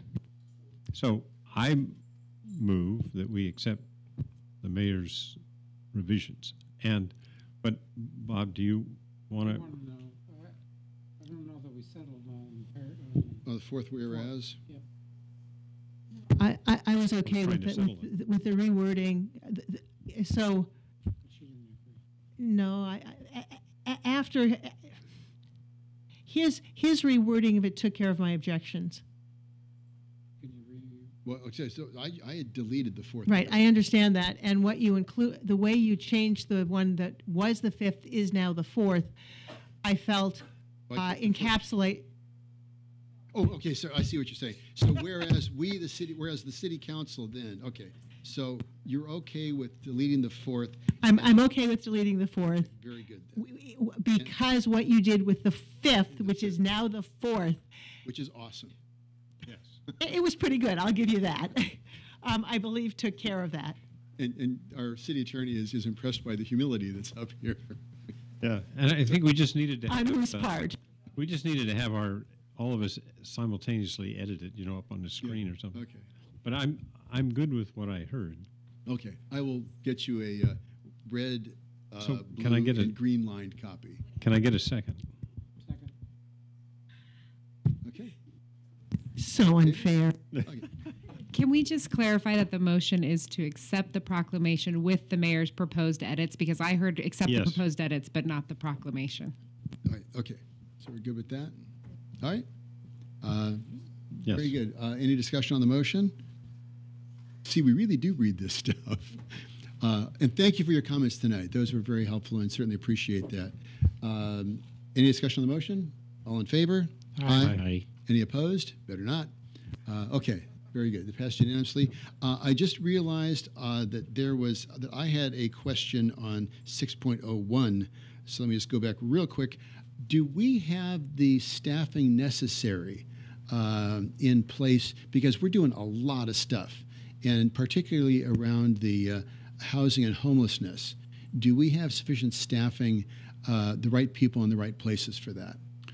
With the approval of your work program, we're going to go back and take a closer look at that, especially around the Housing and Human Services staffing, and we'll be back in front of you at your May budget workshop with some ideas on whether any changes are necessary. Okay. Ms. City Attorney, can we just sort of shuffle that in there, or do we need a separate motion? I'm good. Yeah. We don't need a separate motion. The city manager understands direction the direction. for staff. Okay, Correct. very good. Thank you. Okay, with that, we go back to 6.02. I will get you the clean copy of this. Thank you very much. That was well done. You guys did a good job putting that together. I think it's very strong that everybody came together to make that happen. So thank you for suggesting that. Okay, can we talk to the other piece? It's not on the agenda. No, Yeah, we could. essentially your agenda is broader. It basically says discussion and direction regarding encouraging community activities. Celebrate diversity. And provide further direction to staff. Yeah. Okay. So what I was hoping for with that, this is where Rally for Love comes in, because that would be an opportunity to collaborate with an event that's already scheduled. And so the things that the discussions that have taken place would include things like being part of hosting a forum where council members could work together to come up with questions around the issues of diversity, inclusion, how we live the values that we live every day, and so on. So that would be one example. We could promote these various events more than we do. My concern is that we can show up for these events, or we can actively. I think we can do more than we're doing, and I would love to see us do that, and I would love to see us take Rally for Love as the first opportunity to make that happen. And yeah. Well, I'm just wondering if where that gets into Brown Act issues, which you've got 5 of us at an event and we're all speaking. Where does that, if we start talking about policy and we start all agreeing at one place about, yes, we all agree on this, and nothing's been agendaed, nobody's talked about it, but we've already come out and said we all agree on X, and we're in a public forum. You're treading a fine line with respect to the Brown Act because you're making it the business of the city.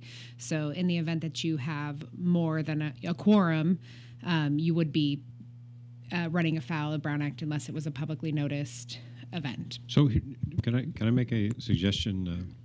Looking at the hour, the suggestion that I would have for the further direction to staff is to say that we're interested in what's the meaningful way we can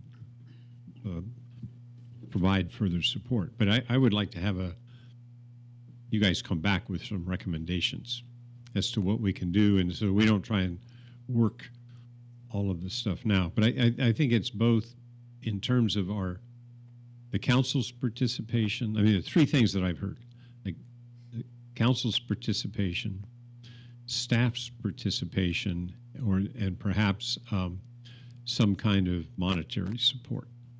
So I've heard that, and when I say staff, I mean city resources, whether it's promoting these things on the website or anything. But if you could come back with, across that spectrum, what's a reasonable thing to do, and I would then also suggest that you work with Councilmember Monroe to develop that, so that you can come back next time with, some specific actionable things that we could discuss, because I don't think at this point we can do it justice. Can they do that by the next meeting? Yeah.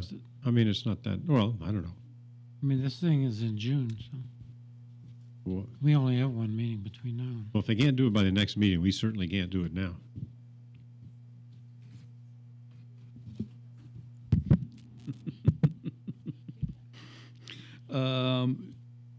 That's a very tight turnaround on that. So that would be a very abbreviated effort. Unfortunately, we do only have one meeting for you in May of general items. Can we do this? Because I think what we first have to do is kind of scope this thing as to what kind of commitment we're willing to make. I mean, it's maybe worth maybe a couple of conversations. I don't want you to go through a lot of detail if we don't have the appetite for a certain size. But all I'm thinking of is we're not going to get it done now, and we do want to make some progress. We can place the item on your agenda again, and we can give you an extremely abbreviated version. That's all. That's my suggestion. In that time frame. Thank you. So was that sufficient? So sufficient staff direction? I didn't get her home for that, man. Never mind. All right.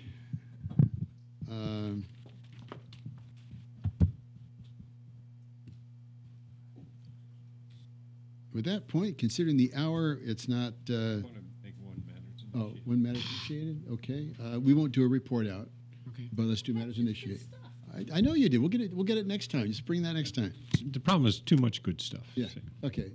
Matters initiated. So on the matters initiated, I very much appreciate the fact that Veterans Way is being done. And I'm thinking that I would like to direct staff to come back with how we can make sure that the entrance now from Veterans Way to the First Street businesses looks good. And that we do that as reasonably quickly. And that what I mean by looks good are the following elements. One is that we get on the city land, that the pavement looks good and striped. And the other thing we do is come back with recommendations on how we can corral the free-range dumpsters and make them that at least appear decent. Now, I understand that there's some of those things are on city land and some of them are on private land, so there might have to be a combination of incentives and ordinances to make sure we can make this look decent. So that was my request, that you come back with what makes sense here. And the reason I'm thinking that is that the dumpsters aren't expected to be actually adequately handled until after the L Street garage, and that's years away. And yet this is one of the prime ways visitors will see our city, and I just as soon it not be through the garbage dump. Okay. Very good. Concurrence from the council on that? Yep. Sure. All right. So that would return normally as a memo to you. Do you want that as an agendized item or a memo to start? Well, what I'm thinking is, if you can agree to just get it done, then just make it a memo. But if you need some approval from us to get it done, then come back as an agenda item. Okay. And another quick matters initiated would be, we're always looking for things for the Livermore Area Youth Advisory Commission to take on as a project. And I thought, what about registering seniors to vote? You know, getting them involved in the high schools to get students registered to vote. Oh, I was thinking about the two of us. The seniors that are 18 years old. Yes, not right. 80. Not us. Right. Got it. Yes, yes. Boy, Hey, we're splitting hairs on that one, aren't we? Livermore Area Youth Advisory Commission. So have the youth. Yeah. No, see, that's the thing. The seniors vote, but the seniors don't. So, okay. Sure. So the report on EBCE energy came back, and apparently we are saving some money on the lowest rung. It would be about even if we went to the second tier, then bumped up, and we would spend a little bit more if we went up all the way. And I'd like us to bring that back to discuss if that is something that would. I'd like to see us bump up to be revenue neutral. Who? City. Your current power provider, you, like the rest of the city, entered at the base level, which saves essentially, my recollection is a couple percent off of your original PG&E. There are two other settings which cost more. So that item could be agendized if the three of you would like to discuss that option. Yes. One of my concerns is this was sold to the public as an opportunity to save. And let's be clear, I believe the discussion is about city facilities only, not the big city. Oh, the things okay, the city of Livermore so city owns facilities are only, the things not that we the pay city a power as a whole. There you go. Okay. All right. Very good. Okay. I could talk about that. Two and a half. I'm recused. Oh, you're recused. That's right. We got a no, a yes, and a 3. All right. Just barely. All right. With that, there being no further business, meeting adjourned. Thank you very much.